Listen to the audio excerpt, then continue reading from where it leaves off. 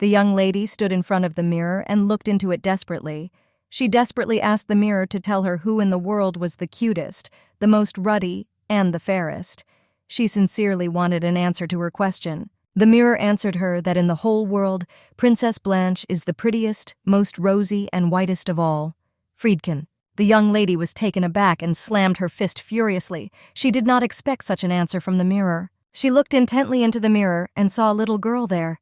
The girl shone with beauty. She laughed because of what she heard from the mirror. She knew that, as expected, the young princess would be the most beautiful and sweetest of all. But still she wanted to hear a different answer. Liebeck Happ really liked cute, beautiful, and charming things. Therefore, all her life, she dreamed of living like a princess from a fairy tale.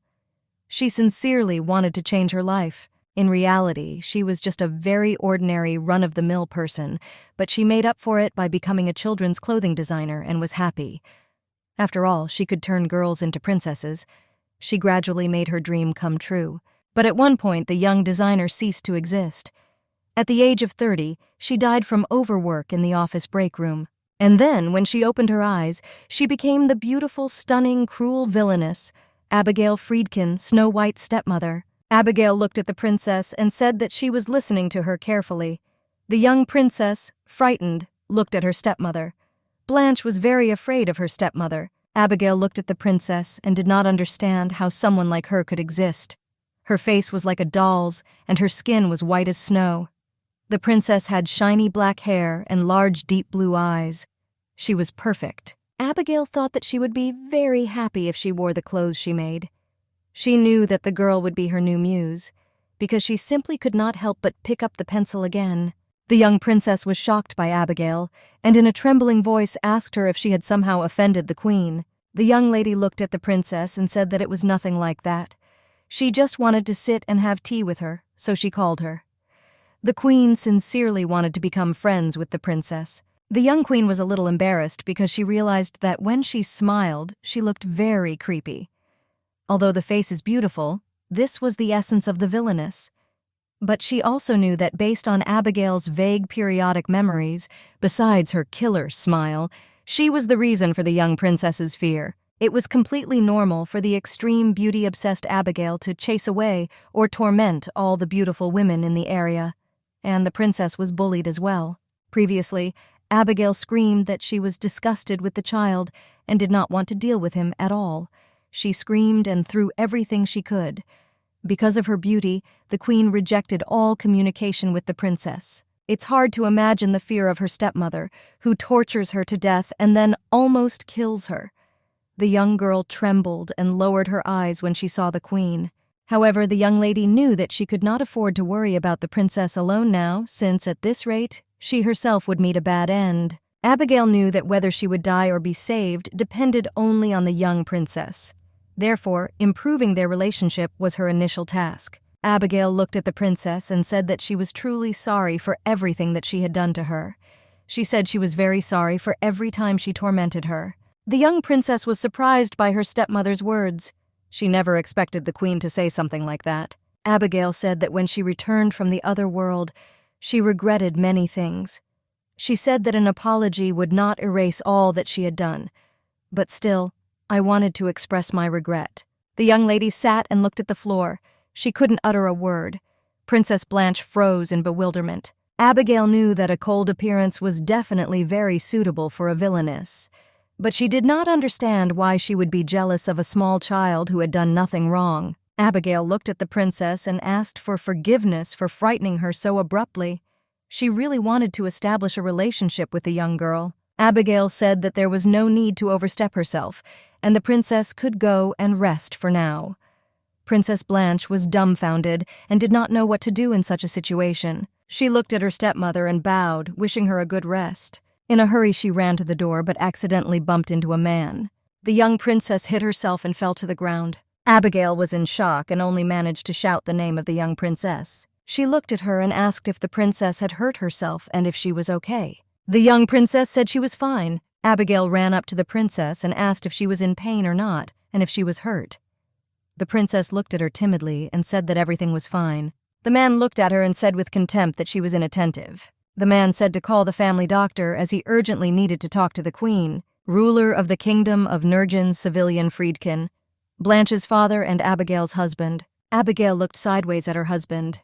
She was furious and didn't understand why he was so cold towards his daughter. She knew that in a nutshell he was very handsome but trash. Abigail looked at her husband and said that he was very heartless because his little daughter got hurt and he did nothing. She said he could use a few kind words. The man looked at her and asked since when did she take care of Princess Blanche. Abigail said he had a fair point. However, returning from the other world changed her outlook on life, but she herself knew that she had not just changed. The king looked at his wife with surprise and contempt. Civilian is a wise and strong king. Possessing refined facial features, he was very indifferent that it even seemed like there was not blood in his veins, but a frozen river. At the wedding banquet, which was only led to by a political agreement between the countries, he left his wife alone, citing fatigue. And on their wedding night, looking at his wife, he said that he would never touch her body under no circumstances. He said these rude words, after which he humbly fell asleep. Civilian simply refused Abigail, whom all men wanted. Her inflated pride turned into a real obsession with her husband. She was in shock and didn't know what to do. She screamed in rage and asked him what she should do to please him. He said in a cold voice that she didn't need to do anything. She was shocked. The queen was confused by everything that was happening. She wanted to establish a relationship with him, but it was all in vain. He looked at her and told her with contempt that she should not say anything and not come close to him and completely act as if she did not exist. On one of these days, Abigail died, and the first word he said to her, lying in the coffin after the exchange of souls, was that he asked her to never meet him in her next life. Although it was a political marriage and a marriage without love, and the young woman was a villain, her husband was still the instigator of all the tragedies.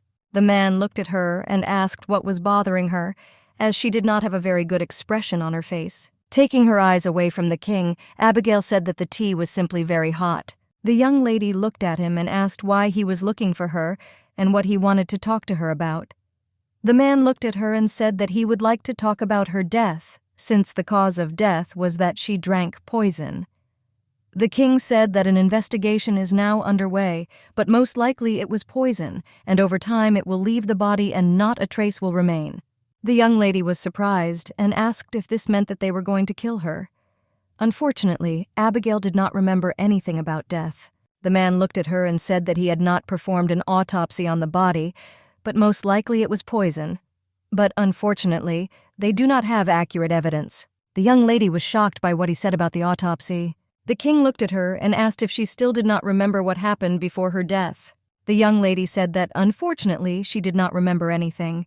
The king looked at her puzzled and asked if she remembered the incident that happened 6 months ago, that she drank poison and fell and was unconscious. The king said that in the end, after this incident, they exposed her, and she admitted that in this way she simply wanted to attract his attention to herself. The queen was a little puzzled by the king's story. He looked at her and asked if it was the same this time. The queen was puzzled and said that she would never sacrifice her life. But in her heart, the young lady knew that most likely the girl did just that. She was shocked that the old Abigail used to drink poison and fall into the lake in order to attract the king's attention. Abigail said that this time everything is really different. She screamed in rage that no one would die to attract attention. She said that in that case, she would be the first to come under suspicion. She looked at her husband and asked why she would do this. The king did not respond to her words. He just looked intently at his wife. After a short silence, the king said that no matter what she did, she still could not get anything from him that she wanted. He said that he would be more grateful to her if she would now stop trying to take him for a break. She looked puzzled and said that she had not taken him to the extreme at all. The queen was a little puzzled by his behavior and did not understand what he was even saying. Abigail looked at him and said that, of course, she had done a lot of things, so she completely understands why he tells her this. However, she looked at him and said that she really didn't need his attention anymore. The king was puzzled by his wife's words. He looked at her and asked why she suddenly said that. The queen said that this was no longer meaningful. She looked at him and said that no matter how she begged him for love, she received nothing but sympathy, and she didn't need that. She said that she had thought about everything that happened and had one suggestion. The king looked at her puzzled and asked what proposal she had for him. She looked at him and said with a smile that she would like to live in separate rooms with him. She sincerely hoped that he would agree and let her go. The king was taken aback. He never expected his wife to offer such a thing. It was very difficult for the young lady to sleep and wake up every day in the same bed with an unfamiliar man. But it's even harder to be nervous every time and have nightmares at night. She looked at him and asked with a smile what he would say to her proposal. She knew that the only way for them to exist was to leave him.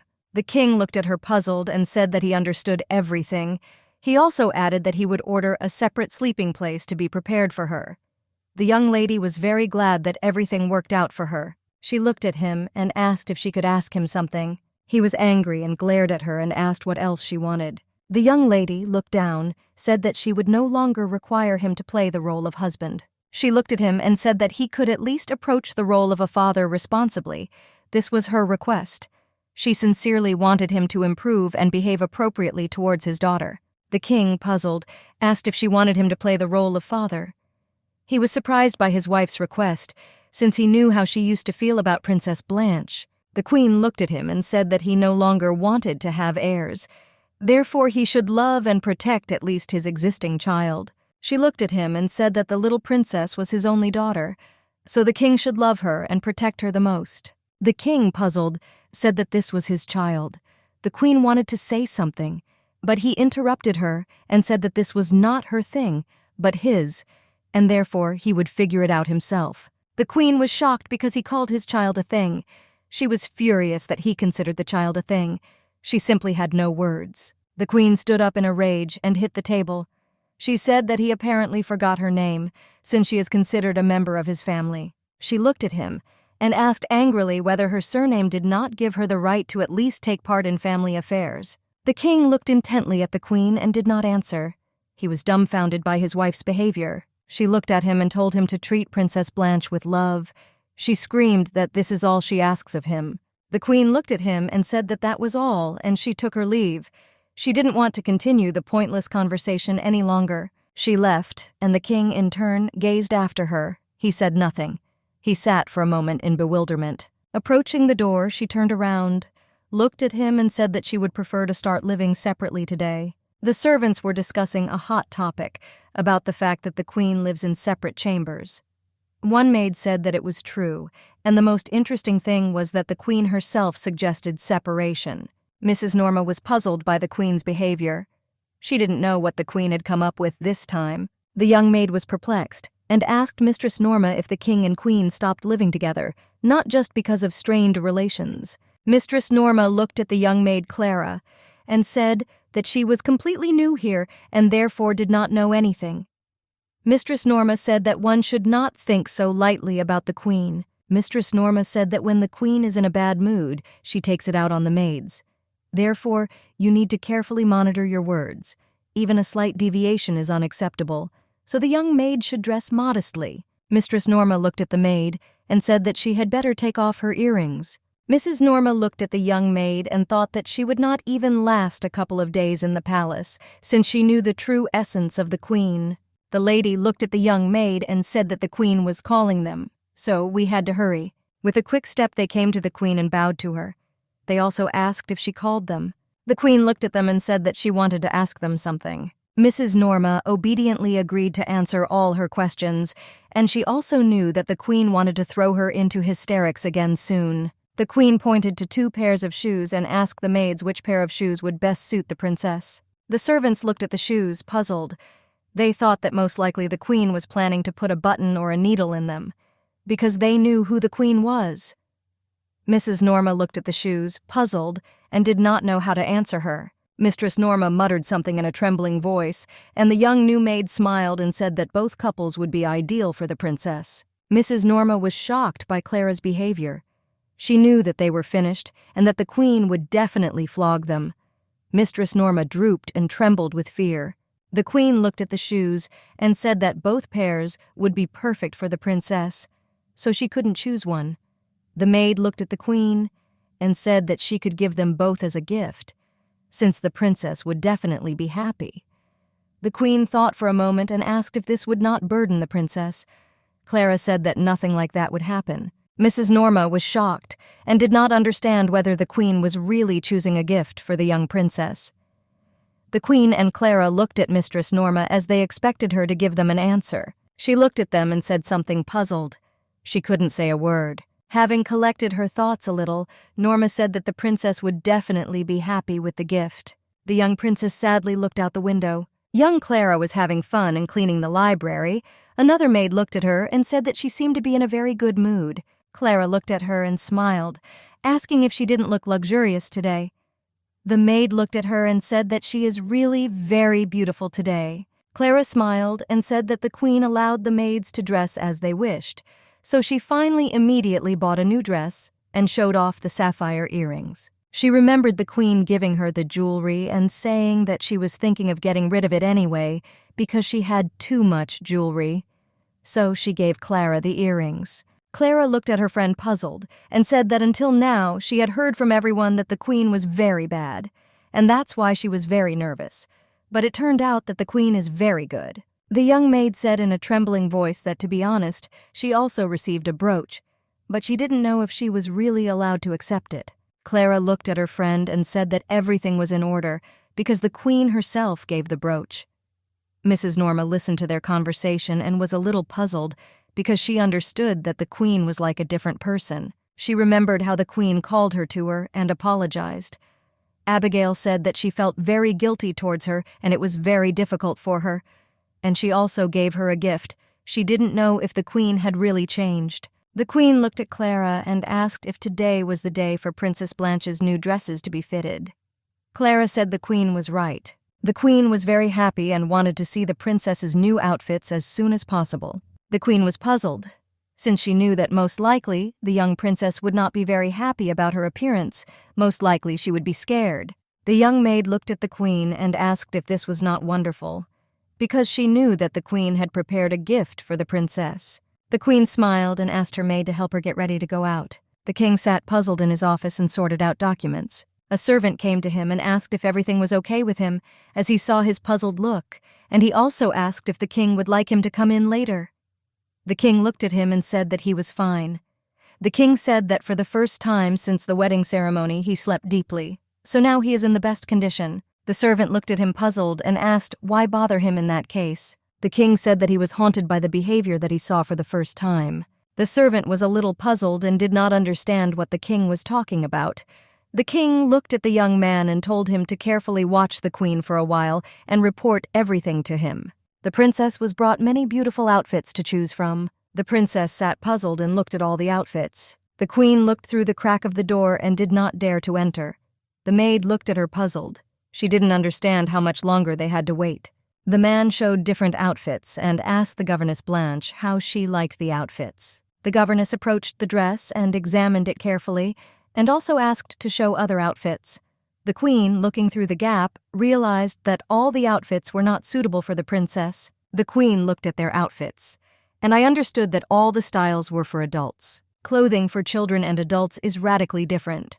Children have delicate skin, and their bodies are constantly growing, so their clothes should be comfortable and not restrict movement. However, several centuries ago, such features were completely ignored. Children simply wore smaller versions of adult outfits, and were even forced to wear high heels and corsets. She was shocked, because now she saw with her own eyes what she had read in books. The queen realized that she needed to focus only on the design first. And she also knew that this was a great chance to learn about the preferences of the young princess. They showed her another dress and asked her opinion. The princess was very happy as she liked the dress, but the governess said it would not suit and asked to see other designs. The young princess was very upset because she liked the outfit. They were shown another dress and told that it was now in fashion. The young princess was sitting and almost fell out of her chair as she was shocked by the style of the dress. The governess looked at the dress and said that it was just right. The princess looked at her governess and wanted to tell her that she didn't like the dress, but she couldn't. The satisfied governess asked the princess what she wanted to say. The princess said that she liked everything. The man looked at them and said that there is another dress that has been popular among young ladies in neighboring countries lately, and soon it will be fashionable in the kingdom, so he wanted them to look at it. The young princess was delighted with the dress as it was beautiful. The governess looked at the dress and said that she did not think such a dress would suit the princess. The princess was puzzled, but the governess said that they would only order what they had chosen earlier. The man said that they would try to adjust it to the proportions of the princess. We are quickly looking for an image. The queen was shocked by the choice because she thought that a very pink dress suited her. The queen looked at the young princess and knew that she was about to cry. The queen was shocked and could no longer bear such torment of the girl. She quickly burst into the room where they tried on and looked at the dress. The young princess was shocked that the queen flew in like that. Everyone in the room looked at the queen in puzzlement. Everyone took turns greeting the queen. The queen looked at them, puzzled. The queen looked at them and said that she had heard that the tailor had come for Princess Blanche spring dresses. She looked at him and asked how everything was going. The governess bowed her head and said that they had just finished. The queen looked at her puzzled, because among all the dresses she did not see a dress that the princess liked. The governess and the princess sat silently on the sofa.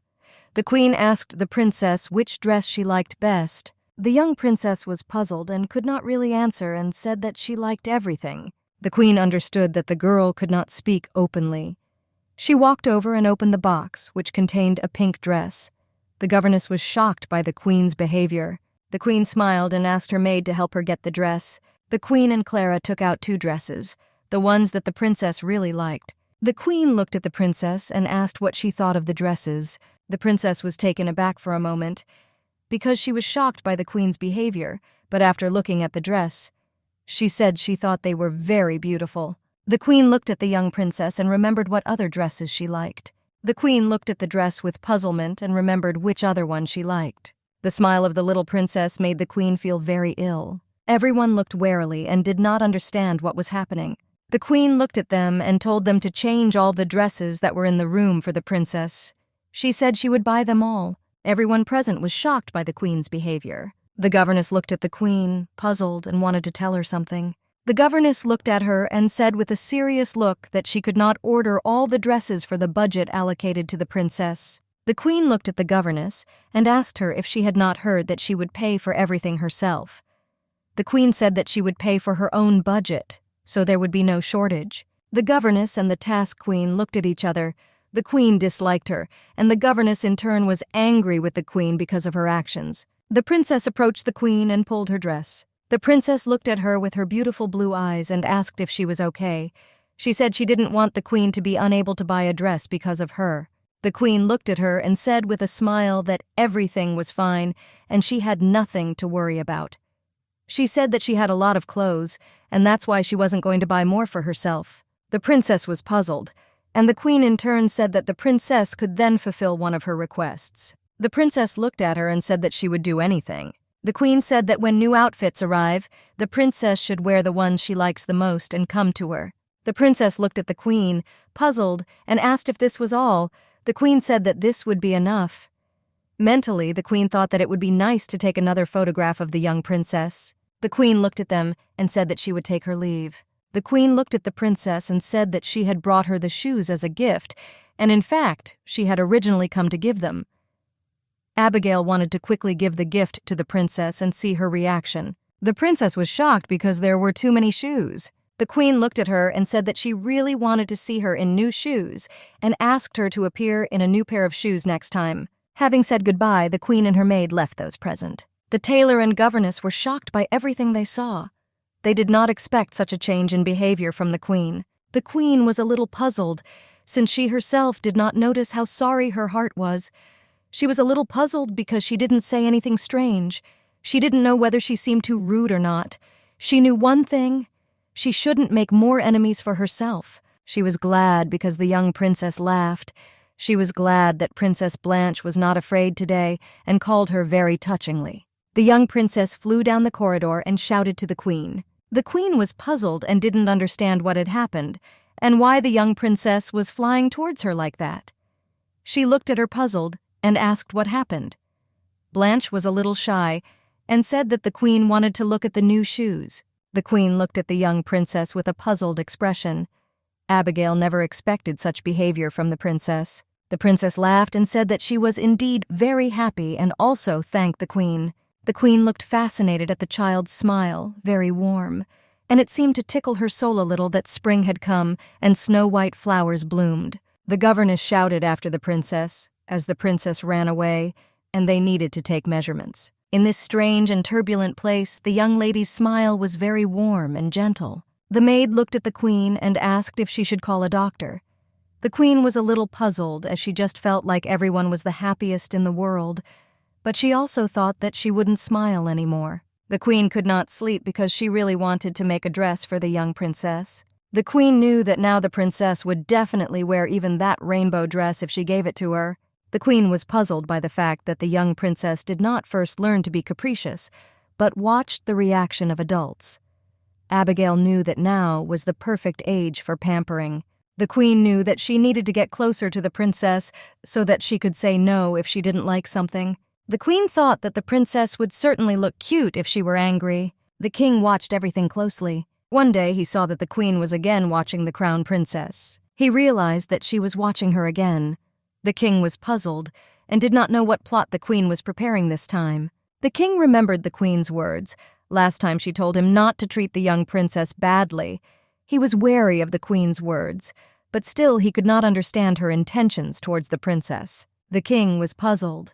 He remembered her words, as well as the surveillance of the princess, as well as strange screams in the compartment with a creepy expression on her face, and behavior. He realized that the queen definitely hated the young princess. The king noticed that Blanche's walk was coming to an end. He looked intently at the queen and did not understand why she was following the princess. He saw that she was carrying a box, and the king also saw her strange expression on the queen's face. He realized that at this moment she had revealed the true face of her essence. Last week the queen listened to many stories about the princess and watched her. She also prepared a gift, and now it was all over. Because it was necessary to find just the right moment. The queen wanted to casually give the young princess a gift, but she was very nervous and did not know what to do or how to present the gift correctly. Standing at the door and thinking for a long time about her behavior, the queen finally decided to simply leave the gift at the door and leave. But suddenly she heard a man's voice. The king looked at her and asked what she was doing. The queen was in shock and did not understand what the king was doing near Princess Blanche's room and why he had come at all. The queen looked at him and asked how he was, and she also said that she had prepared a gift for Princess Blanche and was just about to leave him and go away. He looked at her in surprise. Civilian did not expect the queen to prepare a gift, but now he was wary. The king looked at her and told her to give the gift to him. He knew her and thought that this was not just a gift. The king wanted to see for himself that he was right. The queen was upset and would have liked to object to him, but nevertheless she reconciled herself and calmly gave the gift to the king. Opening the box, the king saw a cute toy. The queen looked at him and then looked away and said that it was just a doll. The queen looked at her king and grinned as she realized that he felt guilty for his ridiculous suspicions. But what angered the queen most of all was that the king saw the gift before the young princess. She wanted to think better of the young princess hugging the rabbit. When she rewraps the gift, she decided to forgive the king for his puncture. The king angrily threw the toy on the floor. Looking at the queen, he took his sword out of its sheath. His expression frightened the queen. The king pierced the toy with his sword. The queen was shocked by this man's behavior. She never expected this. She looked at him dumbfounded. Civilian looked at it and asked if it was true that it was an ordinary doll, since he thought there would be a needle or something like that inside. The queen was furious and asked what he had done.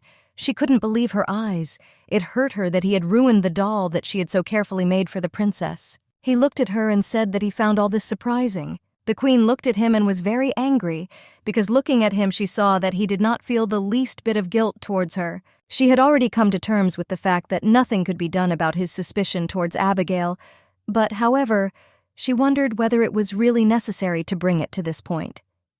She prepared a gift for the young princess, and she just wanted to make the girl a little happier. Those pathetic remains of the doll reminded her of herself, constantly collecting her broken and torn hearts slowly, carefully, as if it were making it precious. The princess suddenly approached them. The queen quickly hid the remains and dolls, and looking at the princess, asked if everything was fine with her.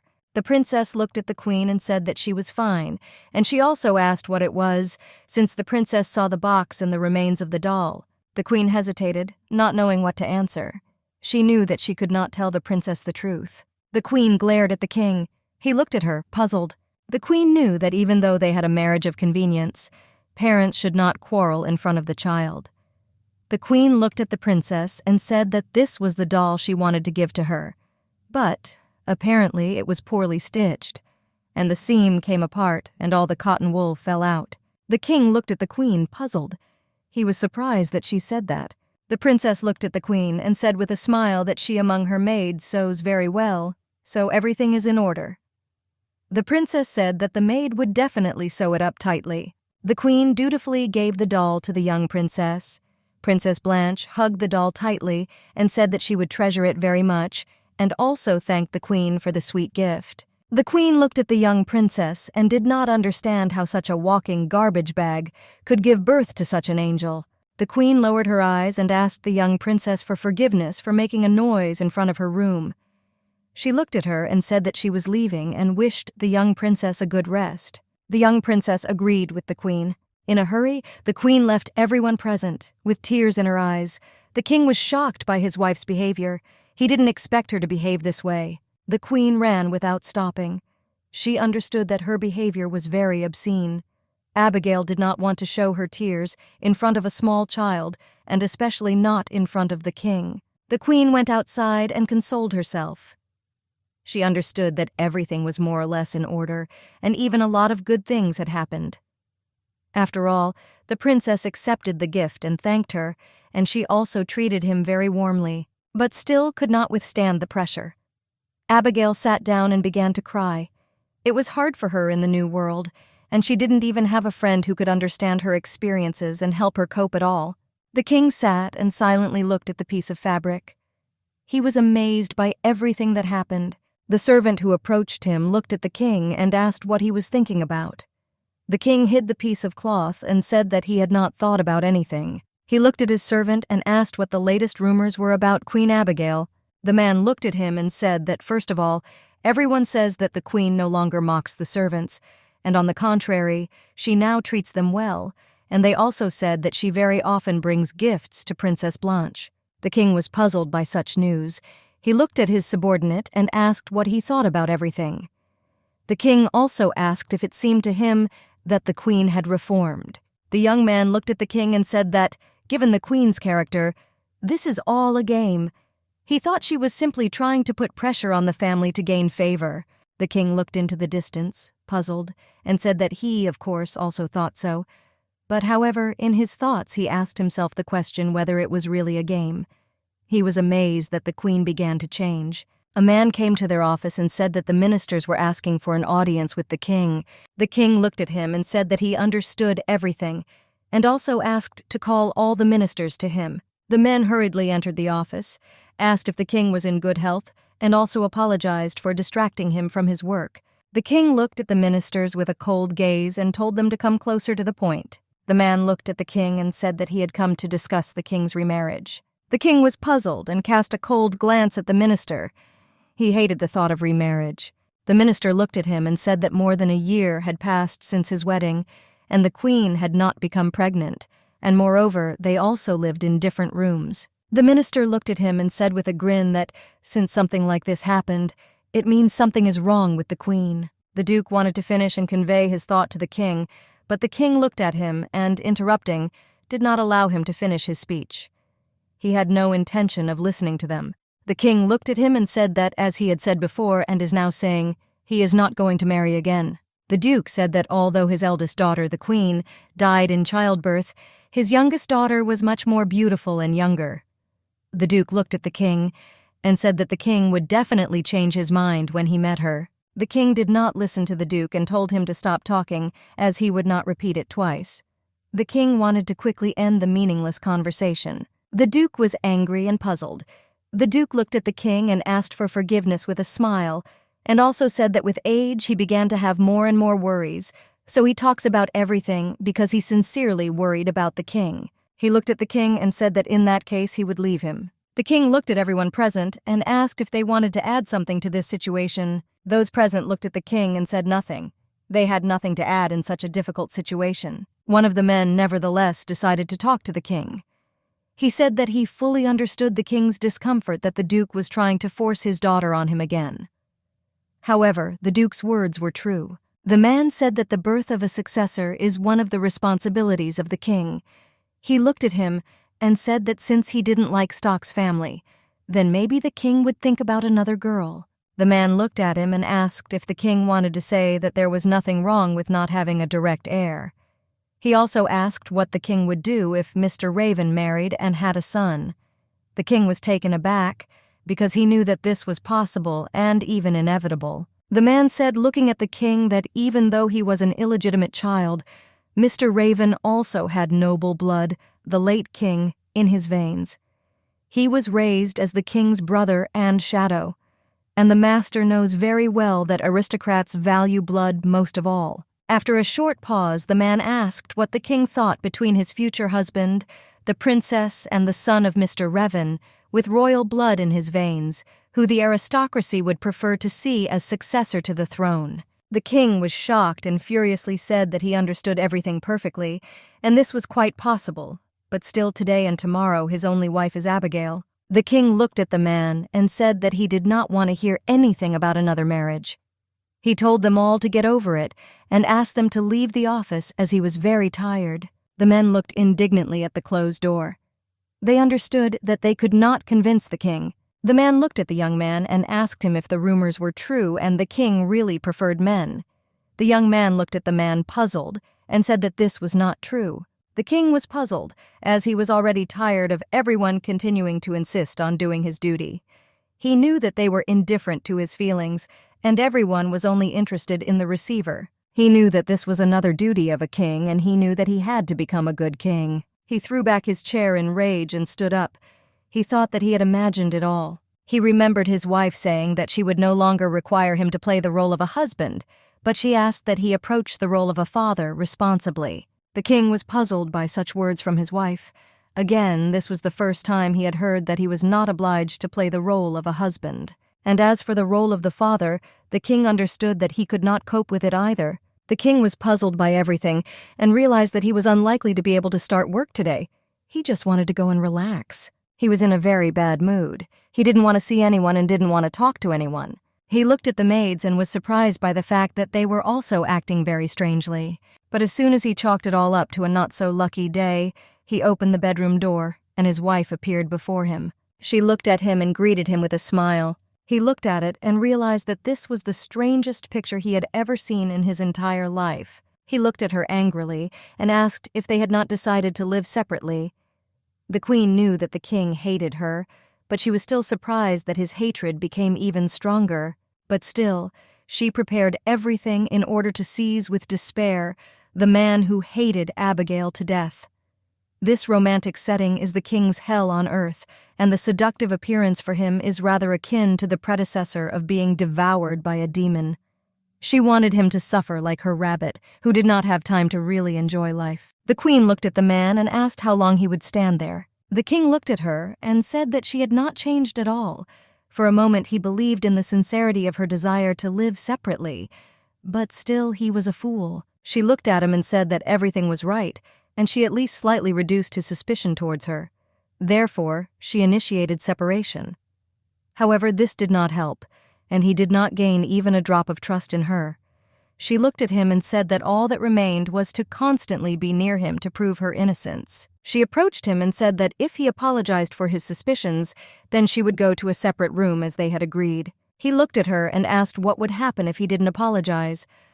Abigail looked at him with a grin and said that in that case they would move in together and she would take off her robe. She looked at him and said that she was now wearing tea-colored erotic underwear under her robe and asked if he had any readings. He was shocked and shook his head in different directions. The queen stood and smiled because she understood that she herself was in no way going to take off her robe. But nevertheless, after much persuasion from the maids, she put on beautiful lingerie. The king looked at the queen and said that apparently he was mistaken. He wanted it to be over as quickly as possible. The queen was puzzled and asked what he was talking about. The king said that he thought that she would demand shared housing, using the incident of today as an excuse. She looked at him and asked why she would do such a thing.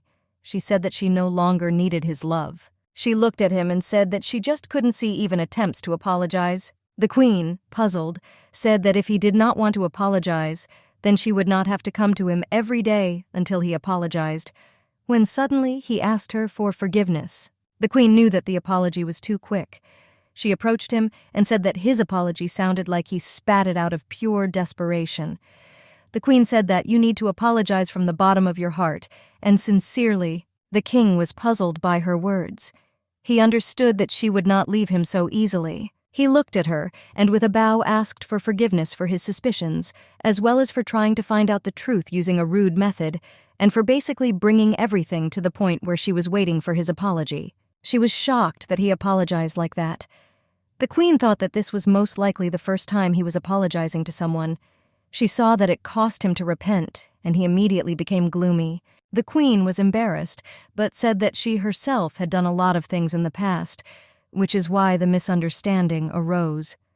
So she wanted to forget everything quickly. The queen walked up to the bed and quickly scattered the petals on the floor, brushing them off and lowering them. Pointing to the bed, the queen said that she would call someone to clean the room. As the queen left, she wished the king a good rest. Before I could reach the door, the queen turned to the king and said that she had already spoken several times, but I would still like to say once again that she no longer intends to seek his love. She said that she did not need either power or the conception of an heir. She said that she just wanted to live quietly, without attracting attention to herself. The king looked at the queen puzzled. He was shocked by her words. She looked at him and said that therefore, if he wants, he can even bring another wife. The queen looked at him and said, before the wedding, among the strong candidates, Lady Karen from the Stoke clan was probably with her. She said he could accept her, and she wouldn't mind. The king was furious and said that he would not marry the daughter of the Stoke family. The queen looked at him and said that it didn't matter to her, and he could marry whoever he wanted from another house. He was furious that she and the ministers were all in this together. He looked at her with fury and shouted that he was not going to marry anyone again. He shouted with rage that now and henceforth she was his only wife. Abigail was shocked and looked at him in surprise. She didn't understand what was happening to him, because she knew that he hated her. The queen was confused, but she knew she couldn't relax. The queen looked at him and said that she understood everything, adding that she received the apology so much that she would like to return to her place. She didn't expect such a conversation. On the way back to her room, despite the fact that her head, full of anxiety, had cooled under the cold spring wind, her heart continued to pound furiously in her chest, as if preparing to explode.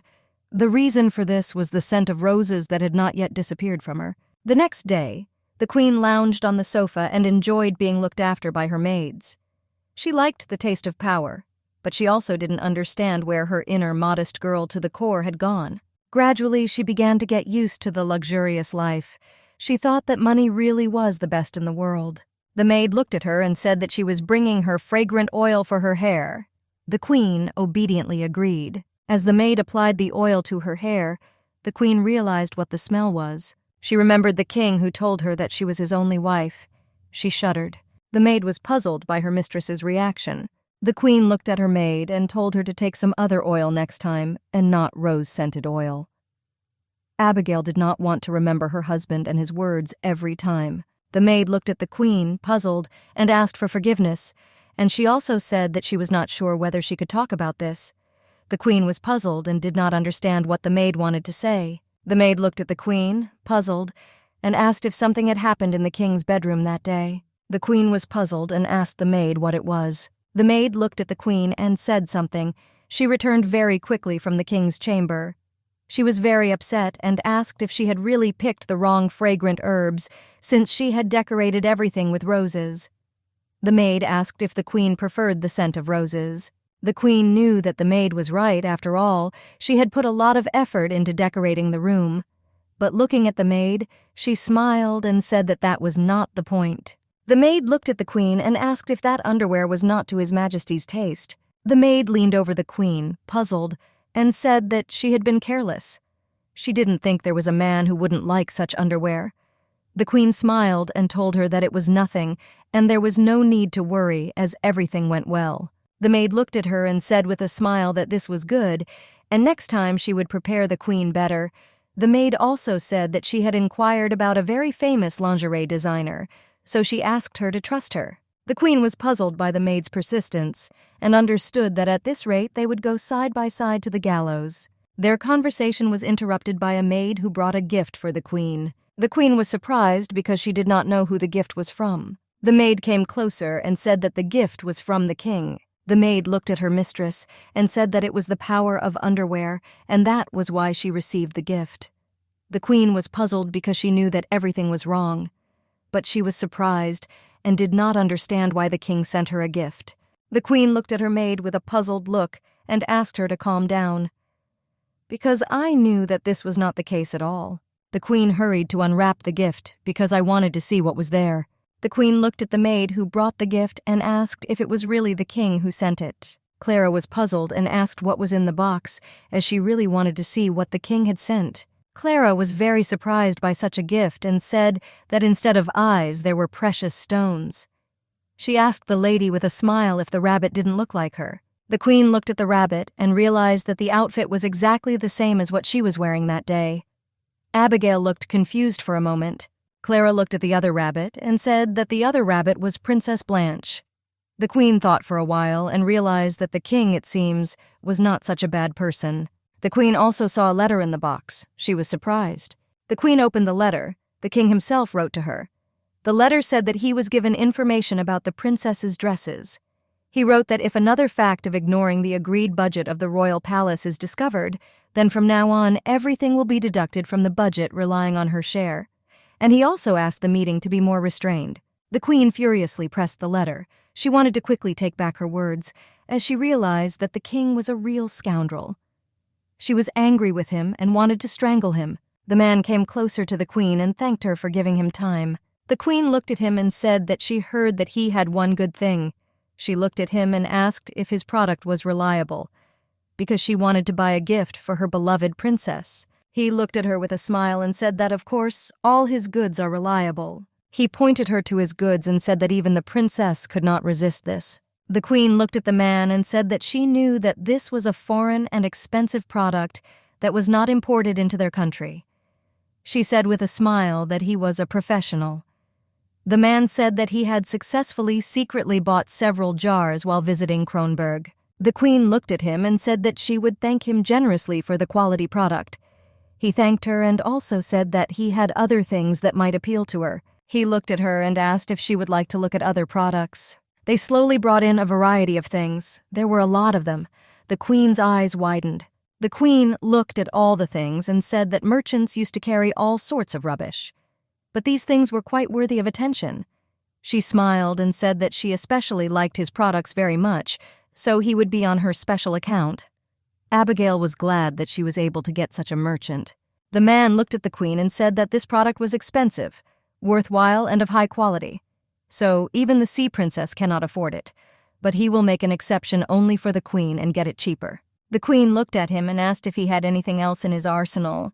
The man was puzzled as the queen showed no interest in the jewel.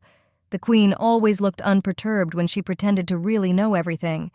Apparently in the past she often overpaid traders because of this. He showed her a vase that had arrived from the Far East. He said that it was an heirloom of the Eastern royal family, and it was very difficult for him to obtain it. The queen looked closely at the vase and realized that it was cheap. She looked at the merchant and told him to show further goods. Abigail understood that the merchant just wanted to make money from her. The man was puzzled and did not understand whether the queen noticed that it was a fake. The man grinned and said that he expected that such things would not hook her. He said that in this case, only she would show her another magical artifact created in the kingdom of the elves. The queen was surprised that she would now see a magical artifact. She sincerely wanted to look at the magical artifact. She was driven by an interest in everything magical. The man was glad that the queen fell for his provocation, since now he will be able to leave the palace with a huge pile of money. The man looked at his subordinate and told him to bring the artifact. The young man said with a grin that he understood everything and would now bring everything. He realized that they could now promote the queen for a decent amount of money. The young man brought in a heavy box. The man looked at the queen and said that since the dress was imbued with magic, it was invisible to the eyes of stupid and evil people. He looked at the queen and said that the queen must definitely be able to appreciate the beauty of the lovely dress. Since it is so light that you don't even feel the weight in summer, it is cool in it and warm in winter. It is even more beautiful since no one will be able to find such a precious thing in a lifetime. The maids were shocked and stood looking at each other. They were taken aback because they did not know what was happening now. They looked at the merchant in silence. The man looked at the queen and asked her opinion. He also asked if it was not great. His assistant smiled and said that it was very beautiful. He looked sideways at the maids and asked them if the dress would not look great on the queen. The maids looked at him puzzled and said that it would suit the queen as the design was very sophisticated.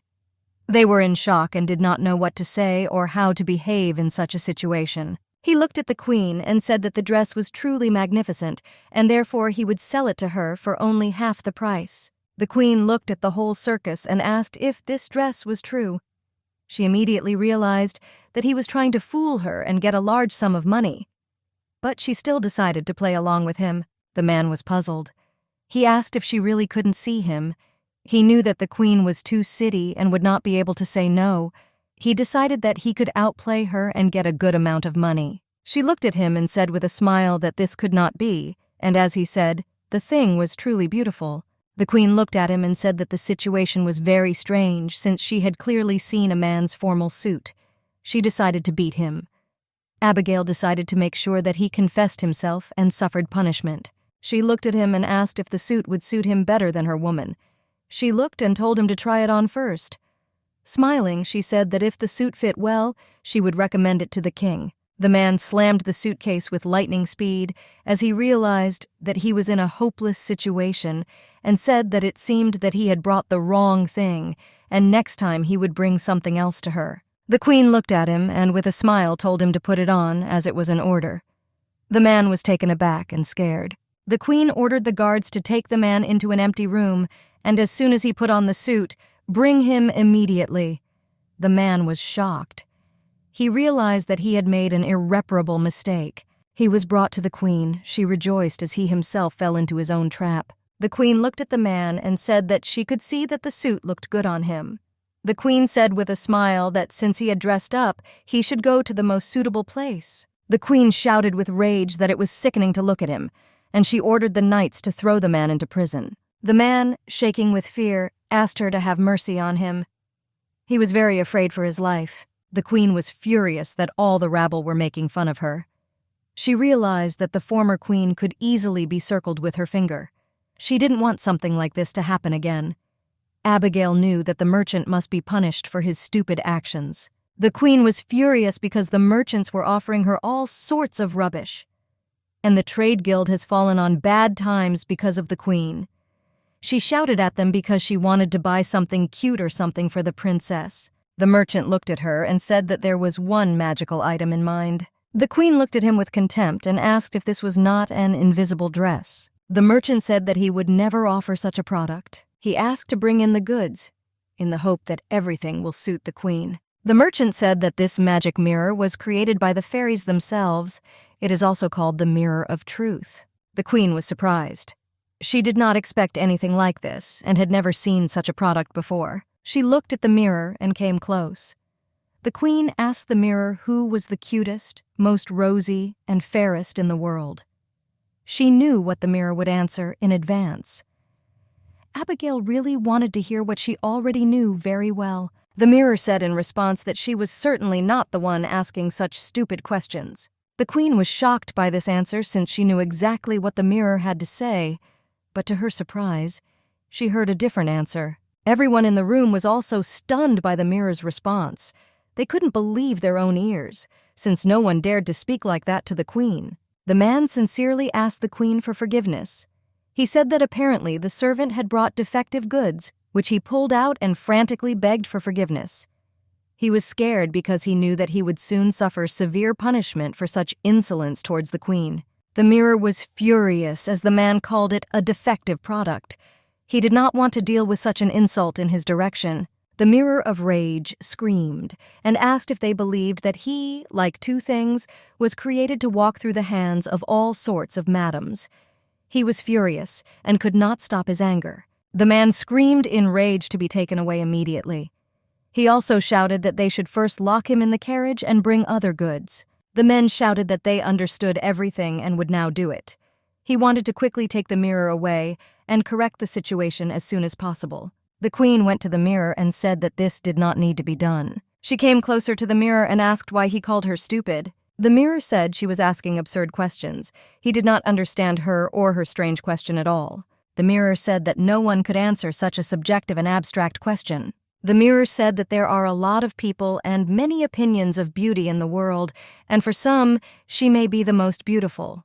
But for some, the girl who stands behind her will be more beautiful. The maids were shocked, and looking at each other, they said that they were ugly, but the queen was beautiful. They were sincerely afraid of the queen's wrath that might fall on them. They wanted everything to end as quickly as possible. The mirror said that for this reason her question is very stupid. The man merchant fell to the ground and, trembling, asked the queen for forgiveness. He said that he would immediately bring another mirror. He, like all the servants, was afraid of the queen's wrath. The queen looked at him and said that she would tear it off with her hands. The man was shocked because he realized that she wanted to tear off his limbs. The queen looked at the mirror and said that she liked it and was buying it. Everyone was shocked because they did not expect the queen to say this. The queen looked at the mirror and calmly asked if it had a name. She wanted to know what she should call him. The mirror said that his name is simply Mirror. The queen was shocked and did not understand who was giving out names so callously. The mirror told the queen to just call him the Mirror. The mirror was puzzled and did not understand who was giving out names in the first place. The mirror thought this was an absurd question. The queen looked at him and said with a smile that she would call him Verite. The queen smiled and asked what his new name was. She hoped he would like the name. The mirror looked at the queen and said that she was not at all the woman he had heard about. The queen was a little puzzled by this answer. The mirror said he liked the name. The queen looked at him and asked what else he could do besides slander. Verite said that he was smarter than the love of a high-ranking official in the palace. The queen was very happy and said that she liked it very much. She knew that this would be useful to her in the future. The queen looked in the mirror and realized that sometimes she was embarrassed to see her reflection, even though it was absolutely beautiful. She was confused. The queen understood that this was now her face, but still she could not get used to it. When the mirror spoke to her, she was overcome by strange sensations. She was very surprised and frightened because she could not understand what she was seeing. A moment later, she saw a man in the mirror. He looked at her and asked if it was better this way. The queen looked at him and said that this was much better. She looked at him and asked if he would help her in the palace from today on. She said that there were 3 conditions that he needed to meet in order for him to work with her. Her new friend looked at her and asked what conditions she wanted to offer him. The queen said that firstly, he should stop speaking to her informally. He was a little surprised but still said that he would do as she said. It won't be difficult for him. The queen looked at him and said that secondly, she would like him to always tell her the truth. And more specifically, she wanted him not to lie to her and not toady. He was surprised and asked her if she was asking her not to fawn on the mirror, which was created precisely for this purpose. She looked at him and said that he had not done this before. He laughed and said that he would do as she wished, and asked what her last condition was. She came closer to him and said that this was the most important condition, and asked him to listen carefully. The queen said that Princess Blanche was the sweetest, the most rosy, and the fairest in the world. She asked him if he understood. The queen said that when she asked such a question, he should answer that way. He was furious and told her not to make him laugh. He also said that he had recently told her that he could not answer such an abstract question, and plus she had just ordered him to tell only the truth. She looked at him and told him to stop telling her everything because the real truth is that the princess is the best in the world. Therefore, he could calmly answer her that the princess was the most beautiful of all. He was shocked and asked what he would become if he backed down after the recent commotion on this topic. He looked at her and said that he was a principled mirror, so that he will not go back on his words. Verite was shocked because he understood that the queen believed that since he had no body, he had no pride. The queen was surprised by these words, but she did not intend to give up. She wanted to hear exactly this answer from him, and no other way. She came closer to him and frightened him with her appearance. But the mirror did not intend to give up, and did not want to back down from its words.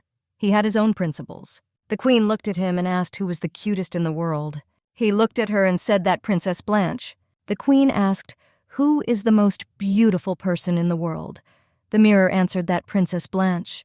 She asked who was the whitest in the world. He replied that Princess Blanche. He shouted at her to stop asking such things.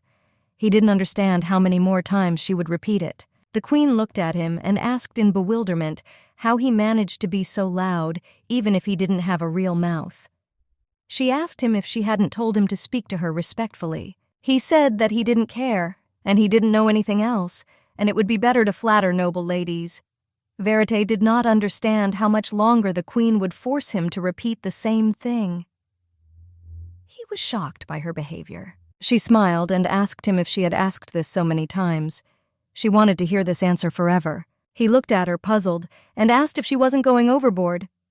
Verite asked her if she didn't get tired of talking only about the princess all day long. He didn't understand her obsession with the princess. The queen said that it was his direct responsibility to listen to all this as an unemployed mirror. She looked at Verite and said with a smile that he had a prepared answer. Therefore, he only needs to repeat it. He was a little puzzled and said that it was very difficult to live. He understood that she was incorrigible, and he could not do anything about it. She looked at him and said that since he was done with that, she could now move on to the next topic. The queen said that she wanted to choose a gift for the princess: shoes, handbags, jewelry, dresses. Since she has about 20 pieces, Abigail wanted to give the princess all the gifts in the world. He was shocked. The queen smiled and told him to make his face simpler because it would be fun. He shouted to her that he didn't want to choose anything and wouldn't. Verite knew that this was very tiring and did not want to participate in such a thing at all. He said that she already said that she would deliver some violet sweets or something like that. He asked just to give them to the princess and not to bother him. Verite wanted to sort everything out as quickly as possible. The queen knew that the mirror in this world was like a friend or a younger brother to her. She decided to turn a blind eye to his behavior because she knew that he wouldn't be able to talk to anyone else. The queen saw her friend slowly walk away. She thought that he was still offended, and she showed it with all her appearance, but she knew that he would freak out a little and would come to her. She looked at Verite and said that she was the queen, and also asked where she would find someone else in the palace with whom she could discuss various topics and have fun. She looked at her friend and said that he was the only one she completely trusted. She said it sincerely because it was the truth. She looked at him and asked if he could talk to her about the princess, and, in return, she will listen to his discussion on the principles of magic.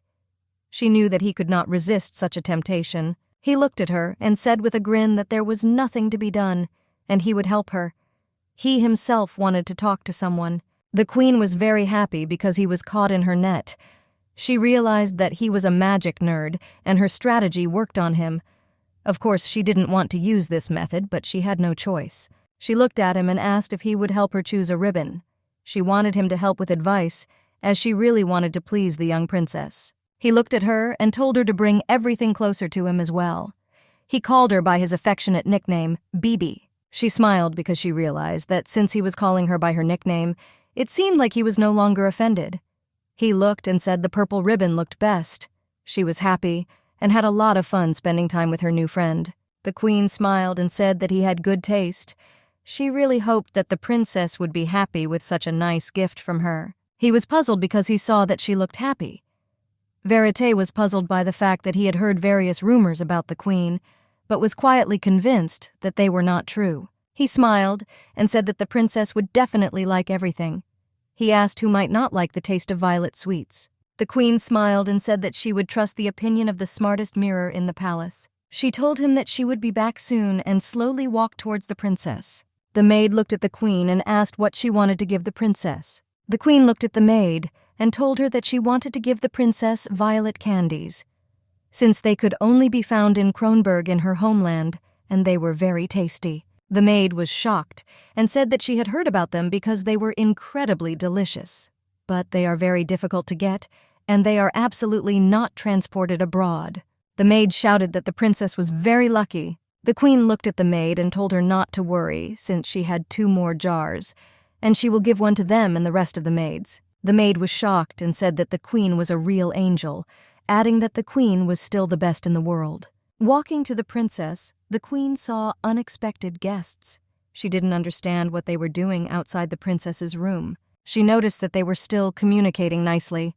Abigail was excited and wary. The maid looked at them and asked who it was.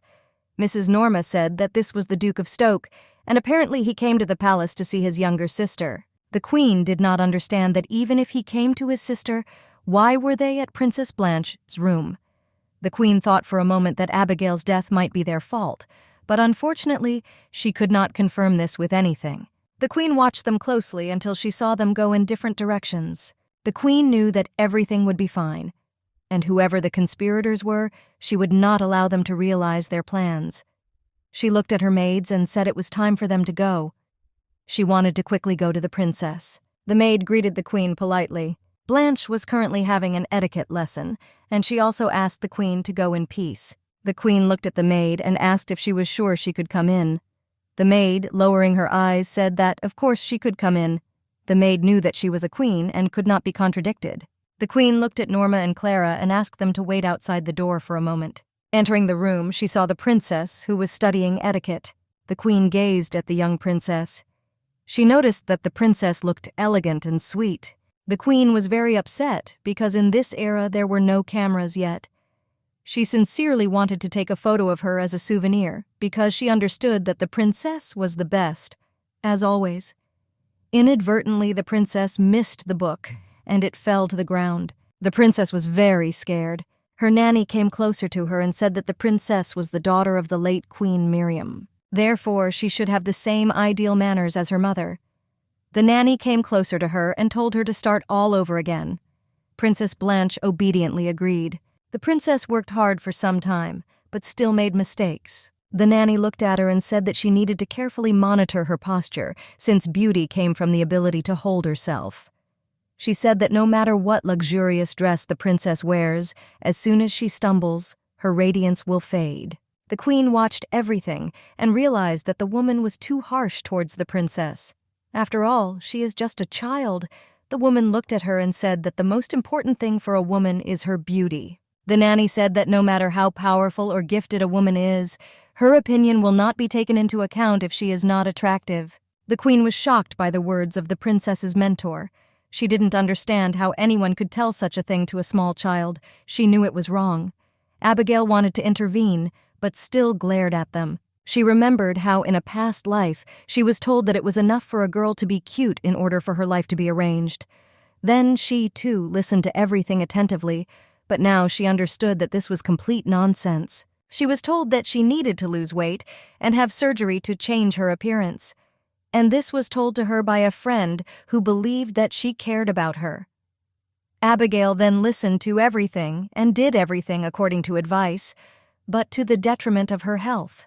They told her that they met by their cover. She knew that this was unfair, but that's how society worked. Abigail had learned from her mistakes and knew the princess didn't need that. She wanted to protect the young lady from something like this. The nanny looked at the princess and told her to keep her back straighter and direct her gaze a little lower. She looked at the princess's waist and was puzzled. The woman asked the princess recently if she had eaten anything that was not on the menu she had compiled. The princess said that she had not eaten anything. The woman was puzzled as the princess's waist became wider. She looked at the princess puzzled and said that everything was clear to her, but she would still have to carefully monitor the princess's diet. The queen was furious because she did not understand how one could do this to an 11-year-old growing organism. She noticed that the princess is already much smaller and thinner than her peers. Abigail could not allow the nanny to abuse the girl. The nanny looked at her and told the princess to rest a little, and after 10 minutes of rest, they would continue their classes. The queen coughed a little to make herself known. The nanny was puzzled by the queen's transition, but the young princess was very happy. Nanny looked at her and asked what brought the queen to their classes. The queen looked at her and said that she had brought something for the princess. Blanche smiled. The queen gave the jar of gifts to the princess. The princess was surprised and asked what the queen brought, as she had never seen anything like this before. The queen looked at her and with a smile told the princess to open the jar. The princess opened the jar and heard a very refined and pleasant aroma. She was very surprised. Princess Blanche was shocked as she heard a sweet and unfamiliar aroma. The queen said that these are violet candies, and in her homeland they are very popular and very tasty. The queen invited the princess to try them. The princess thanked the queen. Nanny looked at her and asked the princess if she was actually going to eat the candy. The nanny looked at the queen and said that the princess needed to limit her food intake. She also said that she sincerely apologizes, but she is forced to ask the queen to take her gift. The queen looked at her and said that she was categorically against keeping a still-growing child on a diet. The nanny looked at her and said that this was all for the benefit of the princess. The nanny looked at her and asked if she herself had not clearly indicated that she completely entrusted the princess's training to her. She remembered how she had once said that the princess's training was entrusted to a woman and asked not to bother her again. She also said that she hoped that they would not come to her because of such nonsense. The young princess approached the queen and said that she was fine and didn't really need candy. She asked forgiveness for acting insatiably. The queen was shocked and did not understand how an 11-year-old child could be brought to such a state. The queen looked at the poor princess and said that if she wants to eat so much, then let her eat everything. The woman looked at her and said that she perfectly understood the queen's desire to please the princess with sweets, but she believed that the princess should not gain weight so that a beautiful and ideal figure would be visible in the dress. The queen was furious and asked whether the dress was more important or the health and height of the princess. She did not understand such absurd thoughts and words of the nanny. The nanny said that, however, as soon as the age of wearing a corset comes, for adults, other noble women also watch their figure. The queen was furious, because she understood that such torment was only for the sake of the corset and outfit. The queen looked at the woman and said that she understood everything. She wanted to smash the woman to smithereens. The queen said that in this case she would relieve her of the responsibility for teaching the princess. She said that she would hire someone else to monitor the princess's nutrition and health. The woman was shocked, but the queen firmly said that she was fired. The governess did not understand how the queen could even say such a thing. The queen looked at the woman and said that she needed to talk to the princess. In this alien and mysterious world, there are exactly the same outdated morals. In her world, the girl barely ate and took appetite suppressants to lose weight until her death.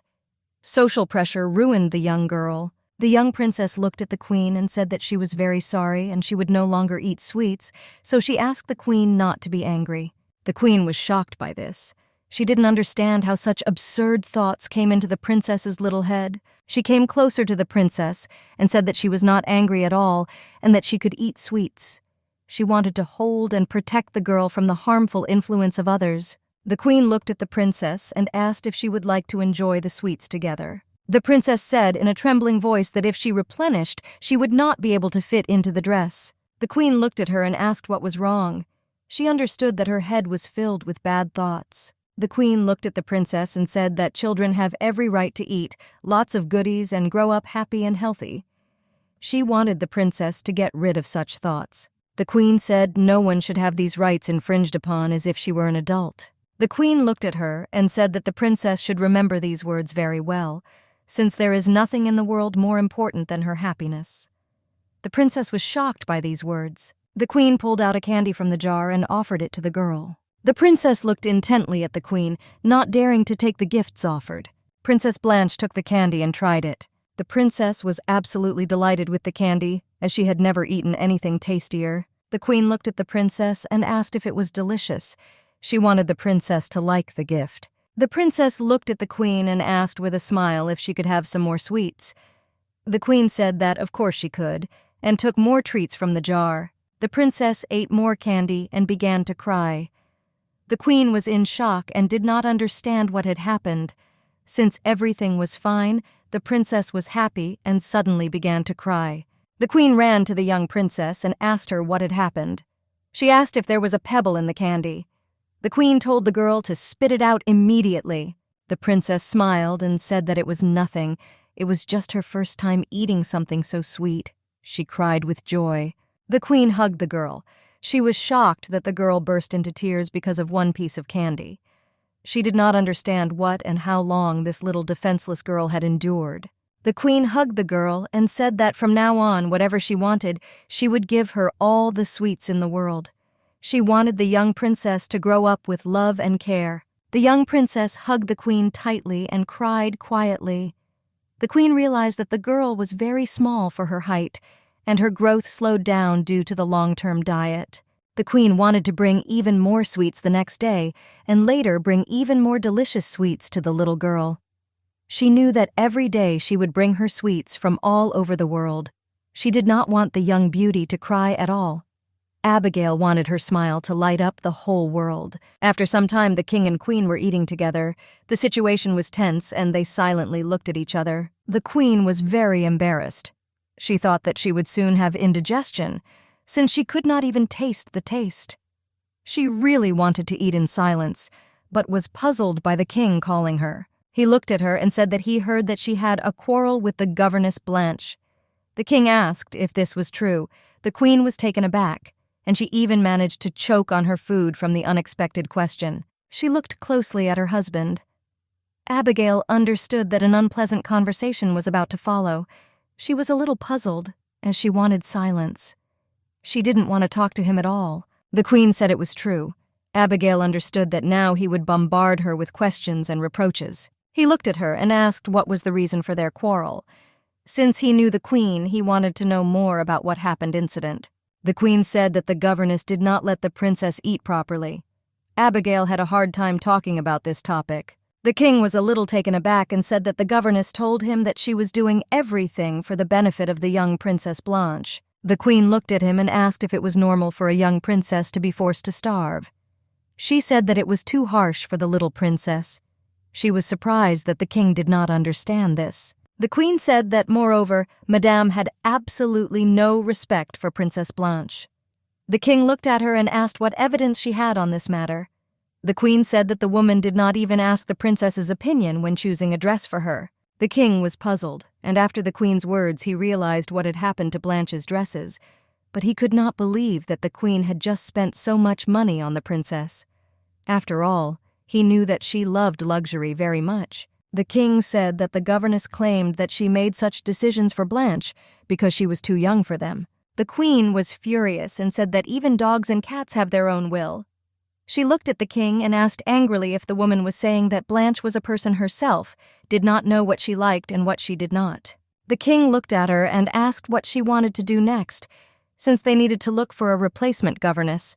He was interested to hear her answer. The queen said that she did not care who would play the role of the new governess, but she would like the new person to respect the princess and not harm her both morally and physically. The king remembered how the queen told him that she did not need either power or the conception of an heir, and that she simply wanted to live without attracting attention to herself. The king looked at her and asked if he was again unreasonably suspicious.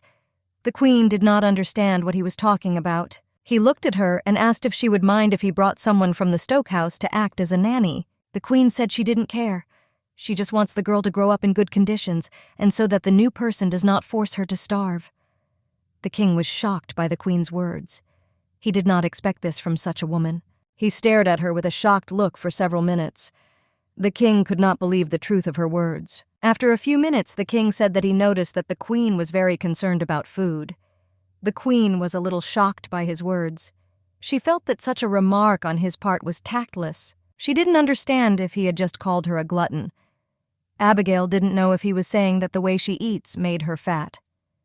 The queen was confused and did not understand whether he was provoking her into a conflict, but still she decided not to fall for his manipulations, since she understood that objectively she was thin and thought that, most likely, he did not mean anything like that by his words. He looked at her intently. He was waiting for an answer from his wife.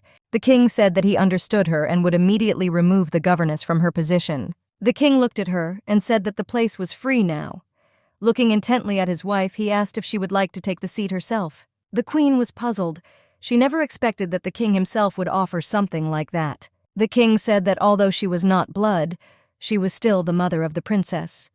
He looked at her and asked if she happened to like the princess. The queen shouted in rage that there was nothing like that, and she really liked the princess, But this proposal simply took her by surprise. The king looked at her and said that then they decided everything. The king said that since they had already finished their business, he was already leaving. The king hastily decided to leave, and the queen sat dumbfounded at the table. She understood that in this way, she would spend more time with her beloved Princess Blanche. The young man looked at the king and asked if everything was okay with him, since he believed that leaving the queen near Princess Blanche could be dangerous. The young man did not like the whole situation and was very worried about the princess. The king said that he believes that the queen is not so stupid, since they provided guards to the princess, so nothing bad will happen. The king hoped that the princess would begin to slowly change her attitude towards people. The young man was shocked and said that the mere thought that the king had entrusted the queen with the princess was frightening. He was puzzled and asked why the king did this. He could not understand the king's intentions and actions. The king said he just wanted to make sure. The king wanted to make sure that he was right. He wanted to know the queen's true intentions. The young man looked at the king, puzzled. The king sincerely wanted to make sure whether it was true that the queen had changed or whether it was just a game. He knew that soon she would show her true intentions. The young man looked at the king and asked if he really had feelings for the queen. The king said with a grin that royal marriages are just deals. He looked at the young man and asked if something like that was necessary in such a union. The young man was puzzled because he thought differently. The young man looked intently at the king but could not say anything more to him. The queen knew that there were 10 minutes left before the set time. She couldn't even close her eyes at night, since this was her and Blanche's first meal together. Abigail was very nervous because she wanted everything to go well. But during lunch with the king, she almost vomited from discomfort. But this time she was nervous for a different reason. She wanted the princess to like everything, and she only had good thoughts. The queen looked at Clara and asked what her face looked like. She wanted to know if her face looked scary. Clara looked at her and said that her face was creepy as usual, but beautiful. The queen looked at the spoon and smiled. She was a little puzzled, and she understood that it was better for her not to even try to smile. Blanche entered the room, greeted Abigail, and asked if she was late. The queen looked at the young princess and realized that even today she was extremely sweet. The queen said that she was not late at all and asked the girl to sit down quickly. The queen knew that today she would definitely feed Blanche goodies. The queen said that she didn't know exactly what the princess liked, so she told her to cook something simple to start with. The queen looked at the princess and said that she really hoped she would like it. She really wanted the girl to eat well, and most importantly, that she liked everything. The queen looked at the young girl and said that they could start eating. The queen began to eat and was very pleased with the dishes. She also hoped that the princess would like it, but she looked at the princess and saw that she was not eating anything. The queen asked why she was not eating. The princess was a little puzzled. The princess looked at the queen and asked if she could really eat all this. She was afraid to eat, because she knew that she couldn't eat much so as not to spoil her figure. The queen was puzzled by this question. The princess said that she was usually told to eat half a portion of salad. The queen was angry and angry because she was given children's portions and was also forced to eat only half. The maid saw the queen's expression change and hurried to tell her about it. The queen slowly came to her senses. The queen realized her mistake and told the princess that she was free to eat as much as she wanted, and she did not need to restrain herself. And you don't need to force yourself to finish eating. The princess was amazed and happy at the queen's words. The princess slowly began her meal. She really wanted to eat deliciously and was glad that she was allowed. She really liked the dishes. Before their meal together, she had never eaten anything like this. The queen was very happy and satiated with simple contemplation. She realized that grandmothers most likely felt this way during the holidays. She was pleased to see the little girl leisurely eating with a satisfied face. The queen did not understand how people could starve such a sweet child. She realized that the king simply silently watched all the torture of his only daughter. The queen looked at the princess and asked when she had a meal with the king. He did not tell her anything. The girl was puzzled by such a question. She hesitated for a while, not knowing what to answer. The princess said they never ate together, so he didn't say anything. The queen asked in shock. They had never eaten together at all. The princess said that her father always has a lot of government affairs, so they eat separately. Abigail was shocked and angry at the king.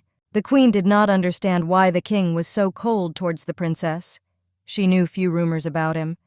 The previous queen left the world shortly after the princess gave birth, after which the king kept the queen's place empty for 10 whole years, and it was rumored that all this long time the king was yearning for his late wife.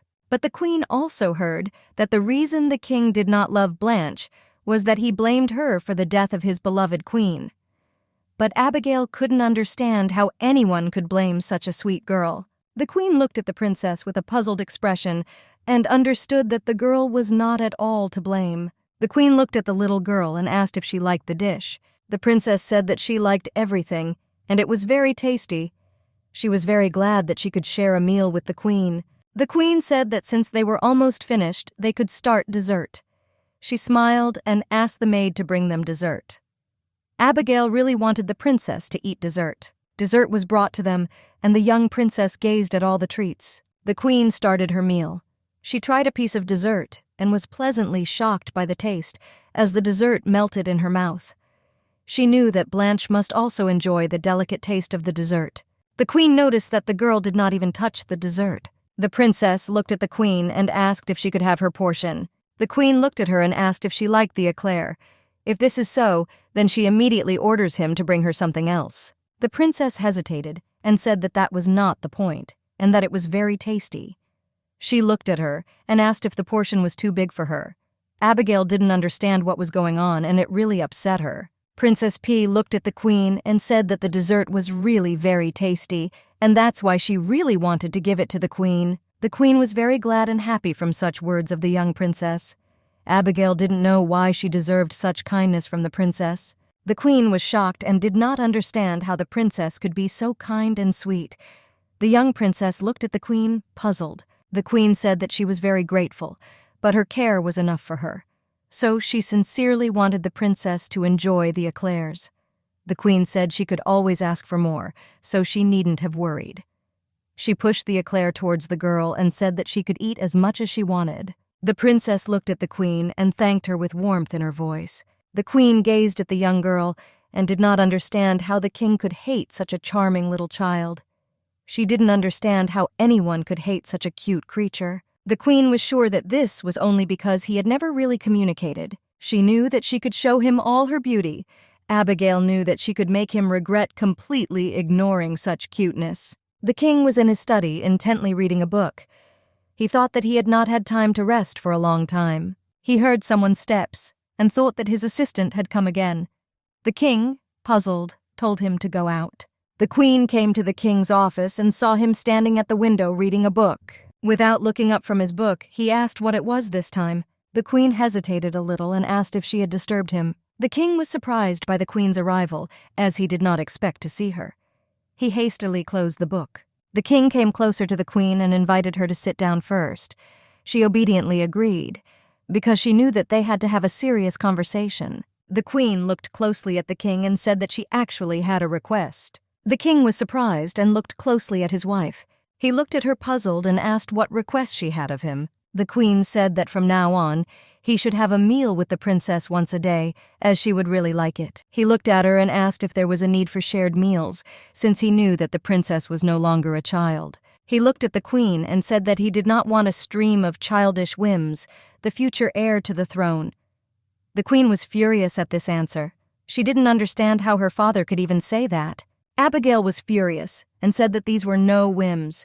She just wants to strengthen their relationship as father and daughter. He was shocked by his wife's behavior and asked what kind of relationship we were talking about. He looked at her and asked why he needed to do this. The queen said angrily, because they are family and they need to behave appropriately. The king was surprised by this statement from his wife. He didn't understand why she needed something like this. The king looked at his wife and said that although he still did not understand how joint meals and family relationships were connected, but he heard that she often eats meals with the princess when she pleases. He was puzzled and asked why he should join the meal. The queen was shocked and said that he was her father. The king sat for several minutes, averting his eyes, and said nothing to the queen. The queen looked at him and said that of course this did not mean that she would eat with them. She said, puzzled, that she had already said that the king does not need to play the role of a husband. He only needs to be a real father, that's all. The king sat and looked intently at his wife. He was horrified by her words. He looked at her and asked what she meant by being a husband. The queen looked at him, puzzled, and said that it was a sign of sympathy. She said, puzzled, that the duties were related to the bed. The king looked at her and asked how she came to the conclusion that she no longer wanted attention. The queen was shocked by this question. She didn't know how to answer such a question. The king looked at her intently, and the queen, in turn, could not answer anything. She shouted with rage that she was not his wife. Of course, she wanted to shout like that, but she didn't shout. The king looked at her and asked if she had taken a lover. The queen was puzzled and asked what he said, as she did not seem to hear. The king said that he would not reproach and would not interfere if she wished to bring a man as a favorite. Kroll said that even if she gets pregnant, he will accept the child as his own. The queen was shocked by her husband's words. He lowered his eyes and said that it seemed to him that this was even a profitable agreement. The queen was shocked. His words made her very angry. She looked at him angrily and asked what he just said. The king was frightened by her expression. The queen said that she goes out of her way to avoid getting into some kind of shameful situation. She did not understand what other favorite was and who the king took her for. The queen shouted that even if their marriage was a cover, she still remained his wife. The queen did not understand how he could insult her so much. She didn't understand how he could say something like that so frivolously. Yes, and also to his own wife, broken by despair that she could only watch him from afar. The king looked down, puzzled, and said that it just came out of his mouth, since lately he has been making mistakes in relation to her too often. The king is puzzled by the whole situation.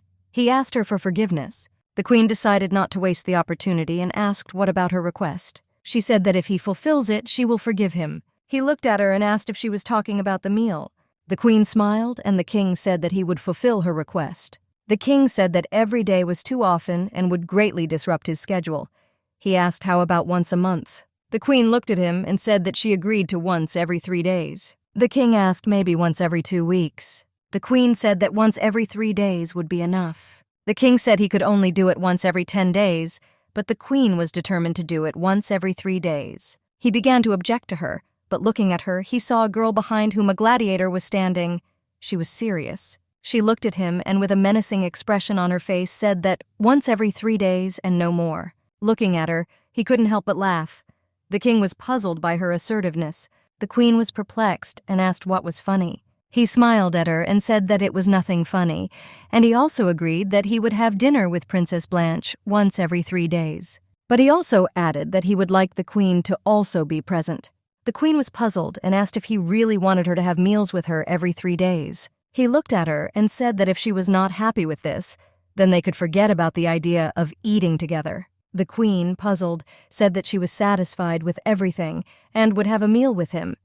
No matter how much it suited her, she still could not back down.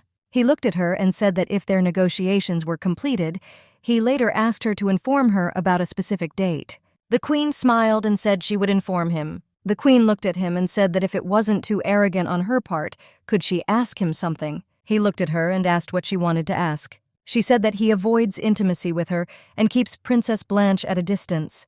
She asked if the queen was treating them this way because of what happened. The king looked at her, puzzled. The queen said that she heard that he loved his late wife very much. The queen said that it was too cruel of him to distance himself from the princess. Because of this, the king was shocked. The queen said it was not the princess's fault. The king was a little puzzled by the queen's words and told her to stop. The king asked what kind of nonsense she was talking about, and who even told her about this. The queen was in shock and did not understand what she was told. The king looked at her and shouted who told her that he loved the previous queen. The queen looked at her friend and said that it seemed the rumors were false. She said that the king's expression spoke for itself. He looked at her and asked what happened next. The queen said that she then asked him what was the real reason for his indifference to the princess. But the king only said that looking at the queen, one can say that she knows absolutely nothing about parental love. The queen was puzzled because he said something like that. She did not understand how he could not love such a cute daughter. She did not understand how his own child could not touch him. She was furious and did not understand anything at all. She did not understand, just as then, instead of the queen, it had been empty for so many years. He looked at her and said that he didn't know the answer to this question, and her friend also asked why she didn't ask about it herself. The queen said that the atmosphere was not the most suitable for such a question. It seemed to the queen that the king at that time looked as if he was ill. He looked at her and said that he had heard several rumors from the palace, and they could be clues to the reason. He said that this was such an unpleasant story, and also asked if the queen still wanted to hear it. The queen was shocked and said that she definitely wanted to listen to the story. She looked at her friend and said that he was only in her room. She didn't understand how he could have found out all the rumors. He looked at her and said that she could move on her own, anywhere as long as there was a mirror there. The queen was surprised and asked if it really had such a function, as she thought it was very cool. Abigail looked at him and asked if he could record. Because if it could record, then it was a real security camera. He was a little puzzled, but the queen quickly told him to forget everything. She looked at him and said that was not the point, and they were completely off topic. She looked at him and asked him to share the rumors with her. Verite said that, firstly, people call the king extremely cold-blooded and heartless, since he imprisoned his mother with his own hand, after which he himself became extremely indifferent. He believed that it was quite natural that such rumors should arise. The queen was a little puzzled and said that she had indeed heard something like that. She said that he seemed to have thrown her into prison on suspicion of plotting to overthrow him from the throne, and when the queen began to actively interfere in politics and build up military power. The queen said that, however, she still would not call him so without passion.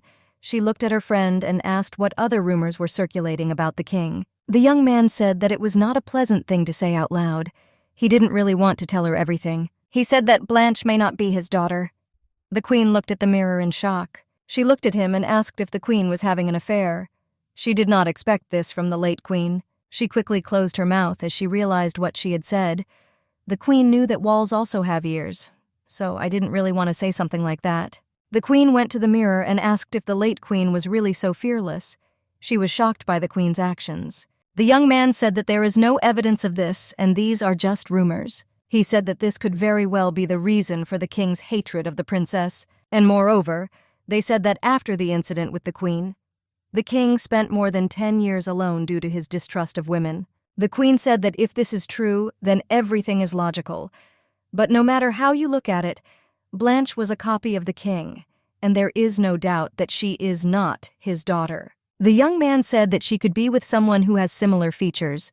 The queen was puzzled and did not believe what she had just heard. He looked at her and said that he was talking about Revan. She was shocked and shouted that this was some kind of soap opera because she couldn't believe that her wife was playing tricks with her brother from another mother. She was puzzled and knew that she would never have thought of going to Santa Barbara like this. He told her that they could not say such a thing, but such rumors were true. Verite said that as far as these rumors concern the already deceased queen, there is no way to know the truth, but you can still try to find out from the king whether the rumors are true or not. The queen sighed and said that the king would definitely deny everything, whether the rumors were true or false. She screamed because she didn't know what to do with the relationship between the king and the princess. She knew that if this was all true, then it would be possible to improve their relationship only if the king was a saint. He looked at her and told her to calm down, because these were just rumors, and they knew nothing for sure. Verite looked at her and told her to try to find out everything herself. The queen was puzzled and did not understand how she could find out everything. Verite looked at her and said with a grin that he was repeating to her once again, as he had said earlier, that all the mirrors in this palace were his eyes. He showed her the king and what he was currently doing. The queen was shocked as she saw the king's office. She didn't understand if it was really his reflection. Her friend looked at her and said that if she watched him through the mirror, then perhaps she would gradually be able to find out the truth. She looked at him and asked if he had thought about the feelings of the person being watched. She looked at him and asked if he was following her, as she hoped he wasn't. He looked at her and shouted that he was under no circumstances watching her, as he respected other people's privacy. The young man looked at the queen and said that they still would not use this method of surveillance. He asked her what she intended to do next. He was interested. The queen was puzzled and said that later I would try to ask the king directly. Verite looked at her and asked whether she was stupid or not. The queen was furious, because she knew that he wouldn't tell her anything, but she had no other options. She said that she thought she needed to find out about this from him personally. The queen said that she would first monitor the atmosphere when they spent time together. She said with a smile that she didn't want to eat at the same table with him. But there was no way out, since she needed to take the first step. The next day, everyone worked tirelessly in the kitchen. The cook shouted at everyone because he wanted to know how the preparations were going for His Majesty and the princess. He hoped that everything would go smoothly. All the servants said that everything was fine and he had no need to worry. The cook looked at them and said that they must do everything perfectly, since this was the decree from the queen herself.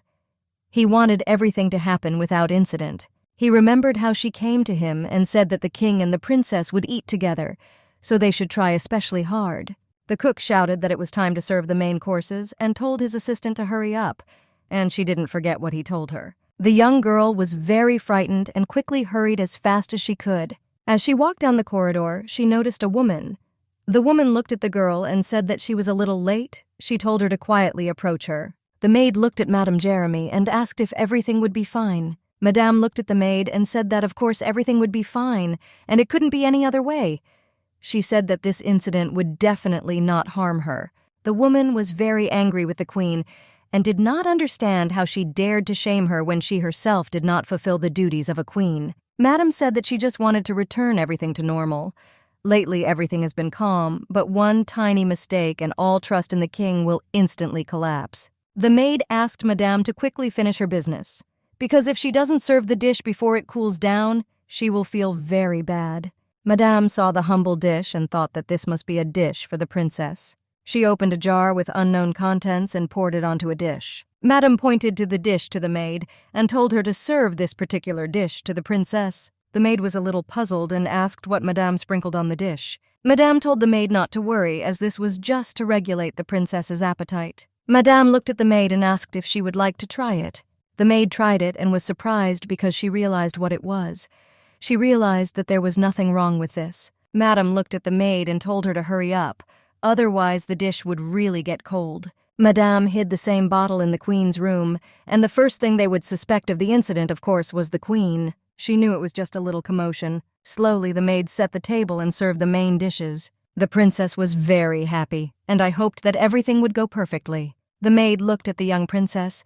She thought that the woman had added what was clearly a regular spice, and that everything should have been fine.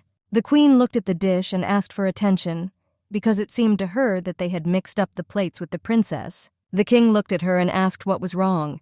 The queen said that it was nothing special. She just didn't like asparagus, so she asked her not to put it in. The maid was taken aback because she remembered that the chef had told her about this. The queen looked at everyone present and said that they could start eating while the food was still hot. The maid exhaled because, thank God, nothing happened. The queen was pleased with the prepared dishes. She was very pleased that the spices were felt stronger this time, and everything was prepared perfectly, as always. The queen knew that she needed to put down her fork as soon as possible, since recently her dress had become too tight for her.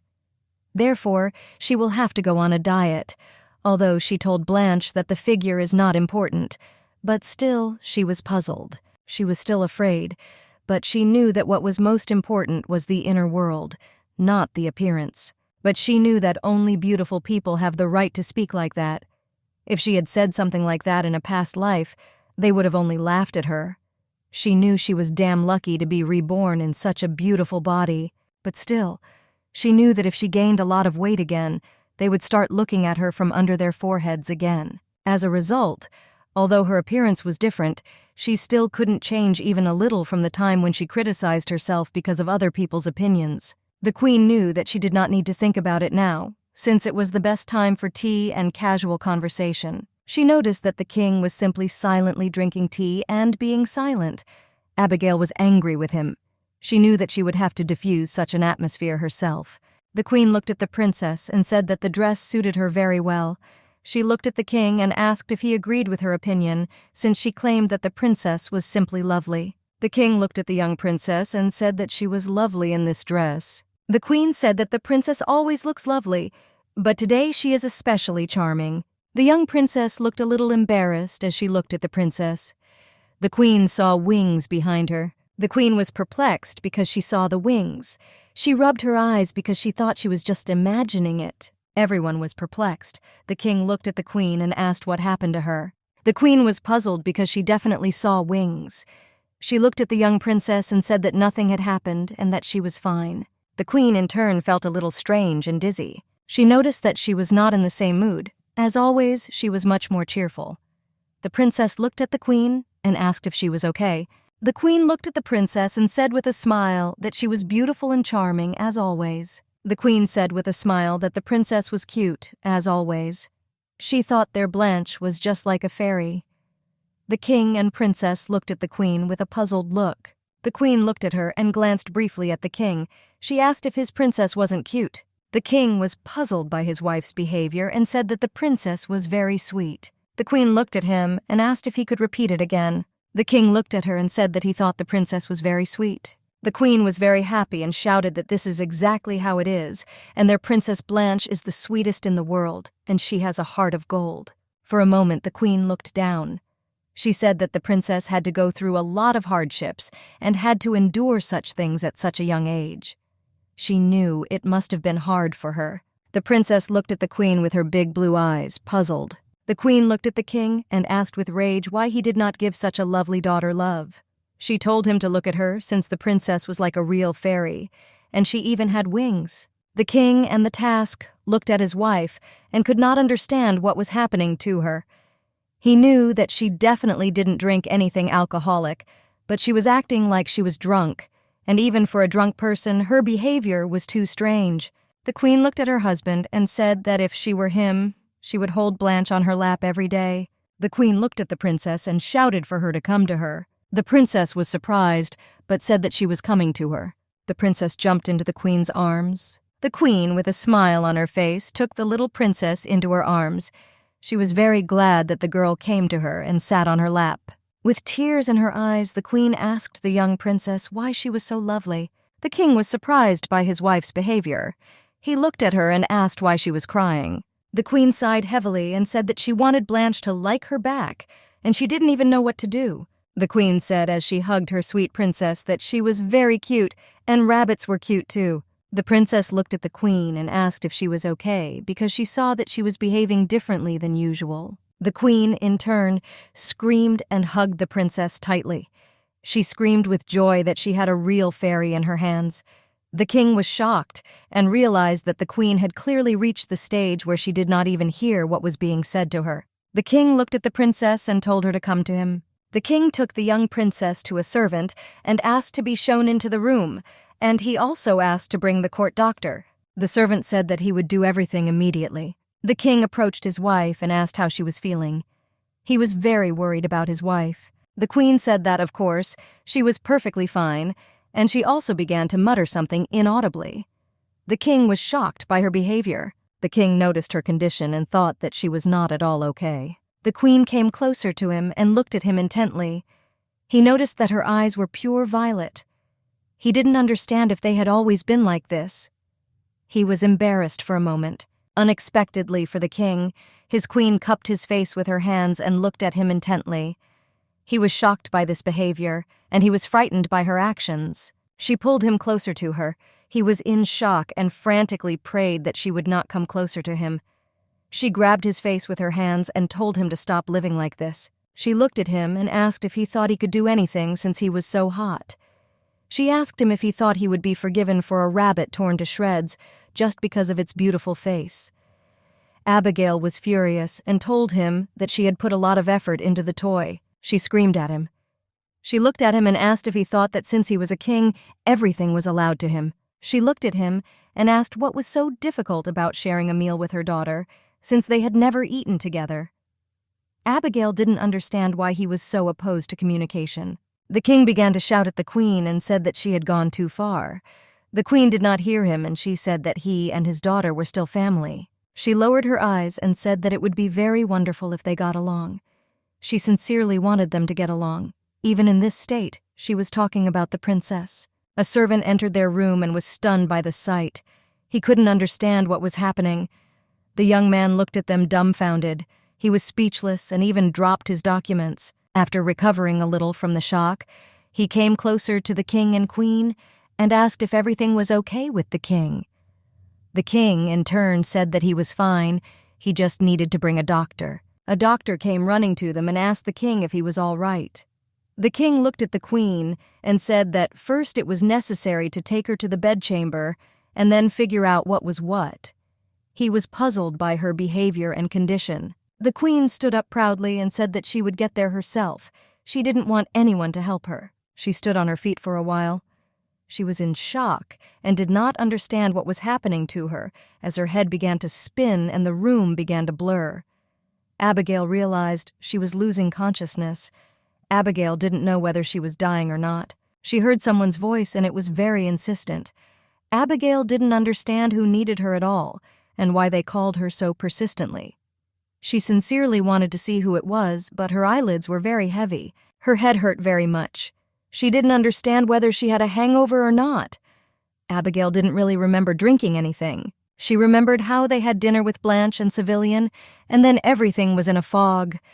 It was very difficult for her to remember anything. And it was also very bad. The Queen gradually remembered how she tormented the king. She was very ashamed of her actions. She did not understand how she could have done such a thing. She thought it was most likely just a dream. The Queen thought that she was simply out of her mind. She sat under the blanket in shock, and she cried quietly. It was hard for her to accept reality and her actions. The king came closer to her and asked if she had come to her senses. She lay under the blanket and did not answer him. Abigail understood that at this rate she could be executed or exiled somewhere. She looked at him and began to cry, adding that she had committed a mortal sin in front of him. The king said that everything was fine, so he suggested that she lie down for a while. She said that everything would lie down for a while, and then looked at him and asked what he said. Because I expected a completely different reaction and a different attitude from him. He looked at her and said that he knew she wasn't herself then, so she shouldn't worry. He realized that she would not have said such a thing in her right mind. She was shocked because she realized that he dared to insult her. But still, she knew that this reaction was better than what she thought. She knew it was even better this way. The Queen looked at her hands and asked his forgiveness. She said that she did not understand what she was doing and did not understand at all what had come over her. The king looked at her and said that it was her food that was the problem.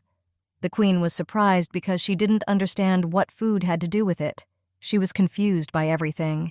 The doctor looked at her and said that during the investigation, they found a lot of nutmeg in her plate. The Queen was puzzled and said that nutmeg is the most common spice. She sincerely did not understand what the problem was. The doctor said that this is usually true, but if you eat too much nutmeg, side effects can occur, usually dizziness and overexcitement, feelings of drunkenness, as well as hallucinations and unrelated delusional speech. The Queen realized that she had all the symptoms that evening. She was in shock and did not understand how this could happen. She was shocked because she could not think that this could all be because of some unfortunate nutmeg. The king looked at her and said that he had decided to execute the chef in a week. He said it doesn't matter what happened or whose fault it was, but they still dared to harm the royal family. The Queen was shocked and asked him if this was too much. After all, it was just someone's mistake. She looked at him and asked if he could laugh a little sentence. The king was at a loss. He couldn't understand why she was acting this way, and most importantly, why she didn't understand that he dared to harm the Queen. He looked at her and asked how such a punishment could be too much. The Queen said that perhaps he did not do this on purpose, since she thought that everything was fine with her. Abigail looked at him and asked him to have mercy on the chef. She also said that she would be very sad if he executed the chef. The king looked at her and said that he would temporarily postpone his punishment. The Queen was very happy because she saved the chef. The king looked at her and said that the princess wanted to see her. He looked at his wife and asked if he should let the princess see her. The Queen did not have time to answer him. The princess ran into her chamber and asked if she was okay and if she was in pain. Princess Blanche was very worried about the Queen's well-being. The Queen said that everything was fine with her, and she also asked for forgiveness for having behaved so indecently with her. She said that she was sincerely sorry because she thought that the princess was scared of her. The princess looked at her and said that she was fine and was not afraid of anything, but she also wanted to know something. The Queen was puzzled. Abigail asked what she wanted to know. The princess looked at the Queen confusedly and asked if it was true that she liked her. She was glad to hear such words from the Queen, but she doubted that it was true. The Queen was very pleased with this question and said that it was true and that she really liked the princess very much. For a moment the princess beamed with happiness. She was very pleased and happy at heart. Princess Blanche looked at the Queen and said that she had one request then. The queen looked at her and asked with a smile what request she had. Princess Blanche looked at her and shyly asked her, when she recovered, would she agree to take a walk with her. The queen looked at the princess and said that when she gets better, they will definitely take a walk together, adding that she will try to get well soon. Abigail was in seventh heaven. For a moment, the queen was glad that she was ill, because of this they were able to become very close. The doctor came closer to her and said that the queen had just recently woken up. Therefore, it is better for her to remain on bed rest for several days. The queen was upset by this news. The queen looked puzzled at the doctor and said that she was fine, and with the princess next to her, her head was clearing up and didn't hurt at all, when suddenly a burst of pain washed over her. The king looked at her and said that she had better rest, and he also said that Blanche needed to leave the queen's chambers. Blanche sheepishly agreed with her father and said that she would go, and the queen needed a good rest. The queen looked after them and said that she was really fine.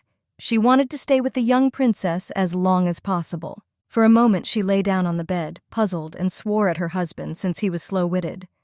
Abigail was happy and wanted to talk to the girl a little more.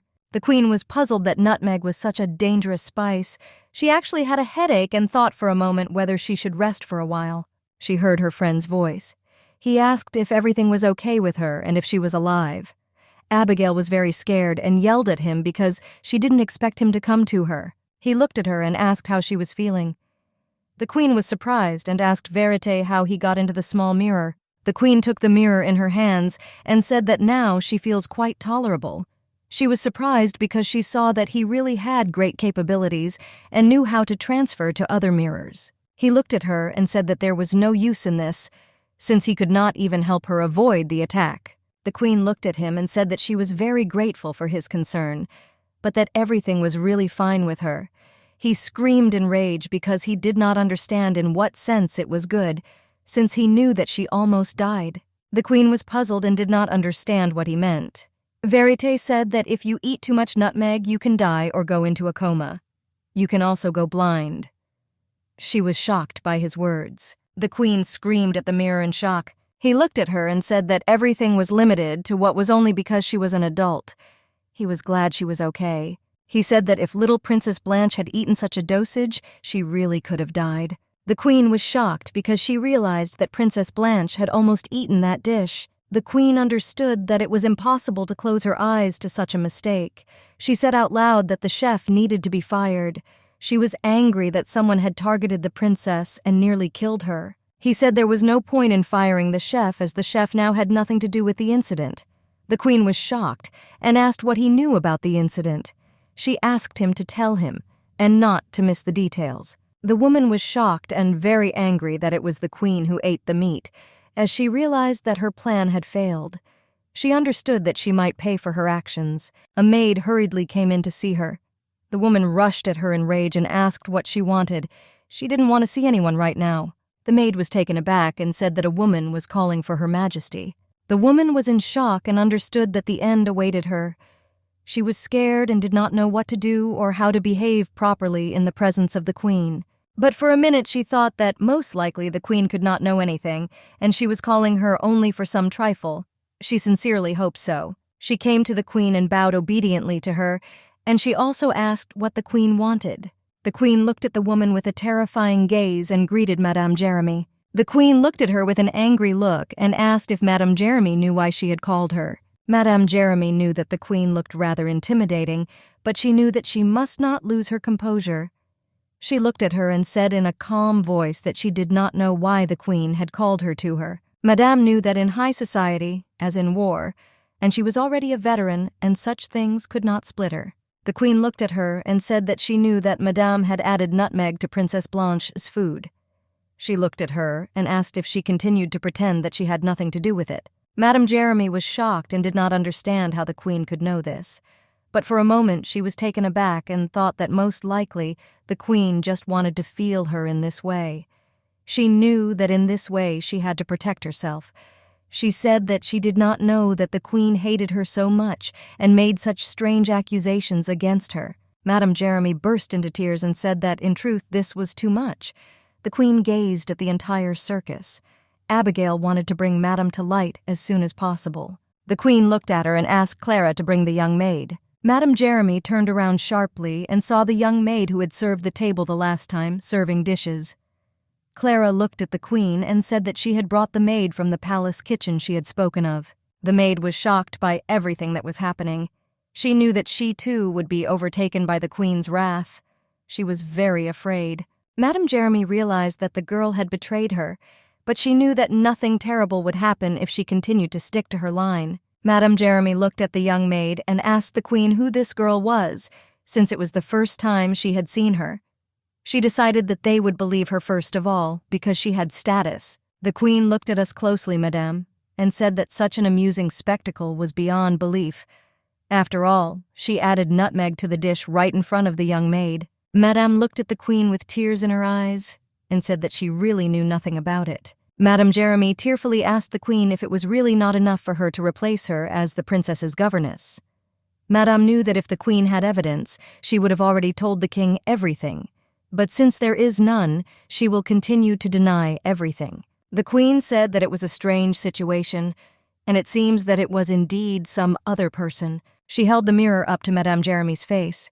Madame Jeremy stared intently at the reflection. She came closer and looked at the mirror in bewilderment, wondering what this thing was. She heard her voice. Madame Jeremy then said that she wanted to return everything to in her own circles, and the maid in turn asked her to hurry up, since she should not serve the dish before it had cooled down. She saw her reflection, and what she did then, she heard her voice, and what she then told the maid to serve the dish to the princess. Madame Jeremy collapsed to the ground in shock. She realized that this was the end for her. The queen looked at her and asked if she had any excuse for the whole situation.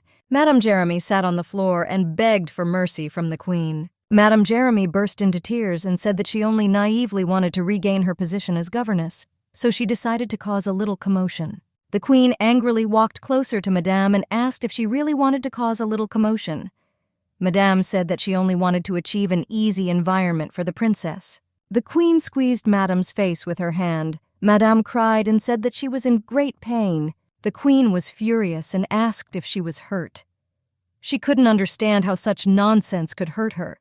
She screamed in rage that because of her pampering, Princess Blanche almost died. The queen said that even an adult could faint from such an amount of nutmeg, but it would not have ended in a simple faint if a child had eaten such a dosage. She shouted in rage that it was cold-blooded, and an attempt on the life of a member of the royal family was a minor commotion. Madame was shocked, because she understood that this could not happen, since the pharmacist told her something completely different. She was not then told what the dosage should be for the child.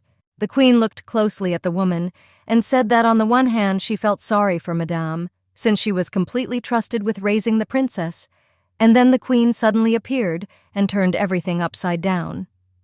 She said she was well aware that the queen was an eyesore for her, but if the queen had been the target initially, she would have forgiven her. She did not understand how Madame could do this to a child who had replaced her mother for 10 years. Madame asked for forgiveness and mercy from the queen. The queen pushed her away, and she fell. The queen looked at the woman intently and said that she had 3 options. The queen said that the first option was to voluntarily surrender to the king and tell him everything. Second option, the queen herself will report everything to the king. Madame Jeremy looked at the queen and asked fearfully what the third option was. She feared the wrath of the king and queen. The queen said that here and now she would die by her hand. Clara looked at the queen and asked if she knew the news. Clara said that everyone says that Madame Jeremy was sent to prison. But the queen knew the news, since that day Madame Jeremy decided to voluntarily surrender to the king and apparently thought that this way she could mitigate her sentence. But despite all her senseless suffering, the king decided to execute her. He looked at the woman with fury because he knew that such an offense was unacceptable. But no matter how they hid it from the princess, nothing came of it, and she found out everything. As a result, Blanche sent a letter to the king, a tearful plea for mercy for Madame Jeremy. It was decided to send him to hard labor, but still, just in case, the queen also recorded the scene of how Madame Jeremy's maid hid nutmeg in her room, although she naturally couldn't do anything stupid anymore, since the rumors had already spread, but still she decided to play it safe. The queen looked at her maid and asked if the cook would return safely to her duties. The maid smiled and said that everyone said that he had returned and that everything was fine with him. Clara looked at the queen and asked with a smile if today was the day she was going out with the princess. She knew that the queen was looking forward to their meeting. The queen said that today they will be walking, and she is already preparing to go, since the princess cannot be kept waiting and they need to hurry. The queen was very happy, as she went out for a walk and caught a note of fresh air. The queen arrived half an hour earlier, but was already looking forward to their meeting. She was walking along the path when she suddenly heard an incomprehensible noise. Abigail decided to peek and see what was behind the bushes, because she thought that there was most likely a cat there. The young princess sat and picked flowers. The queen saw the young princess behind the bushes. Princess Blanche was very frightened by the unexpected appearance of the queen. Princess Blanche looked at the queen and said that she had arrived early. The queen said she looked like she had arrived a little early. The queen looked at the puzzled princess and asked what she was doing in the bushes. The princess hurriedly showed the queen the flowers. The queen was taken aback and asked if these flowers were for her. She did not at all expect that the young princess would give her a gift of flowers. The princess was puzzled and said that the flowers were for her. She looked at the queen with a smile and embarrassment and said that the flowers were as beautiful as she was, and that's why she wanted to give them to the queen. The queen did not know what to do because from happiness she wanted to cry right in front of the princess. The queen thanked the young princess and said that the flowers were indeed very beautiful. Princess Blanche pulled the queen's dress, and the queen sat down next to the young princess. She said that when the queen said that she liked the princess, it made her very happy. Since she, too, had long wanted to make friends with the queen, the princess looked at the queen and sheepishly thanked her for the fact that the queen decided to take a walk with her. The queen was shocked that the princess was embarrassed, but she still expressed her feelings very beautifully. It seemed to the queen that the princess was already very mature. The queen knew that after such moments her life became even more meaningful and beautiful. Abigail knew that she could now die with peace of mind right now.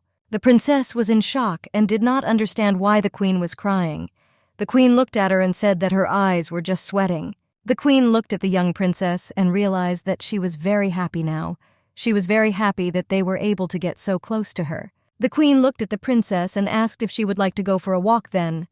She also said that she had prepared biscuits for them to snack on. The princess hurried after the queen, with a smile on her face. They slowly walked and walked. Both were glad and happy. Suddenly the queen noticed that the king was watching them. The young princess looked at the queen in confusion as she noticed that she had seen something. The queen looked at the princess and smiled, and also apologized for her inattention and said that they should continue to go for a walk. The queen realized that most likely the king simply decided to take a break from work for a while and look out the window. The queen and Princess Blanche slowly walked and walked near the palace. The queen sat on a beautiful fine day and drew. She carefully and intently looked at the landscape around her in order to accurately convey all the beauty of her surroundings on the canvas. But besides this, I thought about the young girl. The maid came closer to her and said that her tea was ready. Clara looked at the queen and said that lately she has been drawing a lot. The queen smiled and said that this was just a very interesting activity. The queen knew that in fact it was all a hoax, and having made drawing her new hobby, she would slowly move on to designing dresses. She wanted to please the princess. The maid looked at her and saw the queen wearing a pendant. She asked the queen if this was the same pendant that was made from the flowers given by the princess. The queen said that the maid had made a right point. Lately, the queen and princess have been together more and more. Their time together brought them closer together. Therefore, now the princess is less shy in front of the queen, and sometimes even comes up to hug her. The queen was very happy at this change in the behavior of the young princess. Clara looked at Abigail and said that soon there would be a festival in honor of the founding of the country. Clara asked the queen what dress she would wear. The queen looked at the maid with a puzzled look, as she was not at all ready for the festival in honor of the founding of the country. She knew that, judging by the memories of the real Abigail on the last day of the last festival, she was terribly offended. The queen didn't know if it could happen again this year, but she also knew that she didn't care. The maid approached the queen and said that delegates had arrived from her homeland. The queen looked at them puzzled and asked if the delegates had arrived from Kronberg. The queen looked puzzled and thoughtfully at the canvas on which she was painting, and said that in that case they should quickly go to them. As for the memories of the real Abigail, The girl has almost all the memories, but not the memories from the day of death. She knew that she didn't have anyone particularly supportive of her, or even anyone close to her. The queen was puzzled that she might encounter someone from Abigail's circle who was not in the memories. She did not understand how to communicate then. The man came closer to the queen and bowed. He asked her if everything was fine with her. The queen looked at the man, puzzled, and a moment later she smiled at him and said that they had not seen each other for a long time. The queen looked intently at Sir Moise and asked with a smile how father and mother were doing. Sir Moise is close to the ruler of Kronborg, but to some extent he was close to Abigail. But he also preferred to maintain a certain distance in communication. Therefore, it is quite easy to interact with him. Sir Moise said they were both quite well, apart from their lack of sleep, due to their constant worrying about the young queen of late. The queen smiled and said that she was fine, so that he can convey to them that they shouldn't worry too much about her. The man said with a smile on his face that, to be more precise, their worries were related to the birth of the future heir to the throne. The queen understood that she should take back her words of relief. It was a complete disaster. She knew that a not very pleasant conversation would begin now, for which she was not mentally prepared. She knew that when she visited relatives for holidays, people with whom she usually had no contact, a wild interest suddenly appeared in her. They constantly asked a bunch of ridiculous questions, which greatly traumatized the young lady. He looked at her and said that the queen mother was wondering if the queen could not or did not want to become pregnant. They didn't understand the reason. She remembered her past life and understood that then and now everything was repeating itself. Abigail smiled and did not answer anything intelligible. She wanted to quickly end the unpleasant conversation for her. The man looked at her and said that the queen mother was very alarmed by the news of last year's founding festival, namely the case when the king refused to dance with her. The queen was shocked. And now I understood what the problem with the last festival was. She realized that they would have an extremely difficult conversation. Usually a married couple at a ball must dance, no matter how bad the relationship is, but according to etiquette standards, spouses must dance the first dance. However, the king refused Abigail to dance throughout the entire festival, and no matter how much she begged him, he would not dance with her. The queen understood that the real problem was the prejudices that had arisen among the nobles, and Kronborg's side reacted especially violently, and they immediately began to think about the poor queen. And right now, the same thing was happening. The fly in the ointment was that after the death of the previous queen, Civilian, in principle, did not dance with anyone else. The queen looked at the man and asked if not everyone already knew that the king did not like to dance. The man looked at her and said with a smile that the queen mother had already learned this too. The man said that the lack of an heir is still a serious problem. He said that the queen would be in danger if she never gave birth to an heir, and this danger would also affect Kronborg. The queen knew that Kronborg was smaller and weaker to the state, but still the queen did not have the slightest desire to do this. The man looked at her and asked with complete seriousness whether it could be that the king still hated her. The queen hesitated and said that this could not be, but she herself knew that this was so. But she doesn't want to show that this is true. The queen said that the man should not worry as they got along well together in their own way. The man was puzzled by this answer and asked if she was confident in her words. The queen said that lately they have been eating together and spending a lot of time together, so they have a pretty good relationship. Well, here the queen did not lie, because it was the truth. The queen knew that she was exaggerating a little, but still she did not lie. The man said that it was a relief to hear such good news. He looked at her and asked if they should wait for them to dance together at the festival. The queen was surprised and did not know what to answer, since their conversation went in a completely different direction. The man looked at her and asked her seriously if she had lied to him about their good relationship. The queen was taken aback and said that she had not lied to him, but dancing was a little different. The man looked at her joyfully and said with a smile that then they would look forward to their dance together. He hoped everything would go smoothly. The queen smiled and did not answer. She didn't understand at all why the conversation had come to this point. The young man looked at the king and asked what happened to him. He saw the king's puzzled face, and he wanted to help him. The king looked at the young man and said that it was nothing. Just suddenly a chill ran down his spine. The king looked at the young man and asked if it was true that the queen and the princess had been spending a lot of time lately. The young man looked at the king, puzzled, and said that the king and the queen had also begun to get along well lately. The king looked at the young man and said that they were just having a meal together. He looked at him and asked if he was the one who so ardently supported the idea of sharing meals with the princess. The young man said that it was certainly good for the king himself to get closer to the princess.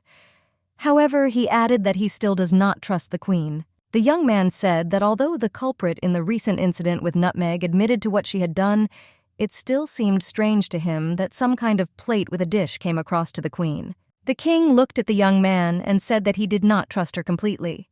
However, since the criminal was found, he thought that blaming the queen for everything in the world was already too much. The young man looked at the king, puzzled, and said that he was right and asked for forgiveness. The king said that he would no longer act in the interests of the queen, so there was nothing to worry about, since he did not have any warm feelings for her. He had only one curiosity.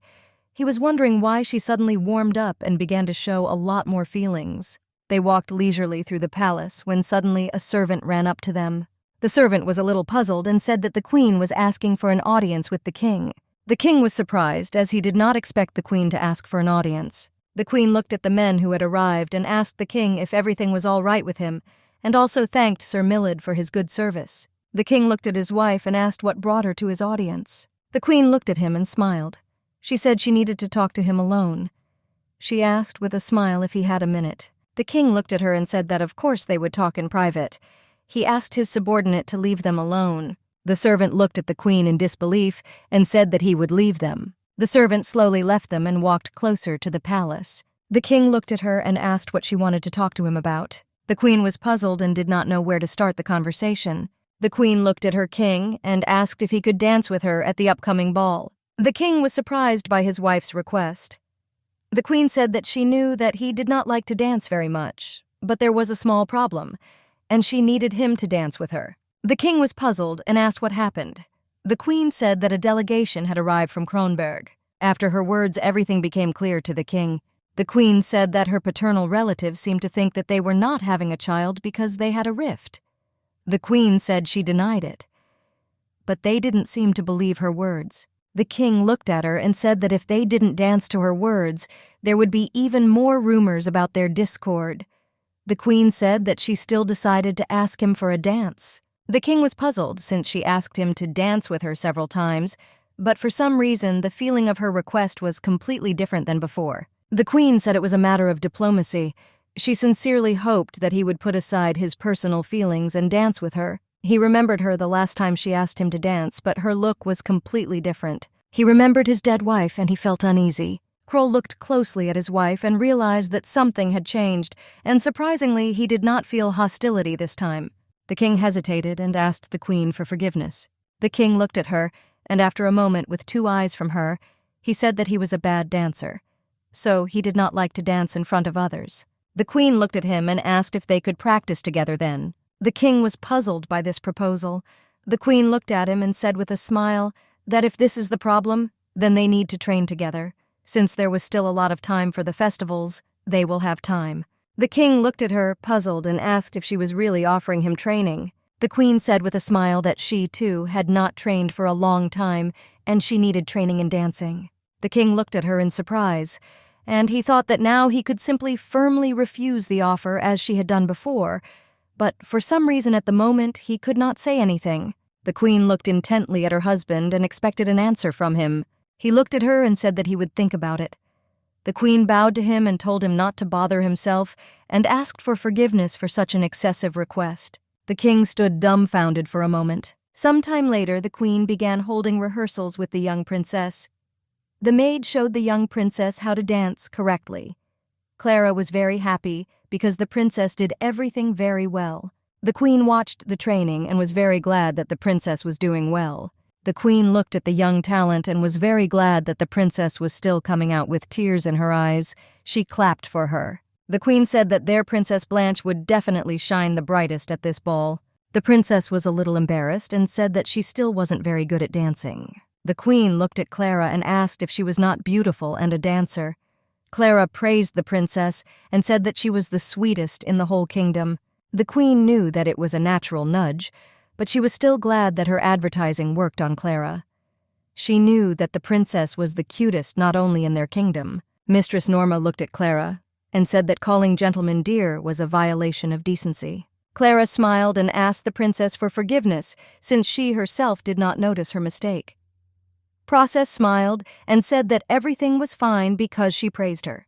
The princess became embarrassed and said that she wanted to dance even better because she was sure that in this case her father would praise her. The young ladies froze in bewilderment. They were shocked by the words of the young princess. The queen was surprised, since the young princess was noble and mature at only 11 years old. The queen patted the young princess on the head. The queen smiled and said that, of course, His Majesty would definitely be happy with the success of his daughter. The princess looked at the queen and asked if her father could dance with her for the holidays. The queen was puzzled by such questions and did not know what to answer. The queen was puzzled because she understood that, in fact, her father was a log, although this was unexpected news. She could not imagine someone doing something that he did not know how to do. The queen looked at the young princess and said that when she grows up, they will definitely dance together. The princess looked downcast for a moment.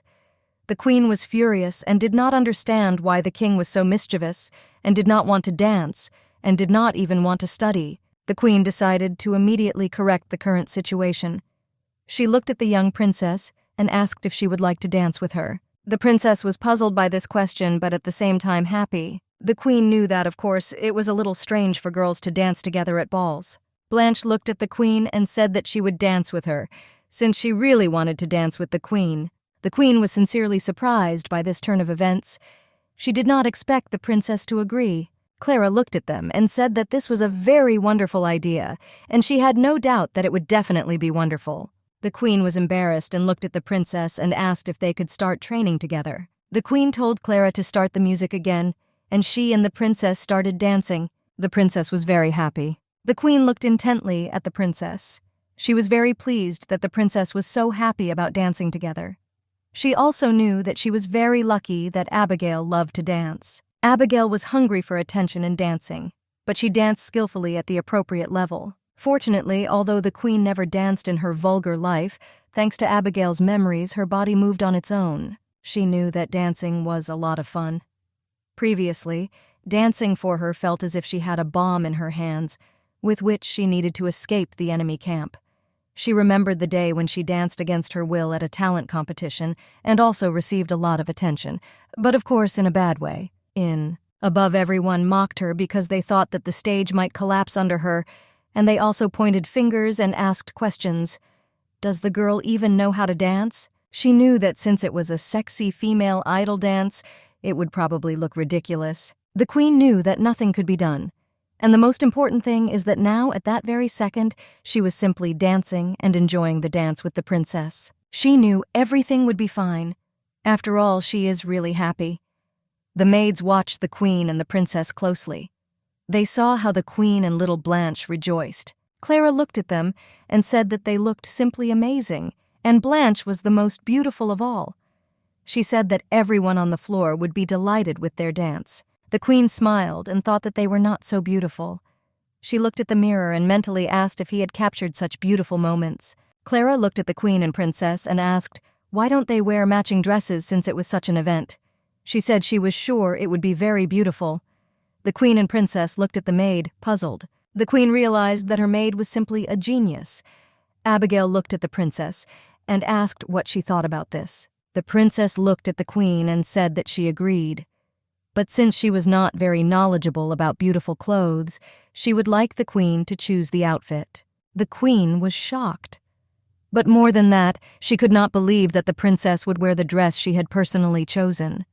And she will spin around in it, around the hall with her. The queen looked at the princess and realized that she could personally create the design herself. Looking at the queen, the princess apologized for causing so much inconvenience.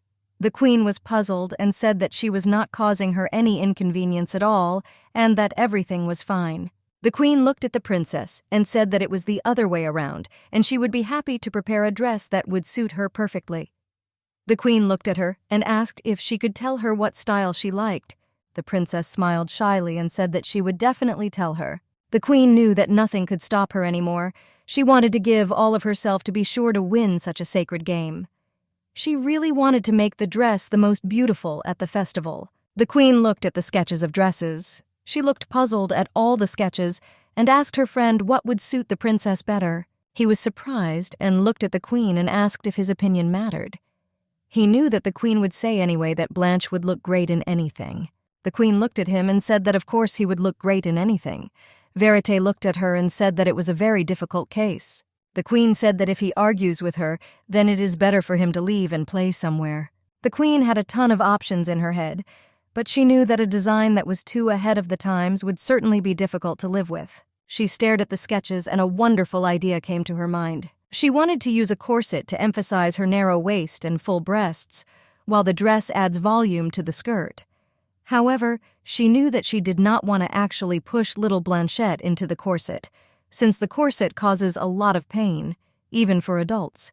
She wanted to create a beautiful and at the same time comfortable dress. Verite looked at her and said that she had drawn such an unusual design. She showed her sketch closer and asked if it looked strange or too pretentious. He said that not at all. He was just seeing such a design for the first time, and it was unusual for him. The queen looked puzzled at the sketch of the dress and realized that it was quite complex. The queen said that she drew a lot of different things. So first he will try to show sketches of the princess. She was sure that she would definitely like something. She looked at him and asked if he had seen how she and Blanche danced because she thought that the spectacle was quite cute. He looked at her and said that everything looked nice. The queen was puzzled and said that she did not hear a drop of sincerity in his words. A maid came to her and said that it was time for her to go to rehearsal. The queen was puzzled and said that she was already on her way. Verite waved his hand after her and wished her a pleasant time. The queen looked at her friend and told him not to forget to write everything down today. The princess greeted the queen politely. The queen looked at the princess and apologized for her being late, and also said that she wanted to show her something. The young princess looked at the papers and asked what they were. The queen said she wanted to show her sketches of designs for a dress for the founding festival. The princess was amazed by the beauty of the sketches. The queen looked at the princess and said that there are different types of dresses. Therefore, she did not need to rush and needed to take a good look at everything. The queen said that if there is something you like, she needs to say about it. The princess smiled and said that she would choose what would suit the queen well. The queen looked at the princess puzzled and told her not to choose a dress that suits her, but what exactly the princess likes. The princess looked at the sketches in embarrassment. The queen realized that it didn't matter what she liked, because the young princess would look lovely in everything. The princess ran up to the maid and asked her to take care of the sketches so that they would not fly away in the wind or get wet from the water. The queen looked at the princess and said that then they could start rehearsing. The king came up behind the queen and greeted them. The queen was frightened because she did not expect to see him. She turned around and greeted him. She did not understand why he still deigned to come to them. The queen looked at him and asked if he was in good health, and also asked what brought him to them. He looked at her and said that he had come at her request. The queen looked at him, puzzled. The king lowered his eyes and asked her if she didn't offer to train together or if she had already forgotten. The queen was puzzled. She asked him if he had not refused her then. He looked at her and asked if he should leave. Abigail said that under no circumstances should he leave. She looked at him and thanked him for his time, and also added that the princess missed him very much. The young princess timidly greeted her father. A young man came closer to the young princess and asked if everything was fine with her, and he also said that she looked healthy and he was very happy about that. The princess greeted Sir Millard. He looked at the princess in confusion.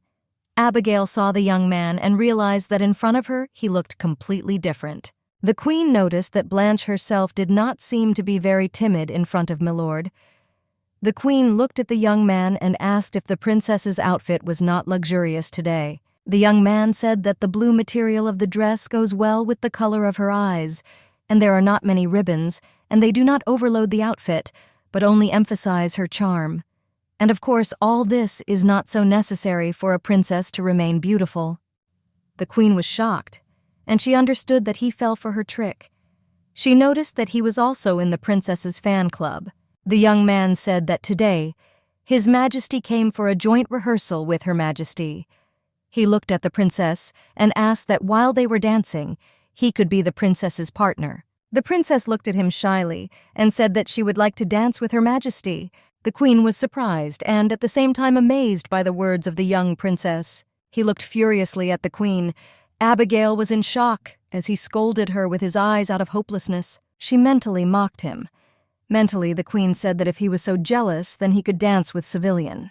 The king stood between them and looked at them. He did not understand what they had done here. The queen looked at the princess and asked why not dance with her, but with his majesty. The princess was shocked by this proposal. The queen said that she thought that all her subjects would be absolutely delighted if they danced together at the festival.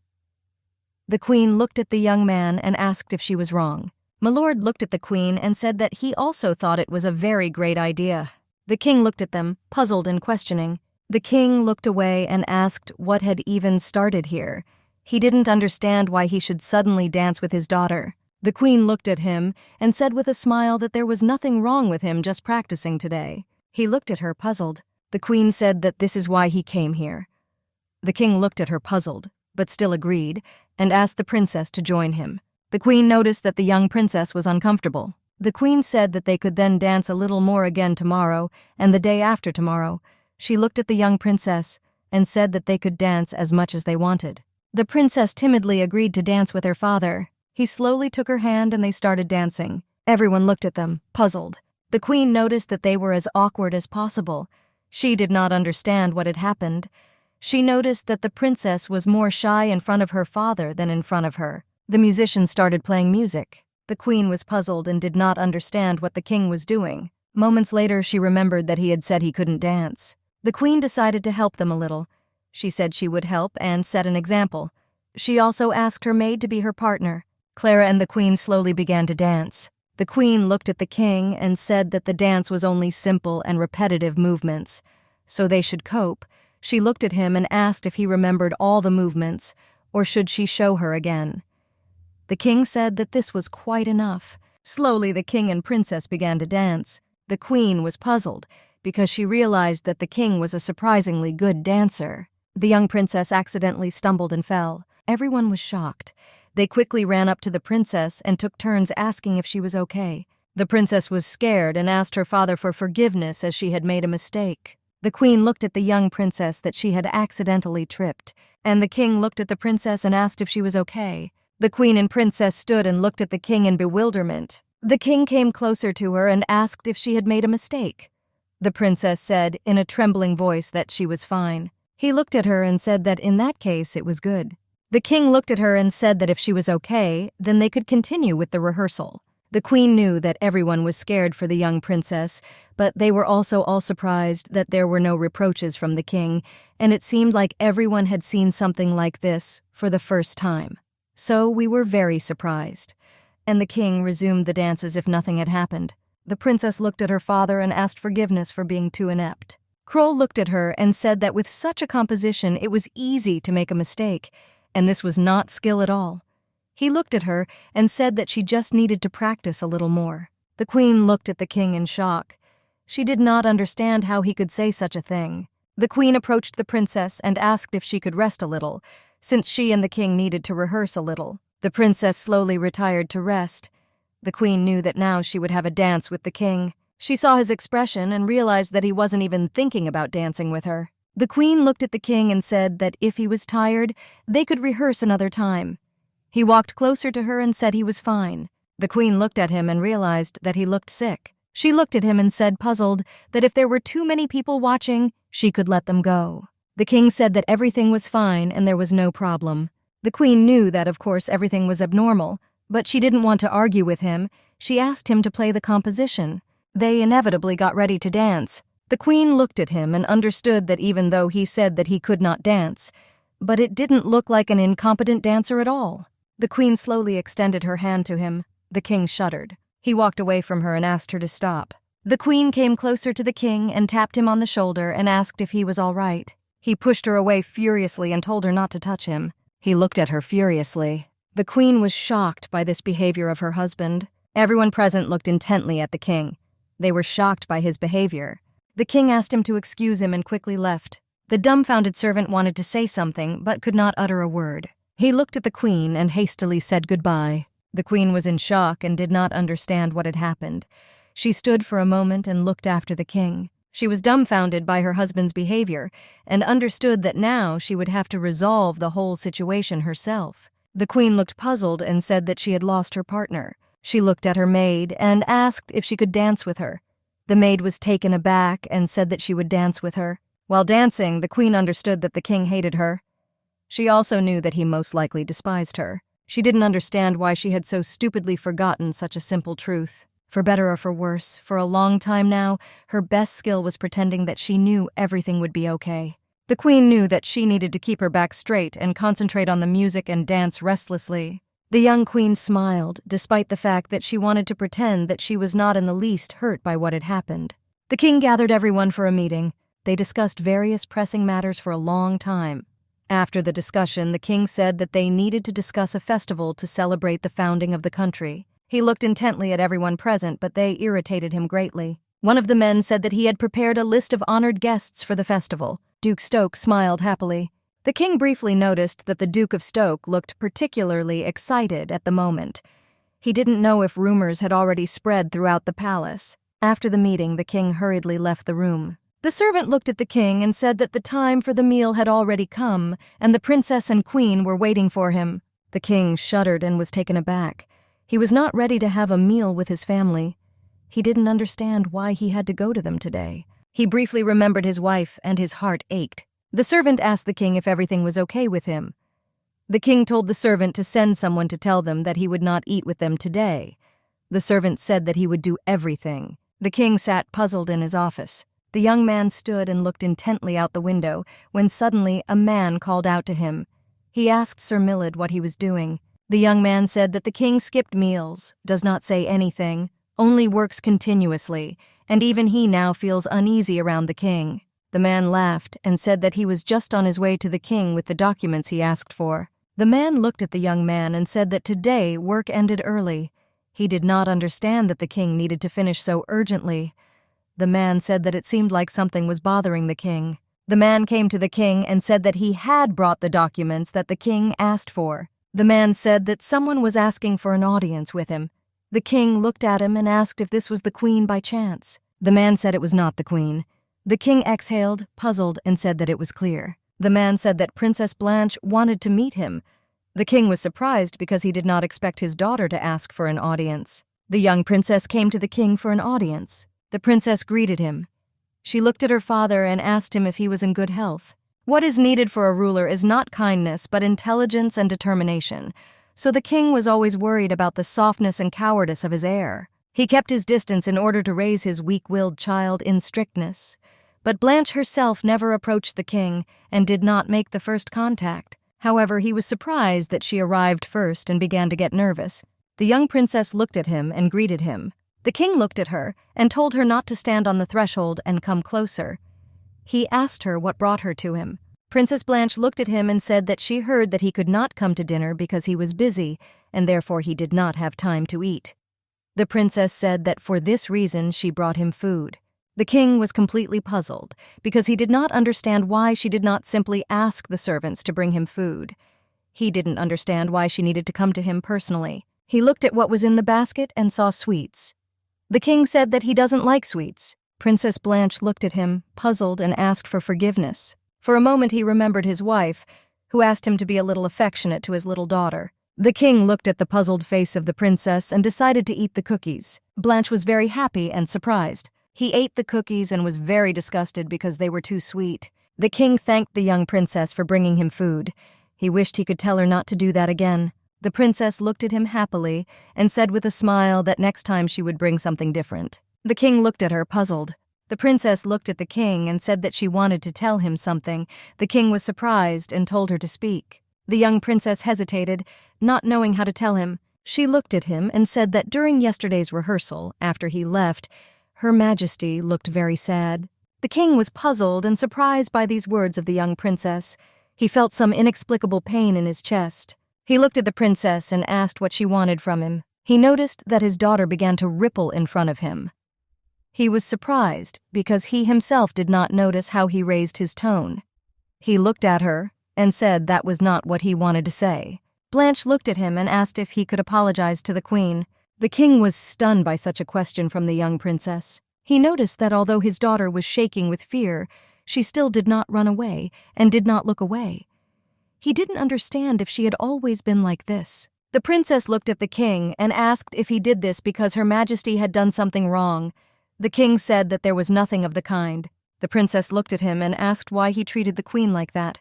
The young princess became upset and began to cry. She said that the queen had done nothing wrong at lunch today. She just pretended like nothing had happened. But she was definitely sad. The king looked at the young princess and asked her why she cared so much about the queen. The young princess looked away from the king and said it was because she was her mother. The princess looked at her father and said that she would really like her mother and father to get along. The king was surprised by such words from the young princess. He did not expect that she would call her mother. The king said that he understood everything and would certainly apologize to her. The young princess was very happy and asked if he could come to dinner next time. The king looked at her and said that he would definitely come. The young princess was very pleased with her father's answer. The king looked at her and said that if she no longer had questions and requests for him, then she could go and rest. The princess obediently agreed, bowed to him, and wished him a good evening. The king was puzzled and did not know how best to apologize to the queen. The young man was very angry with the king and shouted at the queen to get a divorce.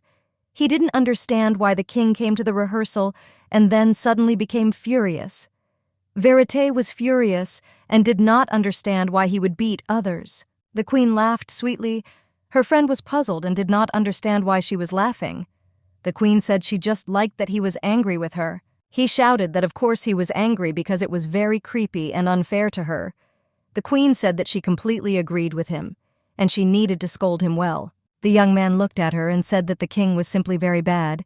He looked at her puzzled and said that he was serious about the divorce, and she needed to think about it. The queen looked at him and said that it was a political marriage. She didn't know if it was possible to get a divorce so easily. The young man said that if she wanted, he would find a way, since he had studied human history, and there were already precedents for the dissolution of political marriages. Because if a child cannot be born in a union, and if one of the parties had a dark past, then you can get a divorce. He looked at her and said that if she still wants to get a divorce, then she should tell him and he will definitely arrange everything. The young queen thought for a moment about divorce. The queen knew that, in all honesty, she would have agreed to the divorce if she had said it was not tempting. But she didn't know if she could leave the young princess. She didn't know if she would be okay. The queen knew that at first she loved her with a fanatical love, but at some point she began to worry about her, and they began to get closer. And now the young princess seemed to really become family to her. She couldn't go and leave the young princess. She knew that another meal together was coming soon. The queen did not want to see the king at all. She did not know what to do. The queen heard some strange sound. She heard footsteps and thought that, most likely, another Abigail killer had come. But suddenly the footsteps outside the door died down. She waved the candlestick but suddenly heard a man's voice. It was the king, and he asked if she was sleeping. Hearing his voice, she was taken aback but also calmed down. She was surprised that he asked if she was sleeping with her. Abigail thought it was a line from some ex. She didn't know if he had come to quarrel again. The queen wanted to pretend that she was sleeping. The queen decided that since she had the chance, she had to say that they would no longer be together and invite him not to interact in any way. She said she wasn't sleeping. The king stood outside the door. He asked her if he could come to her for a while because he wanted to talk to her. The queen opened the door a little and asked why he had come to her. The queen heard the smell of alcohol. She looked at him and realized that he looked fine, but still he was a little drunk. The king looked at her and said that he came because he needed to tell her something about what happened yesterday. The queen allowed him into her chambers. The king looked at her and said that he sincerely regretted his actions yesterday. The king said that for some reason he felt like he often pushed her to the point where he had to apologize to her later. The queen said that indeed he often apologizes to her, and he should not do so often. She said that if he didn't want to dance, he didn't have to. The queen said that she understood well that he despised her, so that she would no longer bother him. She said that she would no longer catch his eye as he wished. She looked at him and said that he could go back to his room and rest. The king was shocked and did not understand why she decided that he despised her. He said he didn't despise her at all. The queen said that he was unbearably disgusted even to touch her. She looked at him and asked, "If this is not contempt, then what is it?" The king would like to say something, but could not say a word. He said that just because he pushed her away didn't mean he hated her. The king said that he was simply physically unable to withstand contact with women. He said that aside from that, she seemed to have misunderstood a lot of things, so that he would like to tell her everything. The queen thought that he had something like a phobia of women. She looked at her and asked what he wanted to tell her. The king said that this concerned his previous relationship with the queen, and if it weren't for her, he would have been able to dance with her. The queen looked at him and asked if the rumors were true that Blanche was not his daughter. The king looked at his wife in surprise and puzzlement. The king said that Princess Blanche was indeed his child, since it was not in the nature of that woman to sleep with other men. The queen looked and asked why he then avoided even talking about his previous wife. The king looked at her and asked if she knew how old he and Blanche were. The queen thought for a moment. She knew that he was older than Abigail by about 3 years, making him 26 and Blanche 11. The queen was taken aback. The king said that he was 15 when the midwife gave Blanche into his hands, and he declared her his child. The queen was shocked by what she heard. The king said that when his father died, he was only 14 years old, and priority to the throne was his, but he was too young to take the throne. The king said that everything is fine now, but as a child he was very sickly, and a couple of times he even found himself on the verge of death, and therefore his mother was always afraid that he, being so frail, would die and his birth would be interrupted. She always told him that he needed to have a child, as it was his royal duty. The king said that perhaps his mother did not expect him to grow up healthy, and his wife probably thought so too, because she was not aware of the vanity of anyone in the world. By giving birth to an heir, the young queen was able to strengthen her own position. So when even the king was suffering from a fever, conceiving a child was more important to her. The king felt very bad, but still the young queen asked him to be patient a little, as he had to do his duty. The king said that since then, physical contact with women has been unbearable for him, and therefore the blame for his inability to dance with the queen lies entirely with him. The king looked at her and asked for forgiveness for not being able to tell this earlier. The king said that this was all ridiculous since he was a king, but he was afraid of completely natural things. He said that if she was disappointed in his inadequacy to the status of a king, then he would understand. The queen said she was not at all disappointed. The king was surprised. The queen said angrily that this was not funny at all. The queen shouted to him that what happened was absolutely not his fault. A small and weak child from illness was shoved into the newlyweds' bedroom like some kind of thoroughbred stallion. No one cared about the child's feelings. The queen was very angry with herself for making him feel guilty, which made her feel guilty for doing wrong in the past. The king looked at his wife, puzzled, and asked why she was crying. The king looked at her and said that he did not understand at all why she and Blanche shed tears so easily over completely insignificant things. The king spoke calmly about his wounds. The queen took her breath away, and while he did not shed a single tear, the queen, on the contrary, could not shed tears. The king approached the queen and asked her to calm down and not cry. He said he wasn't talking about this to make her cry. The queen noticed that he himself was making friends. The queen asked His Majesty for forgiveness. The king was puzzled, did not understand why she was asking for his forgiveness. The queen said that she really insisted on the dance, but it would no longer force him. The queen cried and said that she would never enter his chamber again. The king looked at his wife puzzled and said that everything would be all right if he told her about his situation right away, and it was natural for his wife to ask her husband to dance with her. He looked at her and said that conceiving an heir would be difficult, but there was no dancing, and if he practiced, he would at least be able to hold her hand. He looked at her and asked if she could hold his hand. The queen noticed that his large and strong hand looked fragile and boyish. Abigail said that if it was difficult for him, he could let her go at any time. The queen silently held his hand. The king was embarrassed and found it very difficult to restrain himself. The queen released her hand and said that he did not need to force himself. The king released her and asked for forgiveness. The king said that they would not be able to live like normal spouses. She exhaled and said that she knew it. The king looked at her and asked if she was reproaching him. The queen said that she did not reproach him in any way, and even if they lived differently, that would be enough. She said that even if they stood like this, side by side, even if they could not become spouses, they could become a real family. The king was shocked and did not answer her. The king looked at her and asked if he could come tomorrow and hold her hand. The queen smiled and said that it was possible. He looked at her and asked if she would allow him to come the day after tomorrow. The queen smiled and said that he could come to her. The king came closer to her and asked if he could come to her every evening and hold her hand. The queen smiled and said that he could come to her every day. The king said that he had already caused her enough trouble at such a late hour. So he will leave immediately. He told her to rest well. As he left, the king thanked his wife. Abigail stood and silently watched him leave. Clara showed Abigail a new product from the boutique. She was very happy and asked if the queen liked it. The queen was very angry and told the maid that she had already said many times that she did not need underwear. Clara looked at the queen and said that recently the king came to her every evening, so she thought that she needed to prepare something new. Abigail knew they were just holding hands. However, even if she says this, no one will believe it. The king actually came and trained every day holding hands. The queen herself was sometimes nervous, from the way she felt a slight trembling. But as a result of such special training, they can now hold hands for as long as 5 minutes. Clara shouted that if the queen wore such underwear, the king would stay with her for a long time, right up until the morning. The queen looked at the maid with a puzzled look and said that His Majesty valued more not what was on the outside, but what was on the inside, so you couldn't charm him like that.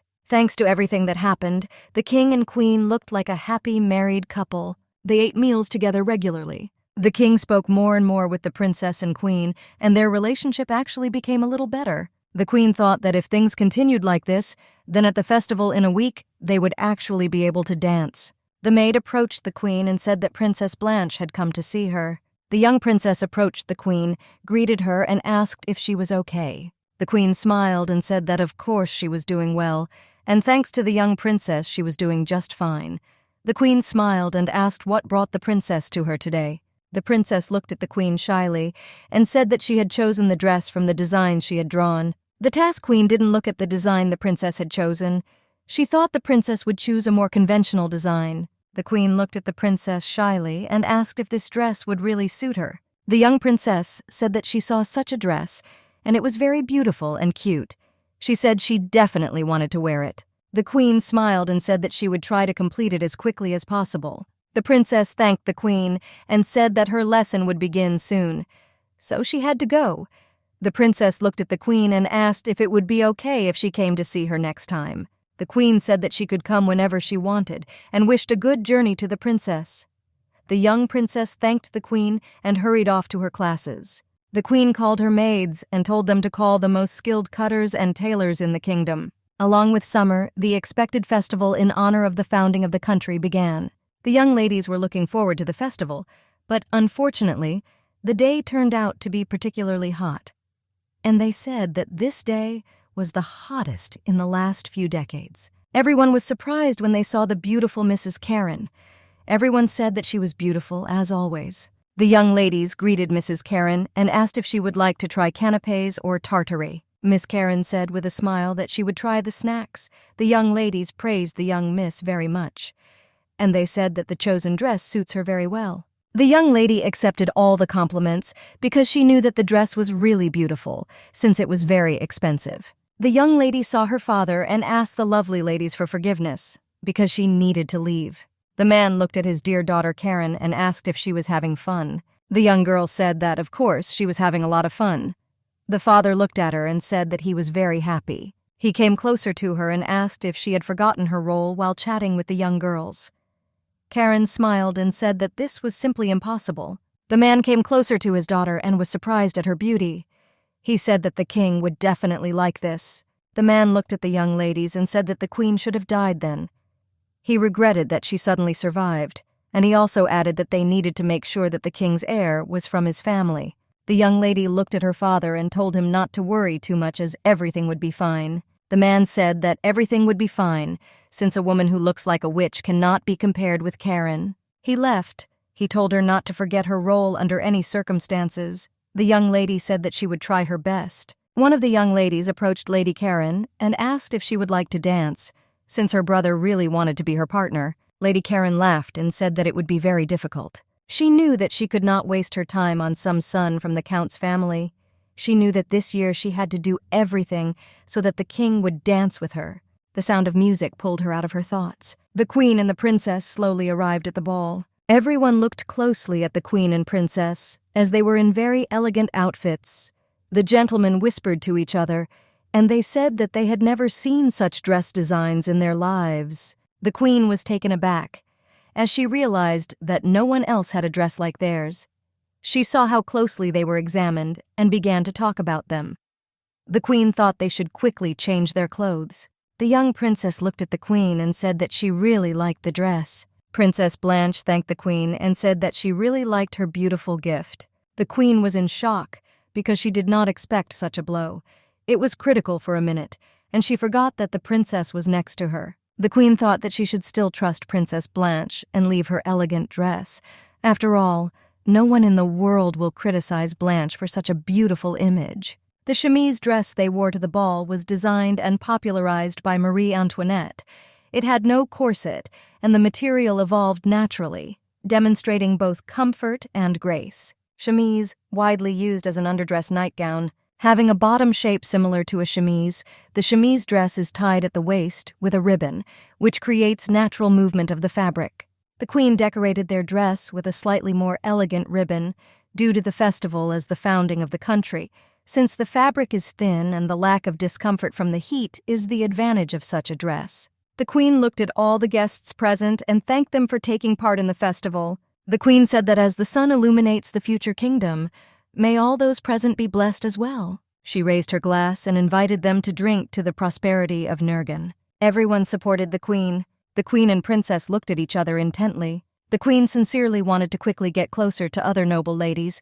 She was wondering if she should try. The queen looked closely at one of the ladies, as she could not exactly remember her name. She came closer to the beautiful lady and thanked her for coming to the ball. The young lady was taken aback, as she did not expect the queen to approach her. The young lady was also shocked that the queen knew her name. The queen smiled shyly and said that the young lady came to the ball last year. And of course she remembered it. The young lady thanked the queen in a trembling voice. The queen noticed that they would not be able to have a friendly conversation. The queen said that in that case she would take her leave and wished the young lady a pleasant time at the festival. The queen was shocked. She was very upset. She did not know when she would make a new friend. She really wanted to talk to young ladies about fashion and share makeup secrets. The queen was walking in a hurry and saw the young ladies. They looked closely at the princess and admired her outfit. The embarrassed princess sincerely thanked them for their kind words. The queen looked at them intently. She liked that the young princess was the center of attention. The queen looked intently and for a moment even envied the princess. For a moment the queen thought that she should go and chat with Verite. The young lady approached the princess because she wanted to ask her something.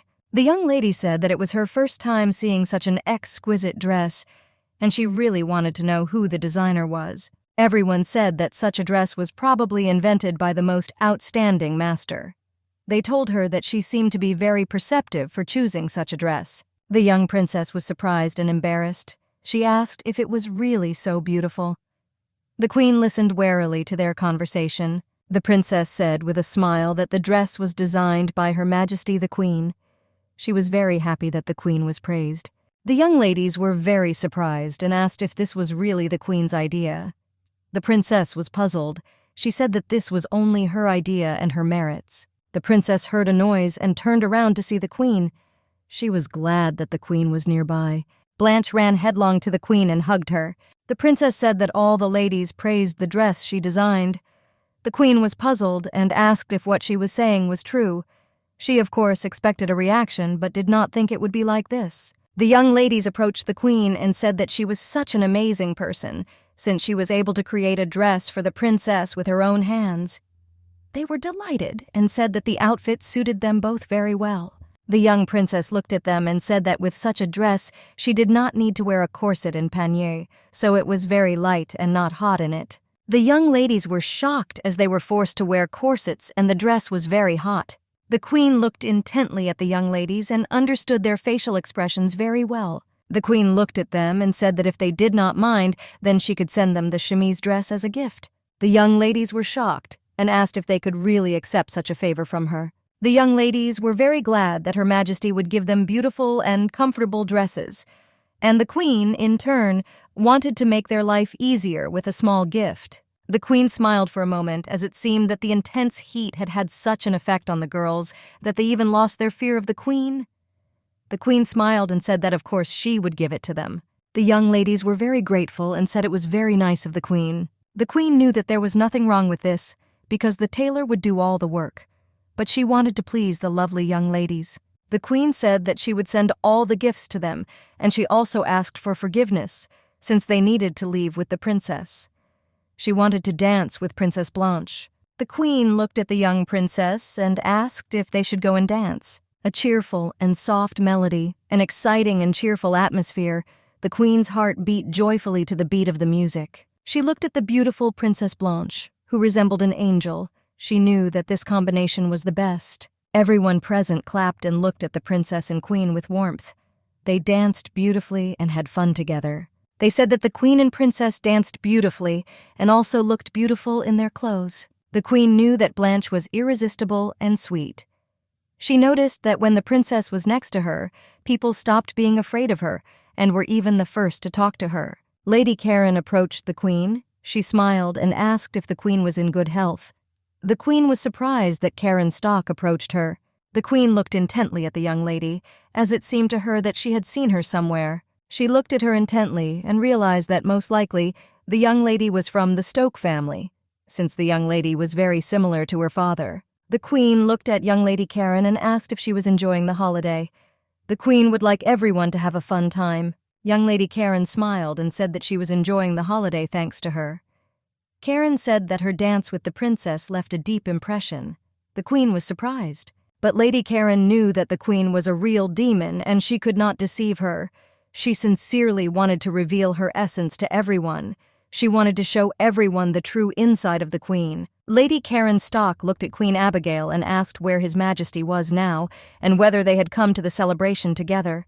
She knew that the king was not at the festival, but nevertheless she wanted to prick the queen. The queen said that it seemed that the king was delayed because he was busy with the delegation. Lady Karen smiled and said that she was truly sorry, as the king should have seen their performance. The young lady looked at the queen and asked when the king would arrive. She also wondered if they would perform the same amazing dance together. She wanted to prick the queen more painfully. The queen was puzzled and said that she did not even know the answer to her question, and if His Majesty wished, they would dance. But Abigail herself knew that this would not happen. Lady Karen smiled and said that she would very much like to see them both dance. Lady Karen knew the relationship between the queen and the king, so she knew that they would not dance. Looking at the queen, young Lady Karen said that she was very sorry that they didn't get to see this last year. Everyone was shocked by the young lady's words. They didn't understand why she was saying something like that to the queen. Abigail wanted to be angry. She knew that everything would be fine if she even slapped the young lady. The queen looked at Lady Stoke, puzzled. She hesitated and did not know whether she should say what she intended. The queen walked closer to young Lady Stoke and said that she had something to tell her in person and that they had better move away. Lady Karen looked puzzled at the queen and asked in a trembling voice if she could not say it here. The queen looked at her and said that if she said this here, she would be very embarrassed. Lady Stoke looked at the queen in puzzlement and fear. Lady Stoke and the queen successfully retreated to an inconspicuous place. The young lady noticed that they were approaching a place where no one was there. She thought that most likely the queen wanted to get rid of her so that no one would notice. After some words, she said towards the royal family. The young lady smiled and asked what Her Majesty wanted to tell her. The queen turned around and called the young lady by name. Lady Karen shuddered for a moment. She was scared and did not know what to expect from the queen, since she knew about her difficult disposition. The queen looked at young Lady Karen and said that she was debating whether she should speak or not. She asked to be understood correctly. The young lady was very frightened and did not know what to expect from the queen. The queen quietly told young Lady Karen that she had some calf stuck in her front teeth. Lady Karen was shocked by the queen's words. The queen smiled and said that she was telling her that her calf was stuck, and there were so many to her will. The queen said that she didn't mean to say something that would embarrass her in front of everyone, and so she thought it would be more awkward if she left it that way. The queen showed the young lady a mirror and told her to look for herself if she didn't believe her. Lady Karen gazed at her reflection. She felt very awkward. A few minutes after she saw her reflection, she became embarrassed and covered her mouth. She asked the queen's forgiveness, since she needed to leave slowly. She ran away in a hurry. The queen was shocked and screamed after the young lady Karen. She thought that there was no need to tell her anything after all, but still she could not remain silent. Verite looked at the queen and said that she should not have said anything, and should have left the young lady Karen to disgrace herself.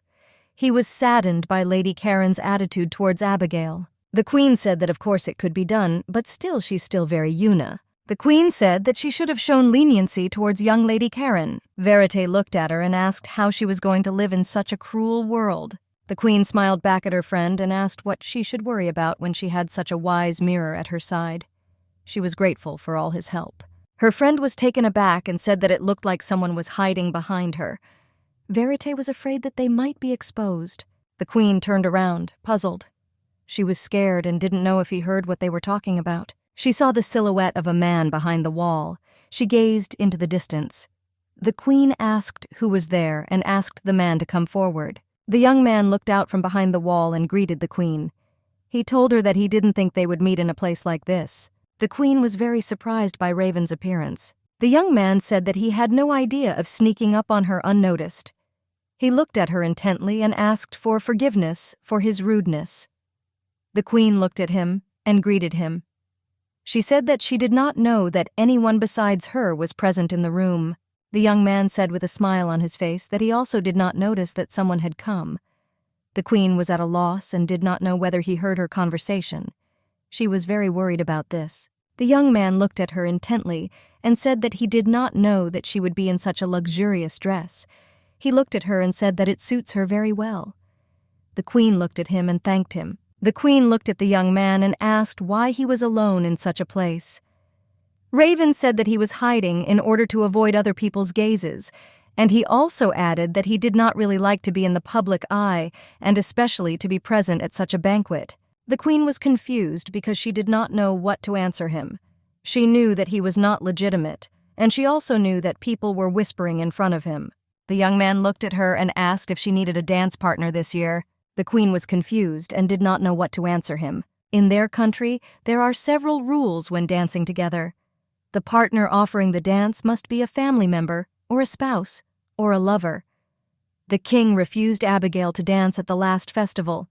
Angry, she forcibly pulled out his half-brother and danced with him. Raven's point of view, this dance demand was extremely rude and ill-mannered, but still, he humbly followed the queen. The queen knew that this time the young man would have no reason to dance. The queen looked at him and said that she was fine and didn't really want to dance this year.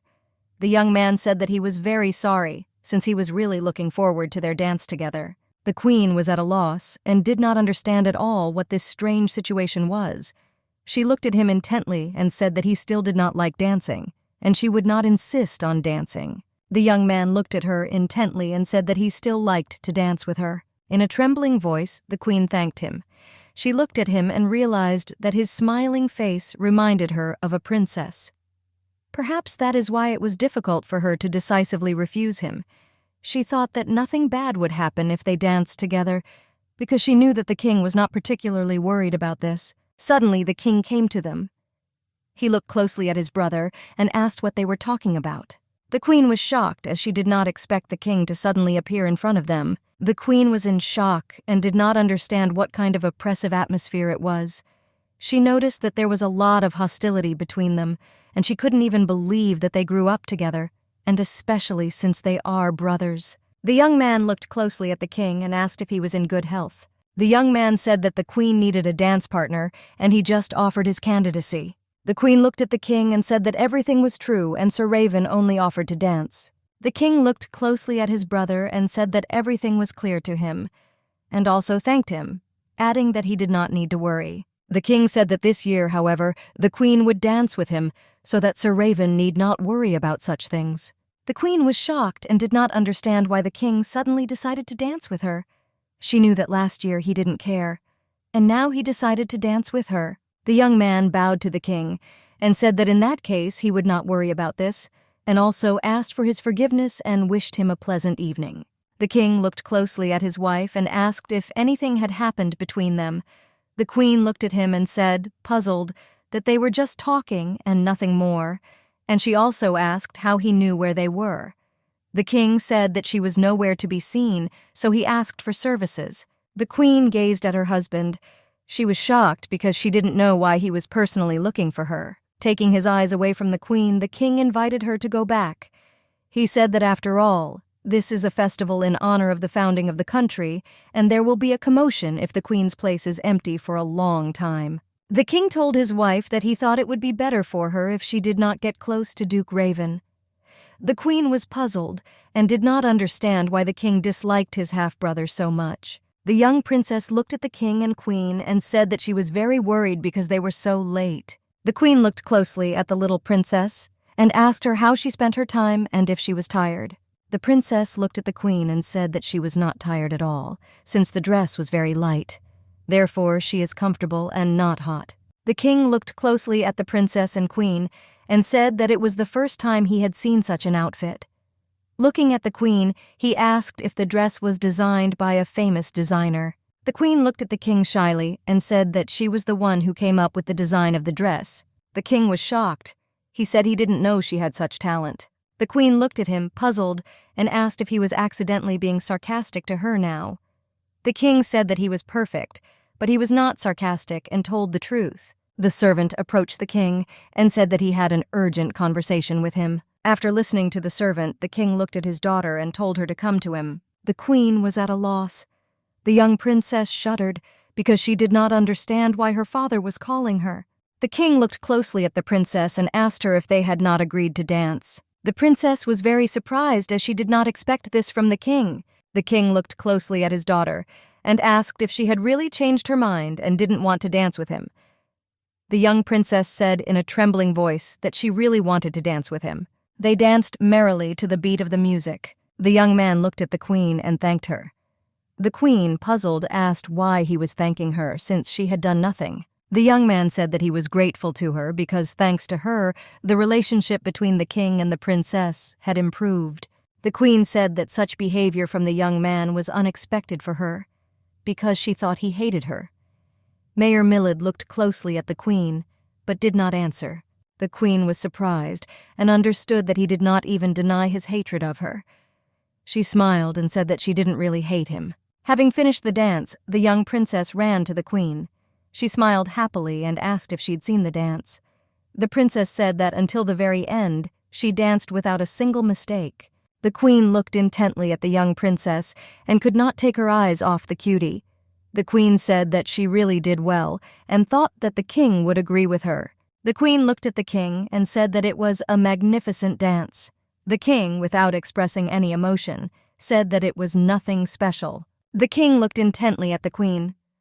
Abigail, in turn, was puzzled and did not understand what he wanted from her. The king looked at his wife and said that now he wants to dance with her.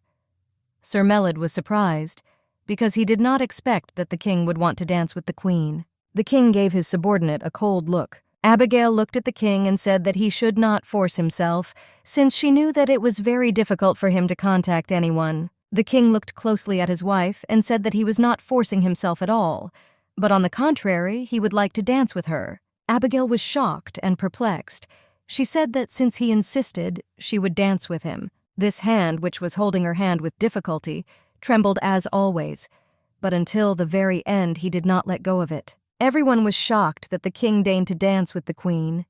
They did not understand how a man who had never danced with a woman could dance. Abigail understood that the extra glances were directed in their direction, and they were very burdensome. The queen passed by the guests and noticed that Sir Moiset's grumbling would subside after dancing with the king. Abigail was a little puzzled because she never thought in her life that the day would come when she would be envied. She understood that this was very unpleasant. They walked to the center of the hall and prepared to dance, but she was very stressed by the fact that no one else was dancing. It was her first time dancing in front of so many people. Abigail was a little scared because she was afraid that she would make a mistake and all eyes would be on her. She felt very uncomfortable. The king looked at her and said that she should not be nervous. The queen was surprised by his words, but she was also very pleased. She knew that he was saying such words to her and that he, in turn, was trembling furiously. The queen smiled and thanked him for his kind words. She said that after his words she felt much better. Slowly they began to dance. Abigail saw her husband's frightened face. She was puzzled and asked why he suddenly stopped. The king asked the queen in a trembling voice. He asked for forgiveness for a little more time. Abigail knew that this was very difficult for him. She looked at the musicians and asked them to start playing again. Abigail smiled and said that the hall was too spacious for them. She looked at the people who surrounded them and asked, why don't they all dance with them? Although she said very confidently, she was actually very worried that she was pushing herself too hard. She saw that so far the king was holding up quite well, but still the queen noticed that he had turned pale. She thought it was better to keep a distance between them so as not to come into contact with him again. They were dancing and someone accidentally stepped on her dress. Abigail began to fall when suddenly the king caught her. He hugged her, puzzled and scared, and pulled her closer to him. Abigail was shocked because she knew that it was hard for him to be so close to her. The queen became nervous and asked for forgiveness for her mistake. She didn't know what to do, because she knew that she was in the arms of someone who trembles even from simple touches. He looked at her and said that she said to just follow her, but she didn't inspire much trust. Abigail was shocked by his words and said that it wasn't that simple. Someone stepped on her dress. The king looked at her and said with a smile that this expression on her face was much better. The king said that the music was almost over. He looked at her and extended his hand, asking if they would dance to the end. The queen was shocked and did not know what to answer him, but a moment later she said that, of course, they would dance to the end. She thought that perhaps the king had relaxed and therefore moved more smoothly. They followed each other as if they had become one. Abigail was very happy. She looked intently at her husband and could not take her eyes off him. The unusual feeling of leaving the dance with an ideal partner did not disappear for a long time after the end of the evening. After the banquet, Abigail re-watched the princess's dance. She asked her friend to turn it on again. The young man laughed and asked if she was tired, and he also asked her if she was going to sleep. Abigail shouted that the princess was very cute and she would like to see more. The young man was puzzled and said that she just had an illness. He looked at her and said that he would show her one more time, and then she would immediately go to rest. The queen agreed and began to review their dance together. She was fascinated by the young princess and could not stop. She knew the princess was perfect, and the dress was perfect too. After a long review of the dance, the queen noticed one detail. She asked me to install the video for a second. She stared at the video and asked to see another scene. She said that he could show the moment without dancing with her, but closer to the princess. The queen looked closely at the recording and was a little puzzled. She saw a man looking intently at the princess. She didn't understand why he was behind the princess every time. The queen realized that the whole situation was strange.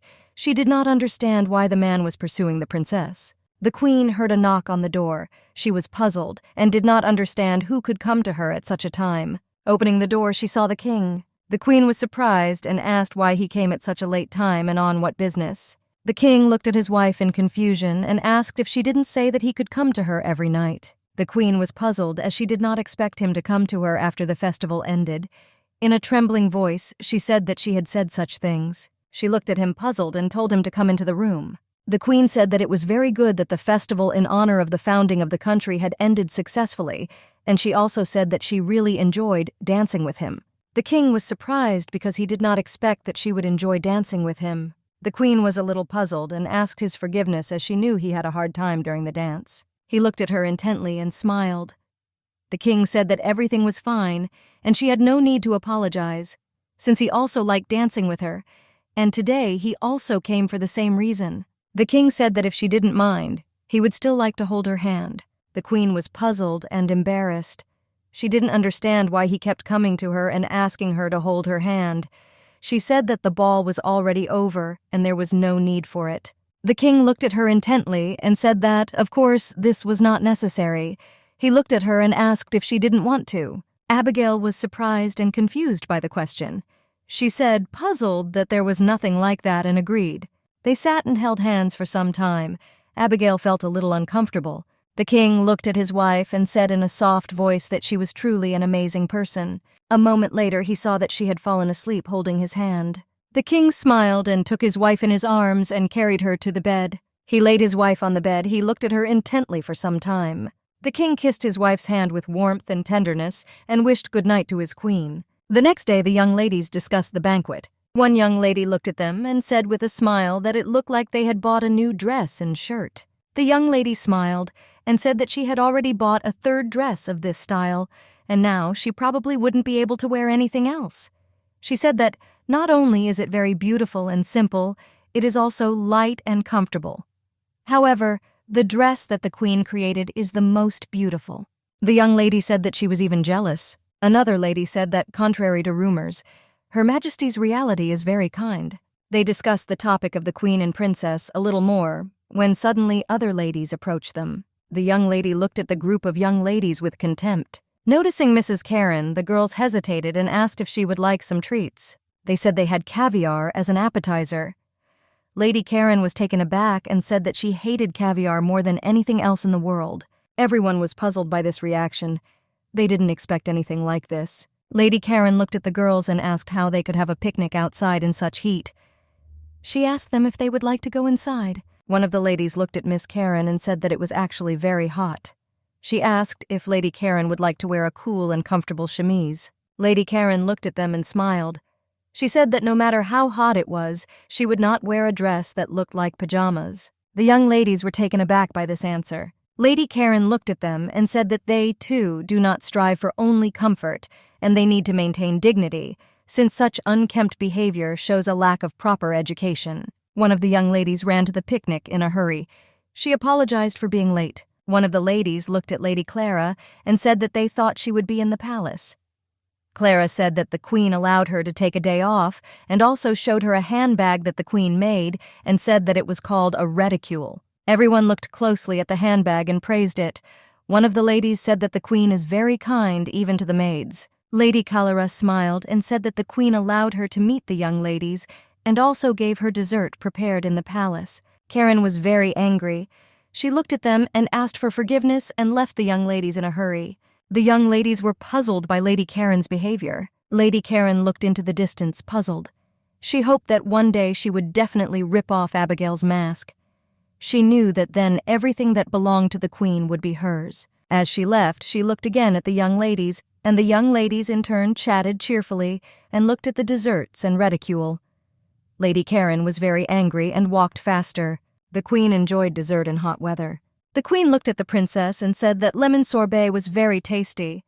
She looked at the young Princess Blanche and asked if she liked the dessert. The young princess smiled and said that she really liked everything and everything was very tasty. A moment later, she became a little sad and said that she wanted her father to try with them too. The queen hesitated a little and said that he seemed to be busy with state affairs, but she also knew that he had not come to her chambers last night either. Abigail was a little puzzled, since he said that he would come to her every day. Taken aback, she realized that she shouldn't think about such things. The queen said that the king would surely come to the next meal. The queen looked at the princess and asked if anything strange had happened to her lately. The young princess was surprised by the queen's question.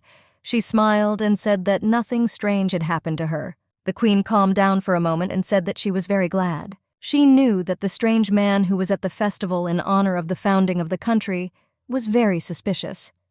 She asked a little about him, but didn't really find out anything. She knew that it would be very good if this was just her concern and nothing more. The princess looked at the queen and asked her if perhaps she was also sad that the king did not come. The princess noticed the puzzled and gloomy expression on the queen's face after the words of the princess. The queen was taken aback and did not know what to say. A moment later, the queen came to her senses and said that she was not sad at all and that the princess should not worry about such things. The king rushed into the room and asked for forgiveness for being late, since the meeting ended late. Abigail was surprised because she thought that he would not come to them at all. She looked at him intently and did not understand why he was running towards them like that. The queen said that she heard that he was busy, so he shouldn't bother coming to them. The king looked at her puzzled and said that he had promised her. The queen looked at him and said with a smile that it was unexpected to hear such a thing from a person who did not consider eating together a necessity. She said that there was nothing wrong with it although he was late, but nothing could be done if he was busy. The king looked at her and said that that was not what he was talking about.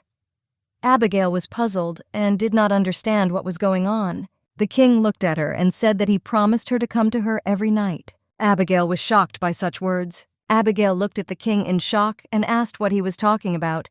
She said he was really crazy. She looked at him and asked why he said that. All the servants were taken aback by such a conversation. The princess looked intently and in surprise at her father and the queen. She was shocked and understood that their story was not for all ages, since small children had no need to know everything, and in general, everything was wrong. The queen said that such a conversation cannot be had in front of a child. The queen, puzzled, said that they would need to talk later, and he did not have to come to her every night. The king looked at her in surprise and puzzled. He asked her if his visit was hateful. The queen looked at the king and realized that the princess was very similar to the king. The queen, puzzled, said that she did not at all hate his visits. The king said that in that case he would come to her every day as he had promised. The queen was shocked and did not understand how he could be so stubborn. Even without looking, she already knew what kind of face Clara had now. She smiled and said that he could come to her. The king said that today it would be difficult to come to her, but tomorrow he would definitely go to her chambers. The queen kicked him and told him to stop talking. The king was in shock and in great pain. The queen, furious, said that if he had already finished talking about this, then he should now keep another promise. She looked at him and asked if he remembered him. The king was taken aback and looked away. He said that, of course he remembered. He looked puzzled at his daughter and asked how she was doing and what she did today. The princess was surprised and said that she had an etiquette lesson this morning. The king asked what she would do tomorrow. The princess said that Lady Karen should come tomorrow. The king looked at his wife, smiling. She knew that she would not praise him, so much so that she hoped that he would pack up and leave. She knew that she was the only one who interacted with the princess every day, so she asked him to spend at least 5 minutes with the princess. The princess looked at her father and asked if the king and queen were living in separate rooms, and she also asked if things were going well between them now. The king looked closely at his wife and said that the princess should better ask the queen. The king looked at Abigail and asked what she thought about their relationship. Abigail hesitated and smilingly said that they were very close and had a good relationship. The king liked this answer and smiled, because he did not even expect that she would say such a thing. The princess was very glad that the king and queen had improved their relationship. Abigail was shocked and could not tolerate such an atmosphere. Abigail looked at the king and asked with a smile what he was so busy doing today. The king looked at his wife puzzled and said that in reality the queen should know too. He said that she had probably already heard about fairies, creatures with golden hands, skilled in magic. They suddenly increased the fees for the magical devices they produced. The king said that the price of the items was always quite high. Among them are essential items for the royal palace, so the situation is difficult. And there have also been proposals to take advantage of this opportunity to begin providing for ourselves. The king looked at his daughter and said that he was curious about her opinion. The princess was taken aback, since her father had never asked her opinion on such matters before. She looked at him and asked if it would be difficult to make all the magical devices ourselves, and also said that there were few people who were capable of producing them. The king said that she was right and people born with magical powers were rare, so few of them that the idea of production was useless. The king also said that if some of the court magicians made the device, they will only be able to satisfy the minimal demand of the royal palace and the high nobility, so the most famous proposal is to limit the use of magical devices. The princess asked if this meant that the deal with the fairies would fall apart. She said that in this case their relationship would worsen. The king said that this is all true, so they cannot immediately break off the relationship for the current people. Fairies are the friendliest non-human creatures, but you can't hesitate either. The king looked at his wife and said that 5 minutes had already passed, and he had fulfilled his promise. He asked for forgiveness because his work was not finished yet. The queen was puzzled and thanked him for coming. The king said that he was looking forward to their meeting tomorrow. In her chambers, the queen was in shock. Clara looked intently and joyfully at the queen. Abigail knew Clara was up to something. Sometime later, the princess and Lady Karen were sipping tea. Lady Karen looked at the princess and said that every time she sees the princess, she wears the same clothes. The princess looked at the lady in surprise and asked with a smile if she really liked it. She said that she could ask the queen, and she would also make such a dress for Lady Karen. The young lady was taken aback. Lady Karina said there was no need to ask the queen, because if she puts on such clothes, her father will immediately get angry, and in general she is not particularly interested in such a dress. The princess was surprised and said that Lady Karen would be very suitable for this style of dress. The young lady looked at the princess and said that she would probably also have problems if she only wore such clothes. Lady Karen said that loose clothing gradually increases the waist circumference. She looked at the princess and asked what she should do if the corset did not fit her. Karen looked at the princess and asked if she had been watching her diet lately. Lady Karen said that she was very worried about her because the princess might become fat. The young princess was shocked by Lady Karen's words. Lady Karen came closer to the princess and asked if the queen had really changed much, since the queen had been jealous of the princess's beauty from the very beginning. The princess was surprised by such words. The young lady said that the queen must have made such comfortable clothes on purpose, and she planned to make the princess eat a lot. The princess interrupted Lady Karen and said that everything was not like that and the queen was not that kind of person. The young lady was surprised that the princess came to the queen's defense. The lady said that the princess was too naive. The princess said that previously the queen had been very strict and misunderstandings were inevitable. However, now she has become kinder to the princess and the others, and it was not a lie. The princess smiled looking at Lady Karen and said that she would really like Lady Karen to trust the queen at least a little. The princess said that Lady Karen would also certainly like the queen. Karen remembered the queen for a moment and her actions. She was actually curious. Why did the queen call her personally? Because she knew that it was much easier for her to disgrace her in front of everyone. But still, Lady Karen thought that perhaps the queen still wanted to help her. But a moment later, the young lady still realized that the queen was a witch and a villain, and as her father said, she was her rival, and in fact, even then she mocked her in her heart. The princess looked at the lady, puzzled.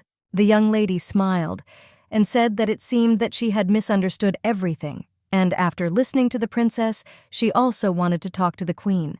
She said that she would really like to have a tea party with her, and also asked the princess if she could help her with this. The young princess was very happy and said that she would definitely ask the queen. Lady Karen thanked the princess and said that she was looking forward to their tea party. The queen asked Verite if he had heard the latest news. The young man asked her if she was talking about the fact that the princess suggested having a tea party and inviting Lady Karen. He said he heard them discussing it, so he knows. The queen was shocked by the young man's behavior. He infuriated her that she even wanted to hit him. The young man looked at the queen and said that Karen would come too. The queen said that the young lady was very eager to have tea, but she was a little puzzled by the sudden change in the young lady's behavior, because she knew that she definitely hated her. The young man said that there was something suspicious about this case, but he still advised him to call her. The queen was puzzled and did not understand why she should call the young lady. Verite said he thought she would arrange something. Verite said that since the young lady didn't care, she would do something. It would be better if it was in the palace in front of his eyes. The queen smiled because she realized that she had a very reliable friend.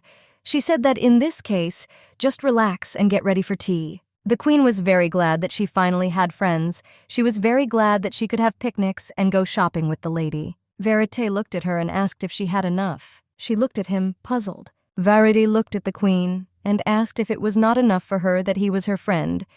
He said that she treated him like a true friend. The queen was embarrassed and said that of course he was her closest and best friend, and she also added that it was important to build connections with others. Verite was a little offended by her and said that she was his only friend. She really wanted to touch him and calm him down. She said that he is the one who is locked inside, and he is very lonely. She stared at his back and asked if maybe she shouldn't attend the tea party. After all, he is her friend, and she should appreciate him. He looked sideways at her and asked if it was true that he was more valuable than everyone else.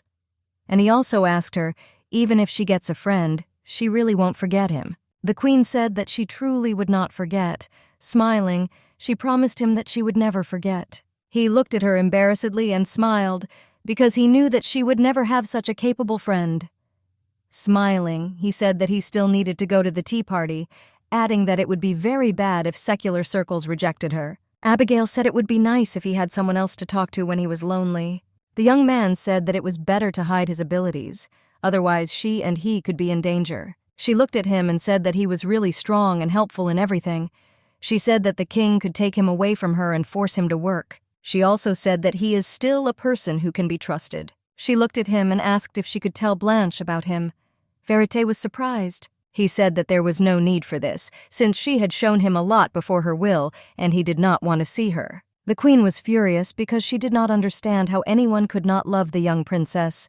While she was screaming, he said that the king had come to her. The queen was surprised, as she did not expect to see him at such a late hour. The young man was very happy to see the king. He told the queen to come to him as soon as possible, and he also said that she had become very close to the king. The queen looked at him and asked why she couldn't hit him. The king looked at her and said that he hoped he had not disturbed her rest. The queen said that everything was in order, and he could come in and sit down. The queen hoped that he would quickly hold her hand for 30 minutes and she would go to bed. She looked at him and did not understand why he did not take her hand. The queen looked at him and asked what was the matter. The king looked at her intently and asked whether the outfit she was wearing was created by her, and he also said that Princess Blanche always wears this too. The queen looked at him embarrassedly and said that she had come up with it, and also asked if it was true that the princess in the dress was very beautiful. The king said that without having a blood relative, you can be more loving and caring than your own person. The queen was at a loss. She realized that the relationship between the former king and queen was indeed so-so. The king said that he heard that she and the princess were having a tea party this time. He said that she still had no such experience and asked if everything was okay. The queen was puzzled and asked how he knew about this. She realized that it meant that he still had an interest in her. The king said that she had no friends, that's why he did it, and thought it was a blow for her. The queen was furious and said that everything was wrong. Moreover, she has one very close friend. The king was puzzled and said that he had never heard of it, and also inquired who this man was. The queen said it was a secret, but it exists. The king said that he would definitely like to meet him one day, and he also said that if she had any difficulties in preparing, she could safely tell him. The king also said that he heard that Lady Stoke was coming, so he asked the queen to be more careful with her. The king also said that he would increase security just in case and hurried away. The queen was puzzled as he was just about to leave. The queen rushed into the race. She shyly asked him if he would take her hand. The king looked at her in bewilderment. The king said that she stepped on his foot in the dining room, so he thought that she did not want to hold hands with him. The queen said frantically that it was not that she did not want to hold hands. Abigail said she just didn't want to have a conversation in front of a lot of people that they might misunderstand. The king said that he said that on purpose, but that he would be careful in future. She looked at him and asked if he was teasing her. The king said that he thought that this would be enough to quell rumors of discord between them. Looking at her, he also said that it was very interesting to watch her facial expression. After these words, the king looked intently at his wife and smiled. A moment later, he invited her to take his hand. The queen looked at her husband and asked if it was a problem for him to hold hands with her now. The king said that holding hands with her said that it was normal now, but with other women it was impossible, and even imagining it was unpleasant. The queen was surprised and asked how about practicing with another woman besides her. She also said that he would probably have to dance with other women. The king looked at her with a fierce look and said that this would not happen. The queen said that he was busy with state affairs and also asked if it would be easy to come to her chambers every night. He looked at her and asked if she offered to share a room. The queen was surprised and taken aback. She hastily moved away from him and said that he had misunderstood her and that everything was wrong. She said that, as she had said before, she had no feelings for him. Therefore, he need not worry about such things. The king was shocked. He was puzzled by her words. She realized that he did not buy her words and considers her some kind of depraved girl. In a hurry, she said that he himself had said before that she should not approach him and live as if she were not there.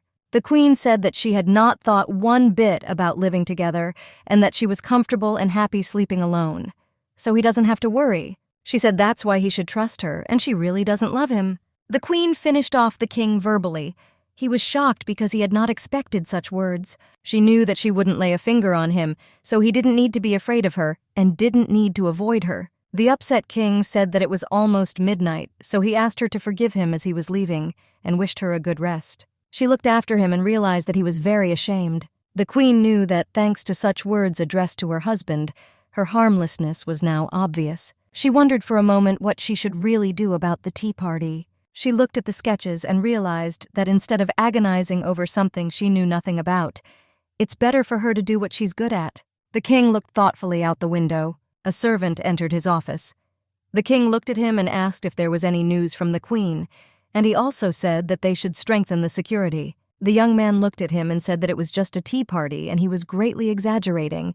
And besides, he comes to her every night and cannot even concentrate on work during the day, as he is very worried. The young man asked if it would be better if he moved in with her. The king was at a loss. He did not understand why he was so angry.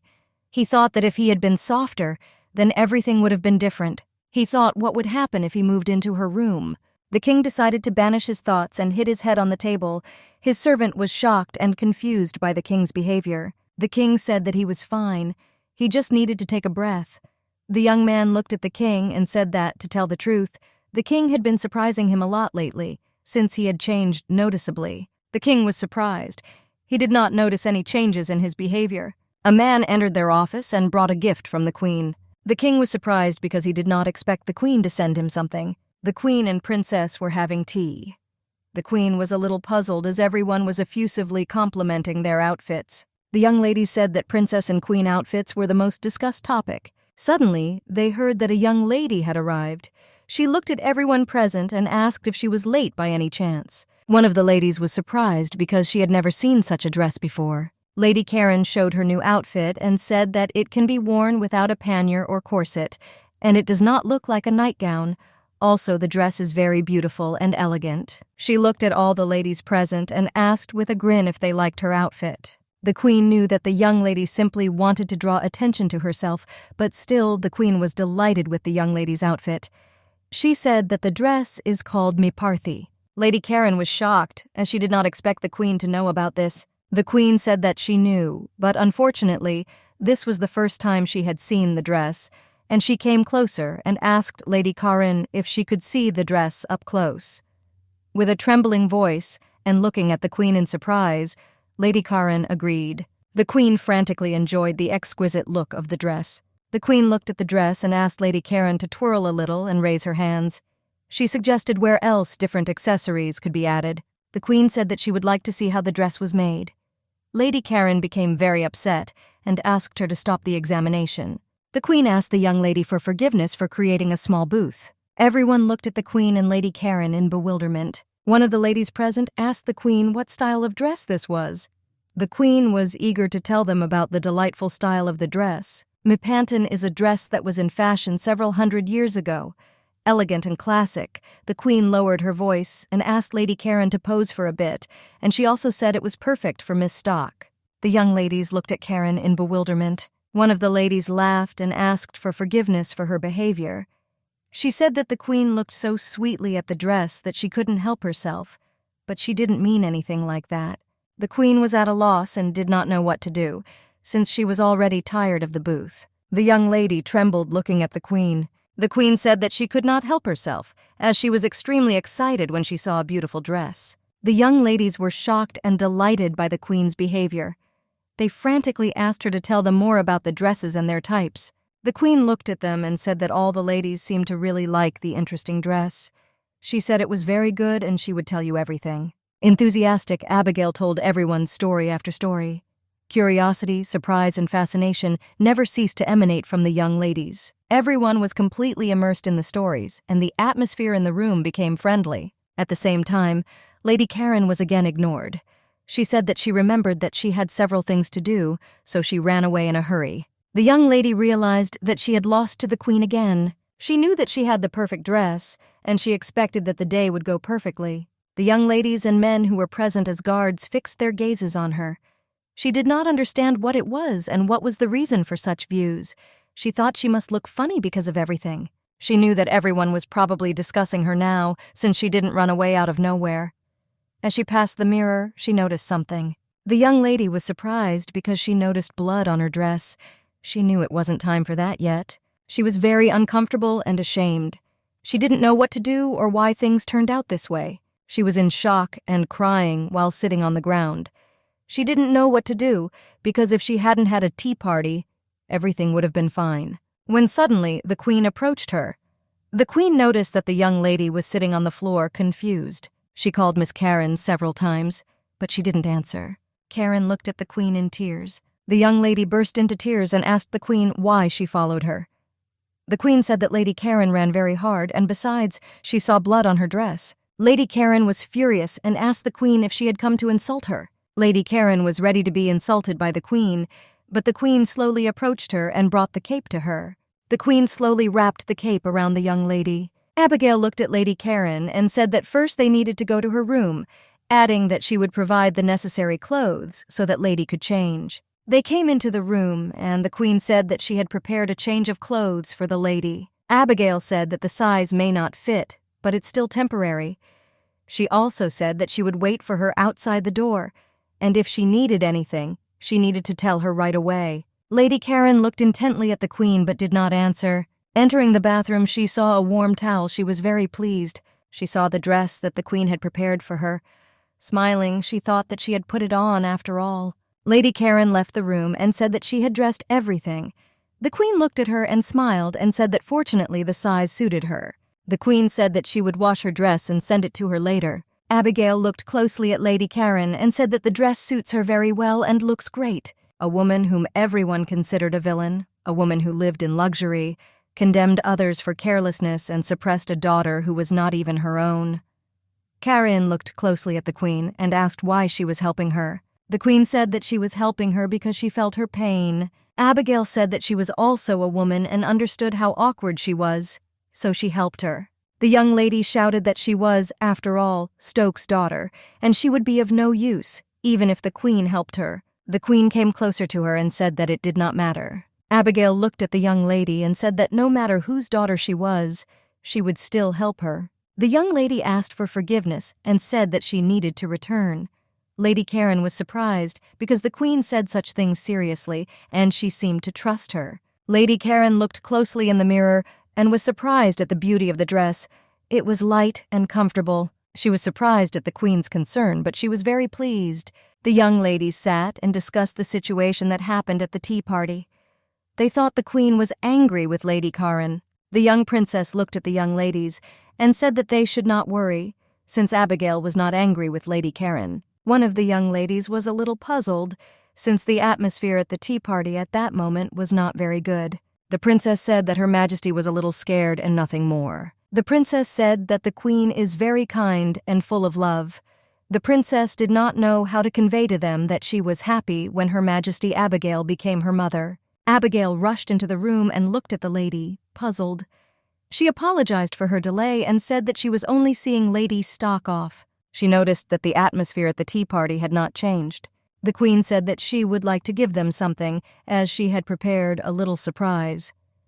The queen said that unfortunately she could not give Lady Stock now, but she would give it to her later, and asked the young ladies to open the boxes opposite them. The young ladies were surprised and puzzled, as they did not understand what was in front of them. One of the ladies took out a jacket, looked at it closely, and asked the queen if this was not a man's riding uniform. The queen said that she had improved the coat to create a new masterpiece. The young ladies were shocked and delighted.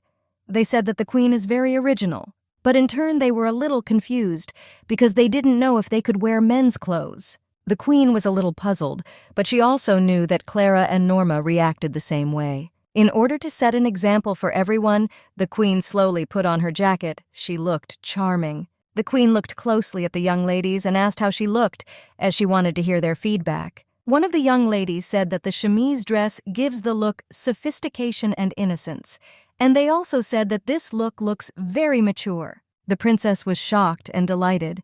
She said she looked quite nice and asked the queen if she could make her a jacket like that when she grew up. The princess looked at the ladies present and told them to quickly put on their jackets, as everything looked very beautiful. The young ladies were delighted, as the jackets looked very beautiful and were also very warm. One of the ladies noticed that the color and style were different for everyone. The queen said that she chose an individually suitable color and style for each lady. She smiled and asked if they liked it. The young ladies were delighted and frantically thanked the queen for such a gift. The young princess was very happy for the queen. The tea party came to an end, and the young ladies frantically thanked the queen for the gifts and said goodbye to her. One of the young ladies said that the tea party was a lot of fun. They wanted to repeat it again. The queen and princess joyfully saw off the guests. The duke saw the young ladies and noticed that the atmosphere was friendly. Looking around at the young ladies, he did not notice his daughter. The queen was surprised that he approached her. The duke bowed to the queen and greeted her. He said that it looked like their tea party was over. He also said that his daughter was also supposed to come, but unfortunately he doesn't see her. He asked the queen where his daughter was. The queen was a little puzzled and said that the young lady was not well, so she left early. The duke looked at the princess and asked if she really felt bad. The princess was puzzled because she did not understand why the duke was addressing her and asking such questions. Confused, she looked at the duke and said that the young lady did not look very good. The duke looked at the young princess with a puzzled expression. He realized that his daughter had caused a stir, even by trying to attract attention with her outfit. The duke looked closely at the young ladies and said that they were dressed, happy, and strangely as if they were wearing men's clothes. The duke said with a grin that they have such unusual fashion among young ladies, because first it was a nightgown, and now it's men's clothing. He looked at the queen and asked her if he understood correctly that women should wear women's clothing. Smiling and laughing, he said that at this rate, women would soon begin to grow mustaches. The queen was furious and asked him what he meant by those words. The king approached them and asked them what was happening, as he noticed that the duke was laughing very loudly. Seeing the king, everyone greeted him by bowing. The king looked at the queen and asked how the tea party went. The queen said that everything was fine, thanks to him. She noticed that he was wearing a new jacket. The king said that she herself sent it. The queen was embarrassed and puzzled as she did not think he would wear it. The king looked closely at the duke and asked him what was wrong with the outfit.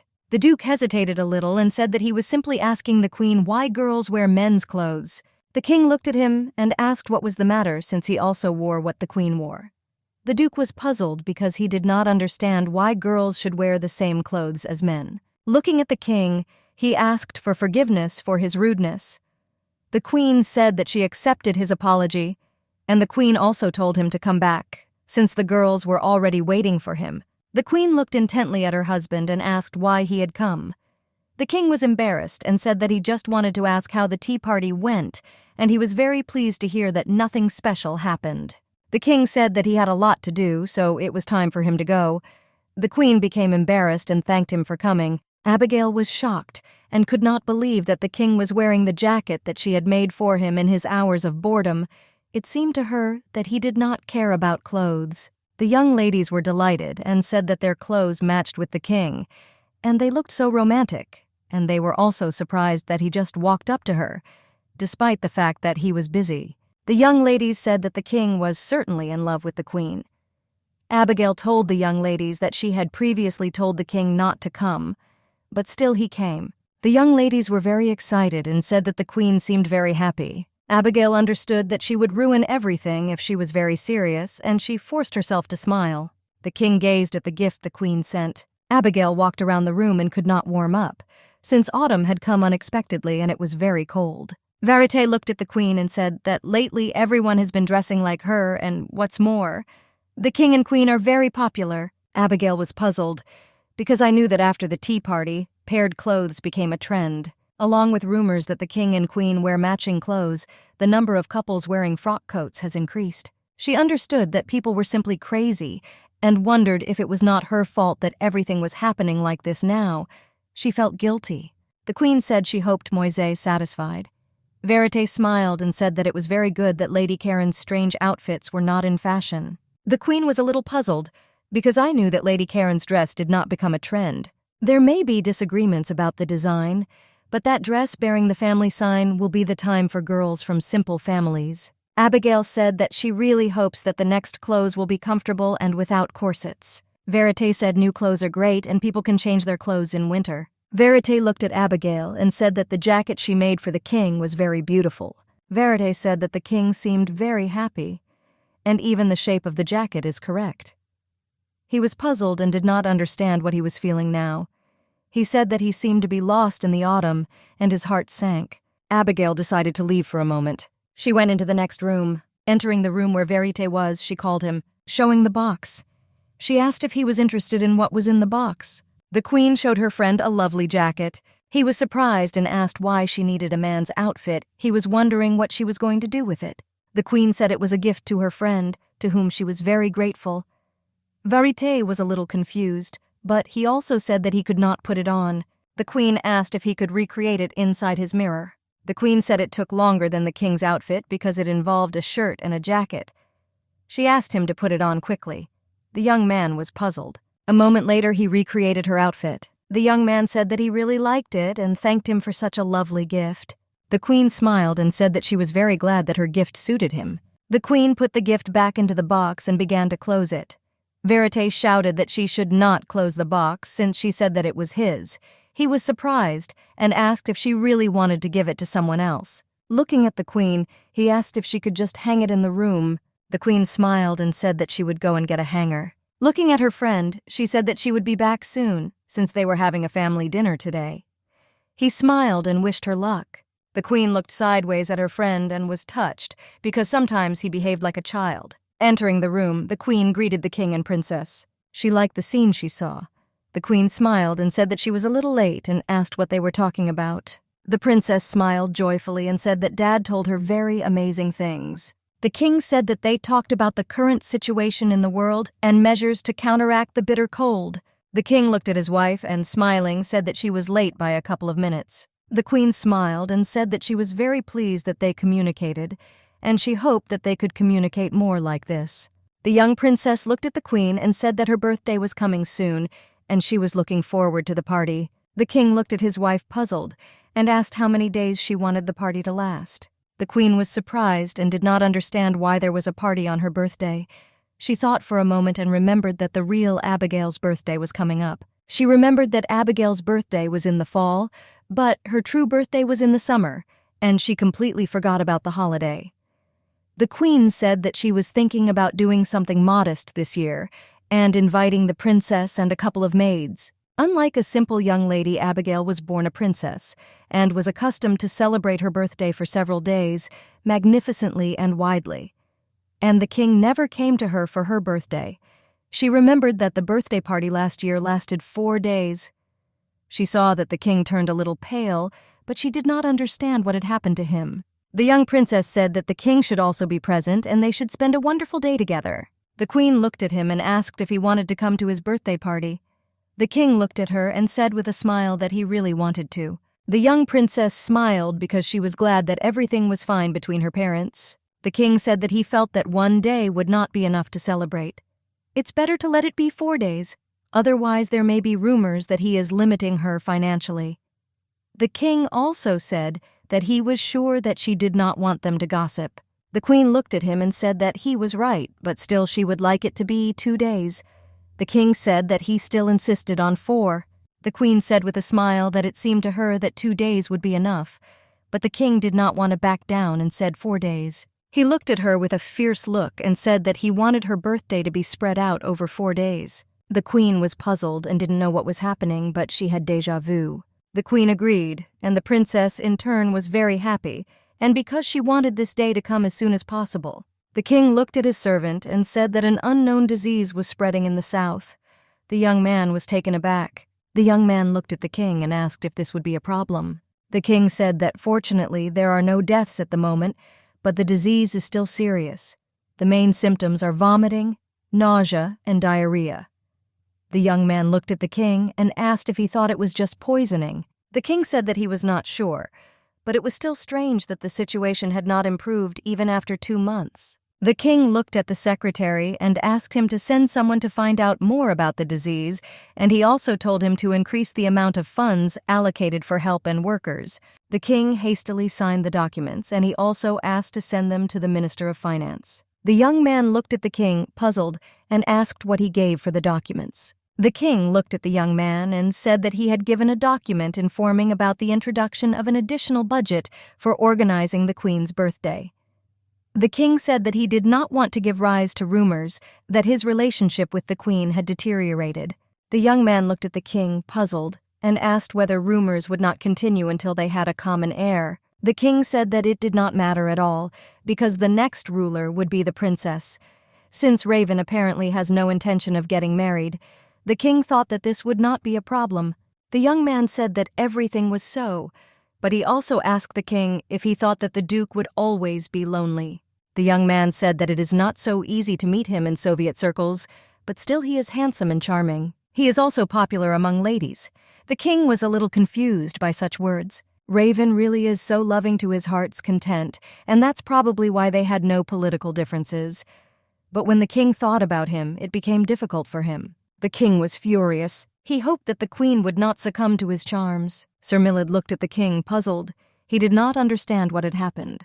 The king understood that he still needed to recover from the past.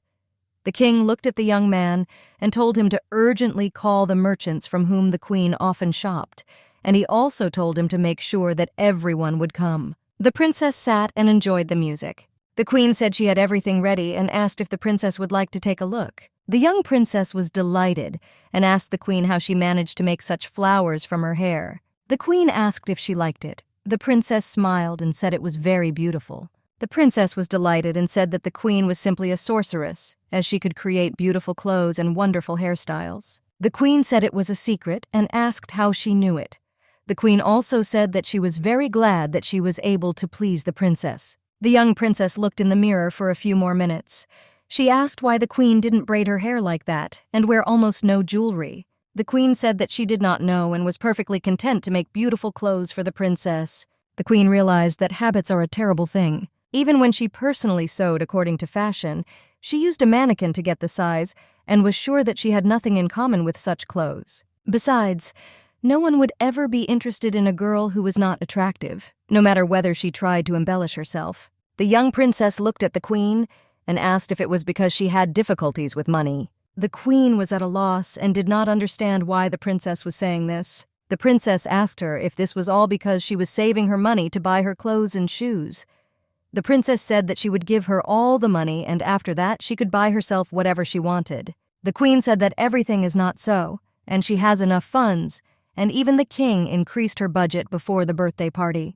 The queen knew that the real problem was that there was always too much left over. The queen said that she was simply very bored buying clothes and shoes for herself. The young princess looked at the queen, puzzled, and asked what she should do then to thank her. The queen was at a loss and did not understand why to thank her. The princess said that she would like to prepare some delightful gift for the queen's birthday. The queen realized that most likely the heavens were sounding the alarm. After all, they had the most beautiful angel. The queen looked at the princess and said that she did not need to prepare any gift at all, since the best thing she could do for the queen was to spend a wonderful time with her.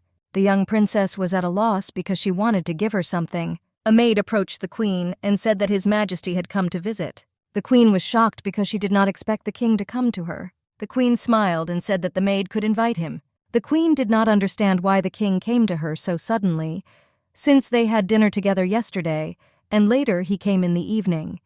The king saw the princess and was surprised, because he did not think that she would be with Abigail. The princess smiled and asked her father if he was okay. The king looked closely at her hair and asked what was wrong with it, since the hairstyle belittled her dignity. The princess said that the queen did her hair.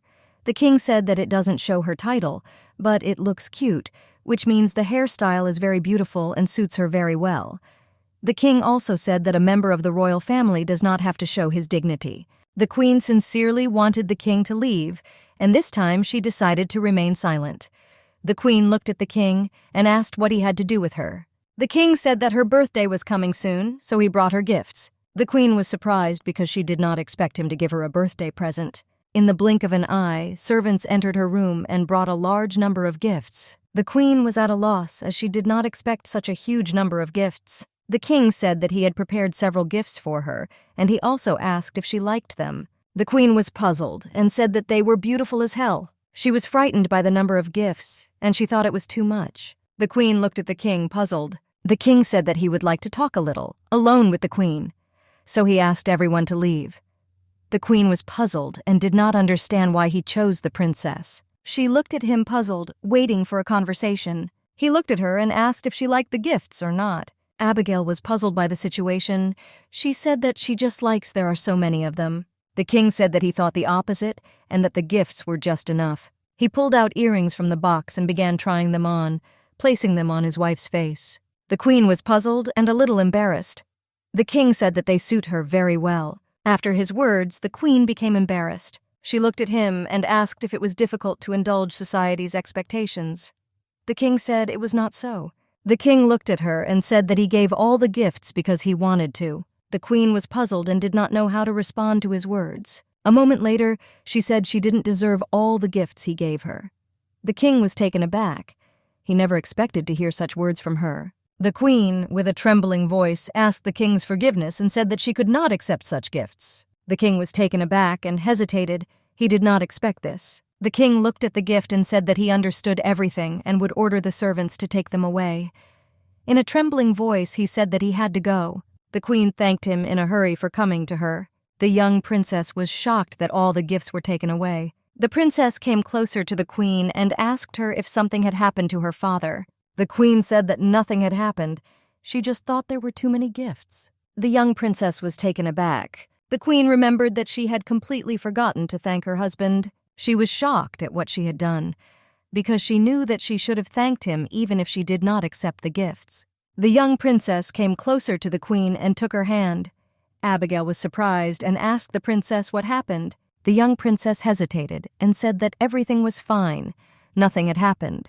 In the king's office, it was very cold, and the atmosphere was gloomy. The young man looked at him and was confused. He did not understand what had happened, since it seemed to him that spring had just come, and everything was fine with the king's mood. But something changed dramatically. The king was puzzled and asked his subordinate what gifts women loved most. The young man hesitated and said that most of all women love flowers and precious stones and various jewelry. The king was confused because he knew that the queen had received the necklace last year. This year, he thought that what she would be most happy about was that he gave her a huge number of gifts. He thought that if she liked flowers, he could build a flower garden for her, and if he likes precious stones, then he could fill the room with different nuggets to the ceiling. But he noticed that there was extreme discomfort on her face. The king was confused and did not understand what to give her to make her happy. There are many things in the world that the king was curious about. He was interested in what colors and scents the queen liked, what she was interested in, and what made her smile. Regardless of what he gives her, she will not be happy until he gets to know her. The young man looked outside and realized that nothing was happening outside. He did not understand what the king was looking at, as he began to notice that he began to do this more and more often. He thought that most likely the king was sick with something. The young man was a little taken aback and said that perhaps he would say it out of place. But did he understand correctly that the king was thinking about a gift for the queen? The young man said that it would be better if the king asked the maid what the queen liked. The king froze for a moment. The young man disturbed him again. The king turned around in a hurry and asked him if he had ever told him that among all his subordinates, he was the smartest. The young man looked intently at the king as he was perplexed. He wanted to tell him that serving him was becoming more difficult. The young maid stood and trembled. She was confused and very scared.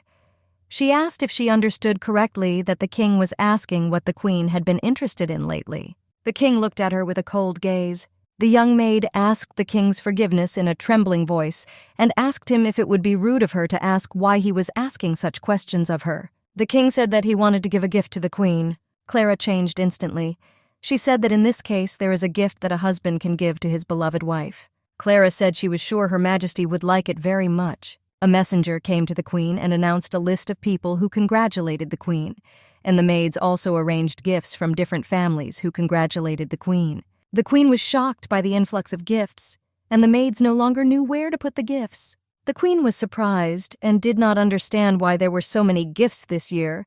She looked at the maids and asked if this was all because of rumors that she and the king had some kind of disagreement. The queen was shocked as she was given porcelain as a gift.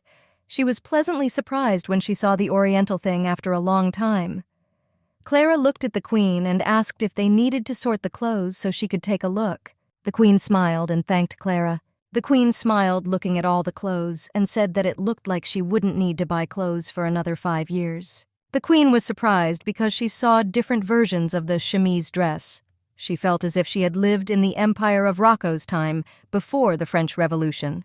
The queen was surprised and asked the maids if green was really in fashion now, since there were many green dresses. The maid Norma said that apparently yes, since a new dye has appeared, so green is now the most chic.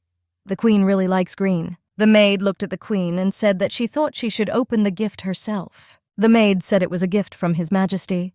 The queen was surprised because she did not expect him to send her anything. Abigail was a little confused because she didn't even thank him last time. She felt terrible.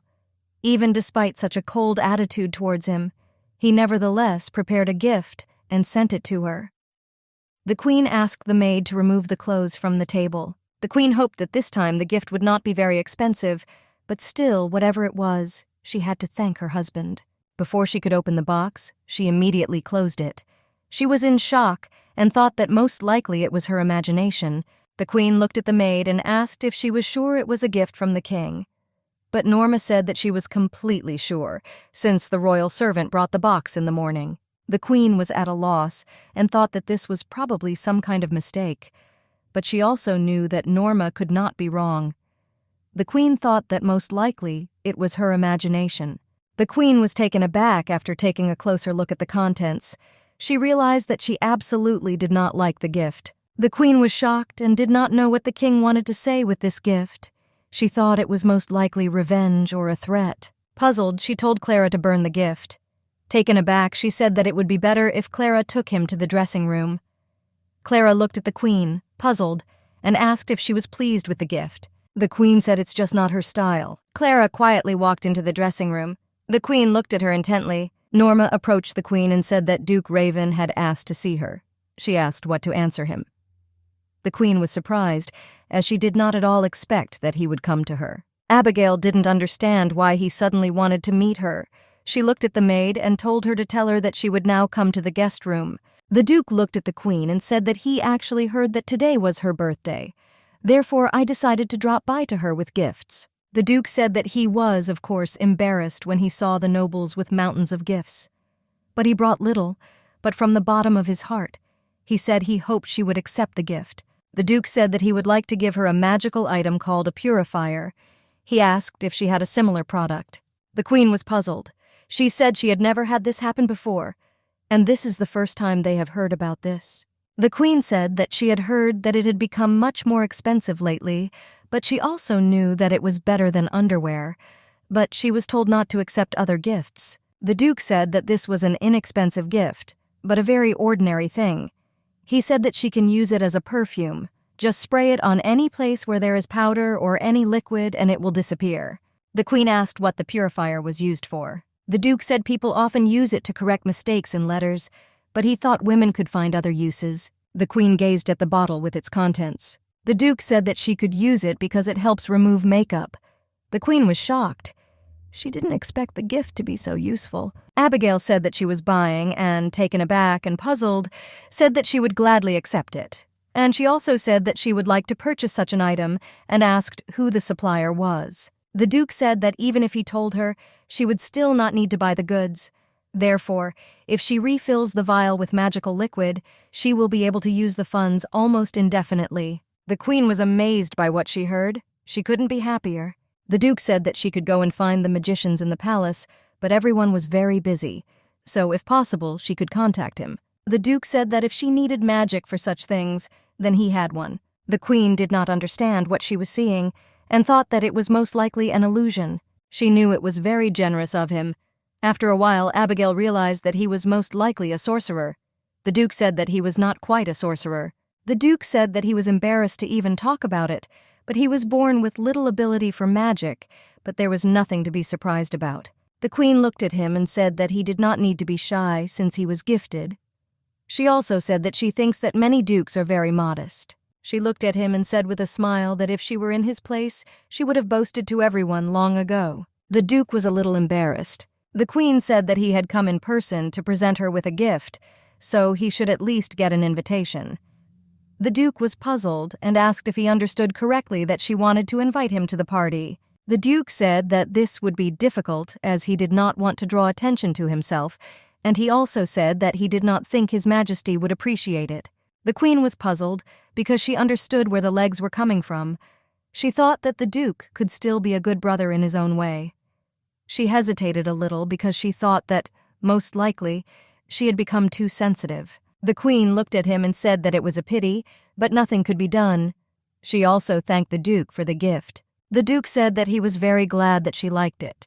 He also added that he would not take up her time anymore. The Duke shook hands with the Queen. She was surprised because she did not understand what he wanted from her. She placed her hand in his and looked at him intently. She thought that most likely he wanted to help her get up. Unexpectedly for her, the Duke kissed her hand with tenderness and warmth.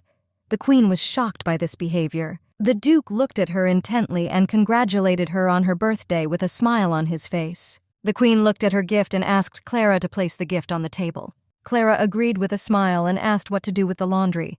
The Queen looked at it and puzzledly told it to put it further in the wardrobe.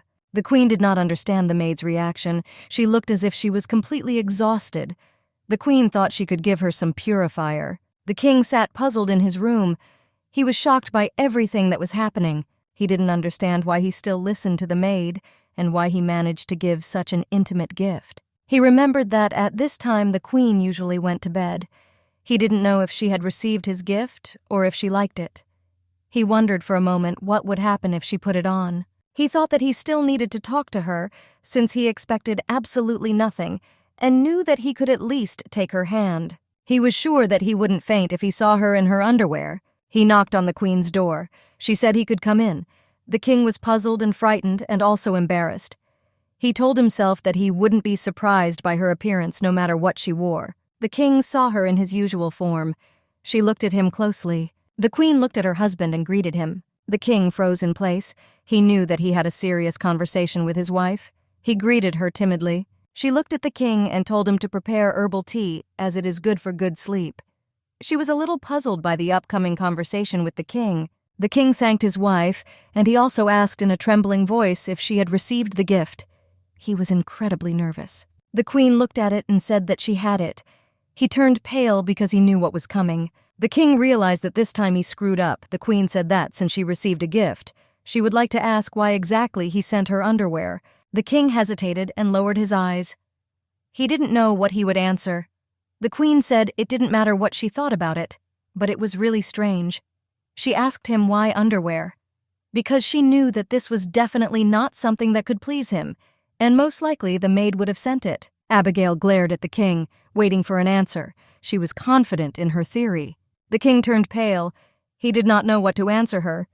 She asked him if he had spoken to Clara by chance. The Queen asked if he had asked Clara for an hour to please her. He couldn't look her in the eye.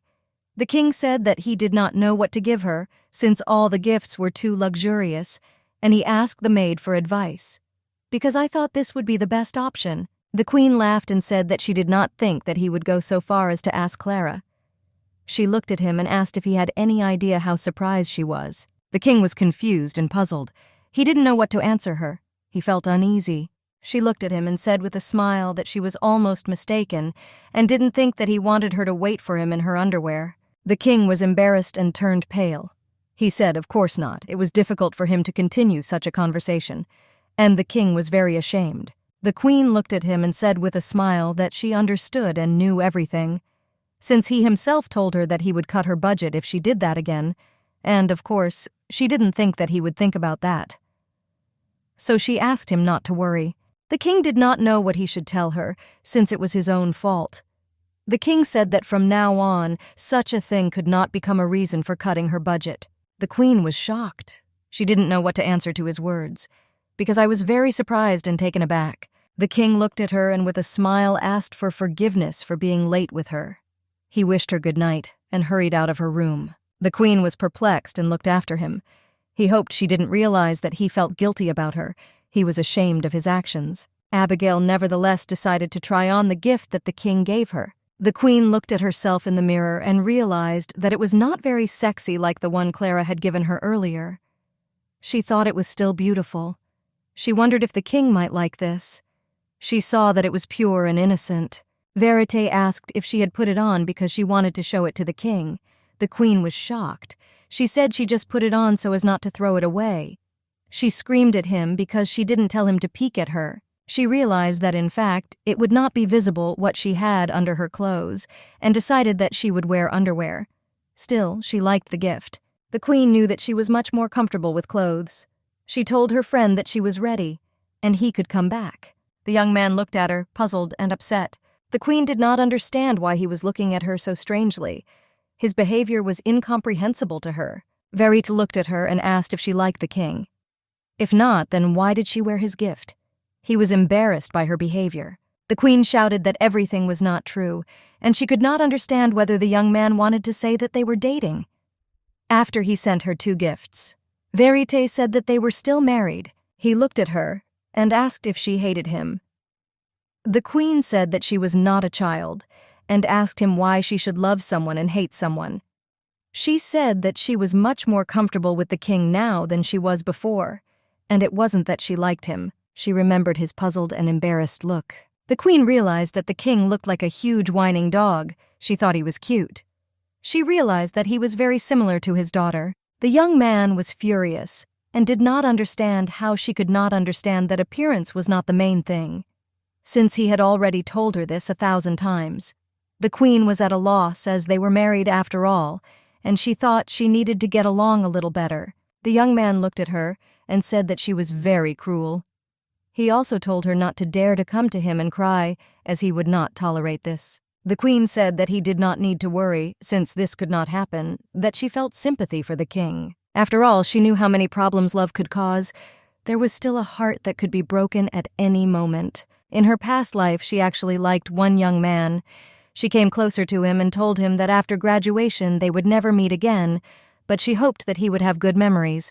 She gave him flowers. The young man, in shock, thanked the girl for the gift. He didn't expect this from her. Then he told his friends that this was the worst confession that could ever be. She heard all his words, and she was in great pain. She knew that if she eventually fell in love with the king, she would simply seem to be in the same situation as she had been in the past. Abigail knew from the past that she should not destroy her relationship that was now formed between them, so as not to hurt herself. She knew that before it grew into something more, she could change everything. She knew that she needed to drown out her feelings and not give in to emotions. The queen was frantically wondering why she was so tired lately. She thought it was most likely due to the weather. The young man said that this is because she does a lot of processing while sewing dresses for the princess. The queen had a different opinion, as she believed that everything was different. She said that she didn't want to do anything today because she had no strength at all. There is a week left until the party. The queen has finished sewing, and today the princess must try on the dress for the last time. She hoped that she would like it since she worked long and hard on it. The queen said that Norma's cookies were great, and she knew she had to let the princess try them. Verite looked at the queen, puzzled. He didn't understand why her, but he knew that he needed to remain silent. The queen enjoyed her cookies in silence. Someone knocked on her door. The queen was at a loss because she was not expecting anyone. Norma approached the queen. The queen was in shock and did not understand what had happened. She thought that most likely something had happened to the princess. The young maid looked at the queen in tears. She said that Princess Blanche was not feeling well, and therefore it will be problematic to try on the dress. The queen dropped the cookies she was holding. She was shocked because she did not understand why the princess suddenly felt bad. She didn't know what was going on. The queen ran to her young princess. The maid hurriedly said that the princess had no strength at all and had been vomiting all day today, and also had a fever and headache. The queen ran to the princess's chambers with the speed of lightning. Everyone was in shock, as they were frightened by the sudden arrival of the queen. Abigail looked intently at the princess. She was nervous and very worried about the young Princess Blanche. The princess was lying on the bed. She was very ill, as she was tormented by a fever. The queen looked at the maid and asked what condition the princess was in, and she also asked if the doctor had already examined her. The maid said no, and they still don't know the reason for the princess's condition. The queen thought it might be a fever or stomach problems, but fortunately the temperature was not high. She calmed down for a moment. The queen looked at the maids and said that she would take care of her, and they could rest for now. The maids were shocked and perplexed because they didn't expect something like this from the queen. The queen told them to be quiet so as not to wake the princess. She also said that everything was fine. They could calmly go and rest. The maids hastily bowed to the queen and said that they were leaving. In turn, they were glad that they could relax. The queen was shocked and couldn't believe that the young princess was sick, and they didn't even know what was wrong with her. The whole situation frightened her very much. The queen was very sad and worried about the condition of the young princess. After some time, the young princess was able to open her eyes. The queen was shocked, and she was also glad that the princess woke up. The young princess greeted the queen and asked what she was doing here, since it was her birthday today. The princess blew herself up and asked the queen for forgiveness, since she was supposed to come to her today and try on the dress. The princess said she would get ready immediately. The queen looked at her, puzzled, and told her not to get up, since that was not what she had come to her for. The young princess was a little puzzled and said that in that case she would still lie down. She did not want to bring unnecessary inconvenience to the queen. The queen said that her servants told her that the young princess was ill, so she came to see her. The queen also told her not to worry about anything and to quickly go to bed and rest. The princess looked at the queen and said that she was no longer sick and that everything was fine with her, and there was nothing to worry about. The queen was at a loss and did not know how she could teach the princess to be a girl and not take on all the pain. She felt very sorry for the little girl who urgently needed to grow up because of her status. The queen looked at the young princess and asked her permission to lie down next to her. The queen knew that the young princess was vomiting, and she decided to stroke her belly a little. Because I knew that mother's hands heal. But even if she is a stepmother, the effect should still be the same. She knew that the pain would soon go away, and she would help the young princess. The princess was at a loss. The queen said that a long time ago, when she was still little, she had a terrible stomach ache. Her mother lay down next to her and stroked her belly, while humming a funny song. The queen said that the pain did not go away completely, but she was very pleased that her mother was nearby, and sometimes she even pretended to be sick. The young princess was shocked because she did not believe that the queen could be faking. The queen smiled and said that everything had been like that since she was little. The queen said that an adult Princess Blanche would be very sweet, but when you are sick, you need to act like a child. The queen said that she doesn't need to be serious all the time, and not all adults are serious. The queen looked at her and asked if the princess would like to be with her as a child. The princess, puzzled, said that everything was not like that at all. The princess lowered her eyes and said that she was very much afraid that the queen would hate her again. She was very afraid that this would happen again. The queen looked at her and asked why she should not love the young princess. She was very sorry for the princess, and also hurt what the previous Abigail did to the young princess.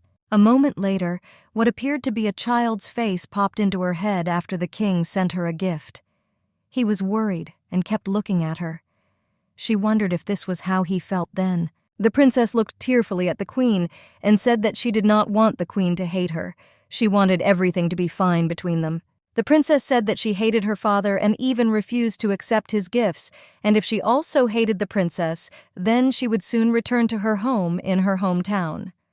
Blanche was afraid that the queen might leave her. The princess cried and frantically begged the queen not to go anywhere, since she really wanted the queen to stay with her, and so that there is peace and love between them.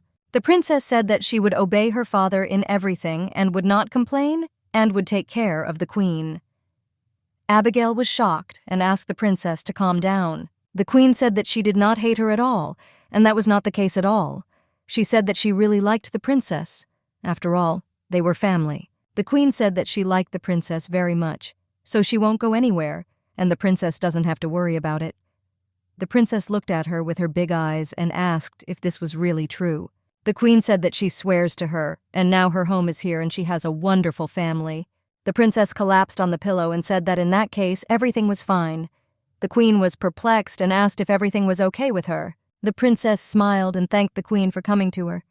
She was glad to hear such words from the queen, and she wanted nothing more. The queen looked at the princess and, smiling, asked if she wanted something, since she was ready to give her anything. The young princess thought about it. The young princess thought and did not know what to answer the queen. She looked at Abigail timidly. The queen said she thought she had something on her mind.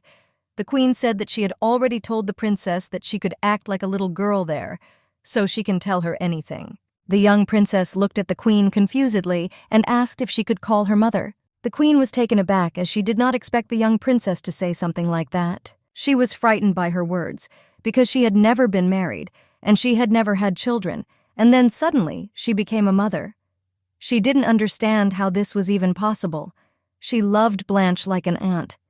But she didn't know how to be a mother, and she didn't even know what a mother's love was, and she didn't know if she deserved it.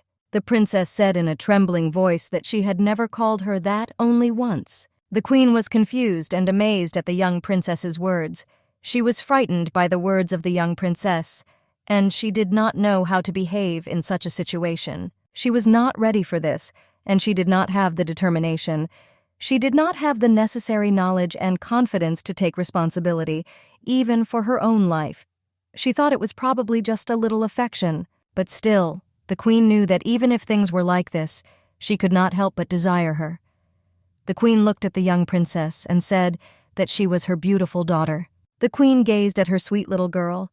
She sincerely loved Princess Blanche and wished her happiness. Blanche threw herself into her arms and frantically called Abigail Mom. She was glad that they had a good relationship, and moreover, she was glad that she was able to find a mother who took care of her. Abigail looked at the princess and said that everything would be fine as long as her mother was with her. She said that she would not go anywhere and would always be there.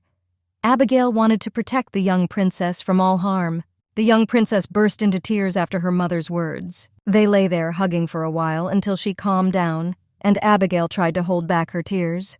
They became a real family. After the princess calmed down, they lay in an embrace for some time. The queen looked at the young princess and said that she would now bring her some water. The princess agreed. The queen looked around the room for water. The queen looked closely at the room, but unfortunately she could not find anything. She thought that she probably needed to go out and look somewhere else. She saw that the door was open and was surprised, because she knew that the maids had to close it. Going out into the corridor, she saw the king standing and reading a book. The queen was surprised because she did not understand why he was standing at the door. The king looked at her puzzled and said that he had heard that the princess was ill and hurried to her.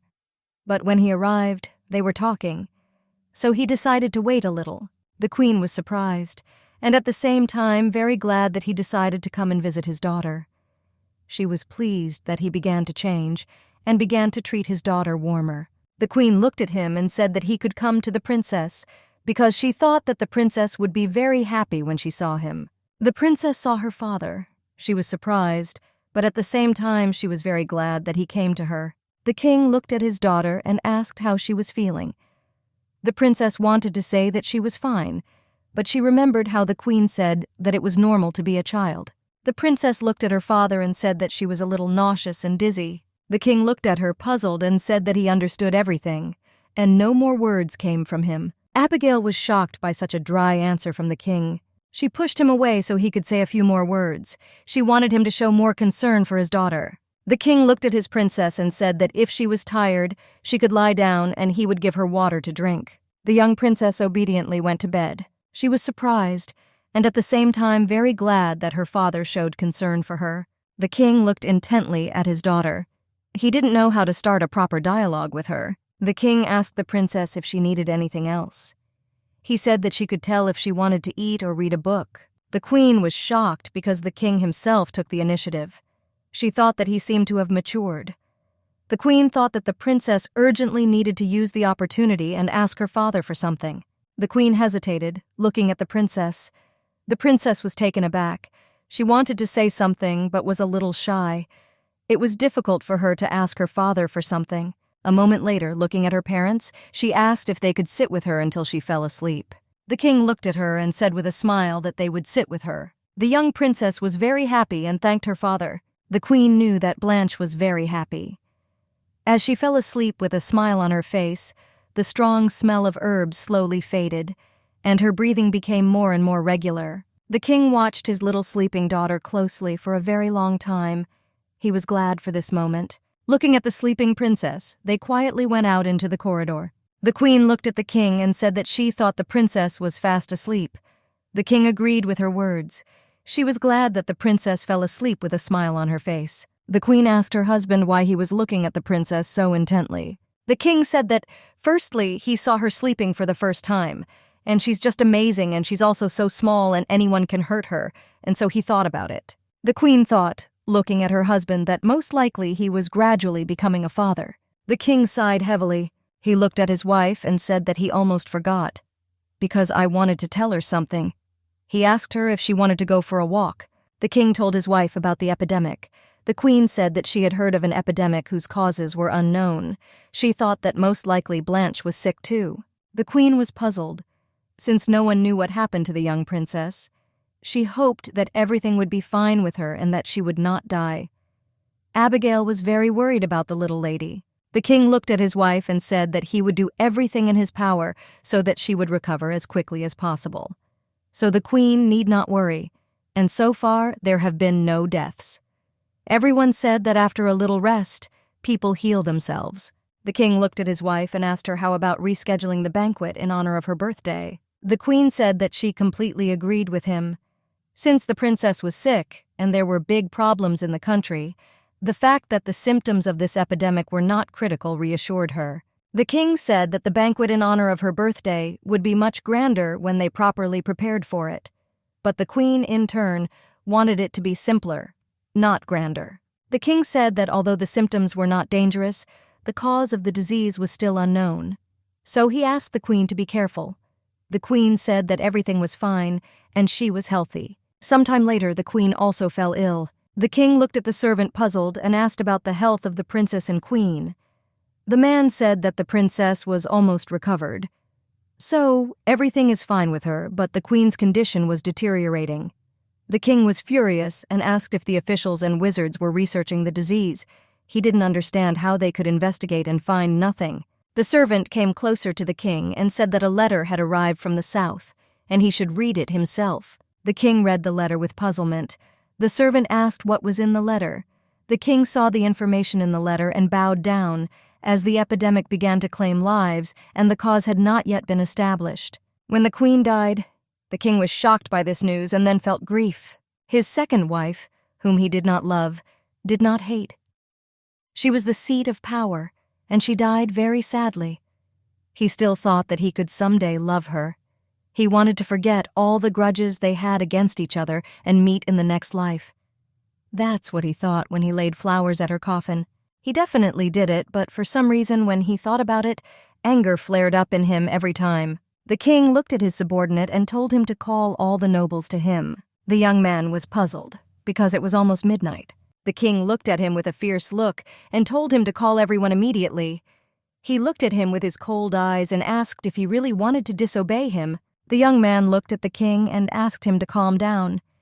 He said that there would be a meeting early tomorrow morning, so it makes no difference whether to speak now or in the morning. The young man said that it seemed to him that the king needed to approach the issue with a cool head. The king was puzzled and upset. He said that the young man could go and there was no need to call anyone.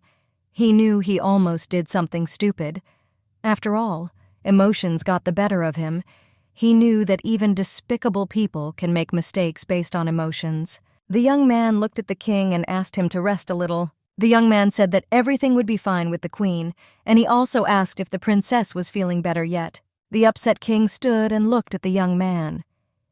He said that everything was fine with the princess, and he also said that he would go see the queen for a while. The man looked at the king. He was very excited. The king asked what was wrong with the queen. The man looked at the king and said that the queen was resting now, and she was much better than she was in the morning. The king looked at the man and said that he would very much like to see her. He also said that he would not wake her up, and the man need not worry. She would rest well. The king was shocked by the whole situation. He was very worried about the queen and the young princess. Entering the queen's chambers, he gazed at her. She was suffering from fever. The king looked intently at his wife and called out to her in a trembling voice. The king sat down next to his wife and took her hand. He looked at her for several minutes and then asked her forgiveness. He said that a man who calls himself a king cannot even help his wife. His own helplessness drove him crazy. The king looked at his wife and said that it would be better if he were in her place. The queen woke up and looked at her husband. Abigail asked in a trembling voice what he was doing in her chambers. He was glad that he woke up. The king said that he came to see her and asked how she was feeling. He came because he really missed her and was worried about her. He really wanted to see her, which even disturbed her sleep. The queen thanked him for coming to her. She was pleased that he took care of her. The queen looked at him and said with a smile that he had come just in time, since she also missed him. She smiled and said that it was probably all because of the illness. The king looked at his wife embarrassedly and, smiling, said that he missed her too. He felt pathetic because he was afraid of losing her forever. This bothered him, and he began to miss her even more. The king looked at his wife and said that he would definitely find a way to cure her, and no matter what the cost. The queen asked if he was sleeping well, "Because I saw his tired appearance." The queen looked at him and said with a smile that he must have been tired. She also said that it was already late and he needed to go to bed. The king said that the least he could do for her was to spend some time with her, because he had to tell her something. The queen was puzzled and asked what he wanted to tell her. The king looked at her and said with a smile that today was her birthday, and he wanted to be the first to congratulate her. The queen was taken aback, but still she was very pleased. She smiled and thanked him. Smiling, she asked if it was possible to cancel the celebration. She also said that she would be indebted to Blanche, since she was looking forward to her birthday. The king told the queen not to worry, as the princess really hoped that she would recover. The queen smiled and said that Princess Blanche was a lovely child. Abigail smiled and told the king that the princess called her mother. The king was pleasantly surprised, as he did not expect this from his daughter. The queen said that, to be honest, she was very surprised. She also said that she really liked the princess, but she never thought that the princess would call her mother. The king was shocked by the words of his wife. The queen said that she was very worried whether a woman who was not even able to understand whether her child was sick could be a good mother. She didn't know if she could handle this. The king said that one day she asked him if he hated the princess. He said he never hated her, but to be honest, he felt a little weird around her. The king said he was separated from his parents at an early age and spent his entire childhood elsewhere, and he only communicated with those whom he met at government events. So much so that I didn't even remember the point of them and thought that it was all normal. He said that he learned to be a king, but not to be a father. But still, little by little, he learned from her. However, at times it was very difficult. After all, he has no experience in this. The king said that he often remembered her words. The queen was surprised and asked what words he remembered. The king looked at her and said with a smile that she once said that they could become a family. He said that the husband or father does not know what he has more or less, but he believed in her. He asked her with a smile on his face not to be afraid of anything, since she and the princess were family. The queen smiled and said that he was also family with them. She was pleased that he supported her with kindness and warmth. The king said that she should have gotten better, so he wished her a happy birthday again. He asked her if they could celebrate as a family. The queen said that was exactly what she wanted. The maid looked at the queen and asked if she was absolutely fine. Clara said that she needed to rest a little more. The queen said that she was fine and there was nothing serious, and after resting she felt much better. Clara was puzzled and said that they still don't know what happened to her. They were all very worried about the queen and princess. As far as she knew, the king did everything possible to find out what happened to her. But no one in the state, not even the elves, could find the cause of the disease. The others refused to cooperate, and the fact that she felt better was purely an accident. The queen knew that she had never felt dizzy before, but she was very bored lying in bed all day, and she knew that she needed to walk at least a little. The maid looked at the queen and called her. She said that the duke had come to meet her in person. The maid asked the queen what she should answer to the duke. The queen was puzzled, as she did not expect to meet him, but still asked the maid to let the duke in. The queen was a little worried and said that she would rather go to him herself. She asked the maid to show the duke to the guest room. The duke looked at the queen and asked if she was all right. The queen said she was fine, thanks to everyone's support. She thanked him for his concern and asked him to sit down. The duke said that he had heard that she had not yet fully recovered. The queen said that it was so, but she said she didn't overwork herself, so everything was fine. The duke said that we need to quickly find the cause of the disease and find out how to treat it correctly. The queen said everyone is working hard on it, so they will definitely find out everything. The young man looked at the queen and said that it seemed to him that she trusted the king very much. The queen said that it was so, but she in turn was puzzled, because I didn't understand why such a strange question was coming from him. The duke said that after her words he felt relieved. He looked at her and said that he had brought something for her, a little gift, so to speak. The queen was surprised and said that last time his gift was very useful. The duke said it was her birthday. He looked at her and said with a smile that this time he was giving her a gift in honor of her recovery. He sincerely hoped that she would accept him. The queen was a little puzzled and did not know what to do, since she only accepted gifts. She thought that she should prepare something for him next time. The queen looked at him and said that in that case she would gladly accept his gift. She looked at the box and asked if she could open it. He said that of course she could open it. Having opened the box, the queen saw a bird. She really liked the gift. In the blink of an eye, the bird flew out of the box. The bird flew freely and easily around the room. The queen was surprised, as she had never seen a golden glass bird before. She also noticed that most likely it was not glass, but the color was the same, and she also felt magic. The queen looked at the bird and asked the duke if it was a magical object. The duke said that this is how it is, and even if she gets bored, the bird will sing to her, since she is pleased with the famous singer. The queen gazed at the bird that was flying in the room. The cute bird suddenly played music. The queen was surprised and noticed that the bird was making the exact sounds of a flute. For some time, the queen and the duke listened attentively to the musical composition. Thanks to the pure and beautiful song of the bird in the room, it was as if spring had come for a moment. The duke looked at the queen in amazement. He was very glad that the queen liked his gift. They let her go with the flow. He said that after the song, the bird could fly away. The queen was very surprised and at the same time happy. She looked at the duke and said that the bird had a beautiful voice. She looked at the little bird and asked her if it was true that she was a famous singer. The queen noticed that the duke was smiling like a child. The duke looked at the queen and said that this was actually his favorite song, and he was very glad that she liked the composition. The queen looked at the young man and was surprised at his reaction. She also knew that he was older than the king.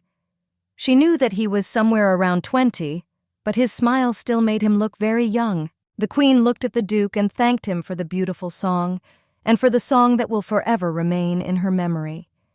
The queen smiled and asked him to take the bird back. The queen accepted the gift the first time, but it was difficult for her to do so again.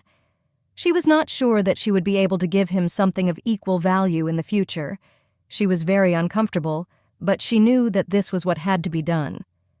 The queen said that she thought the gift was too serious given that she had only been ill for a few days. The young man looked at the queen intently and in surprise. He didn't expect her to say something like that. The duke said that if she thinks so, then he will certainly do everything. He also looked at her and asked how about she return it when she fully recovers.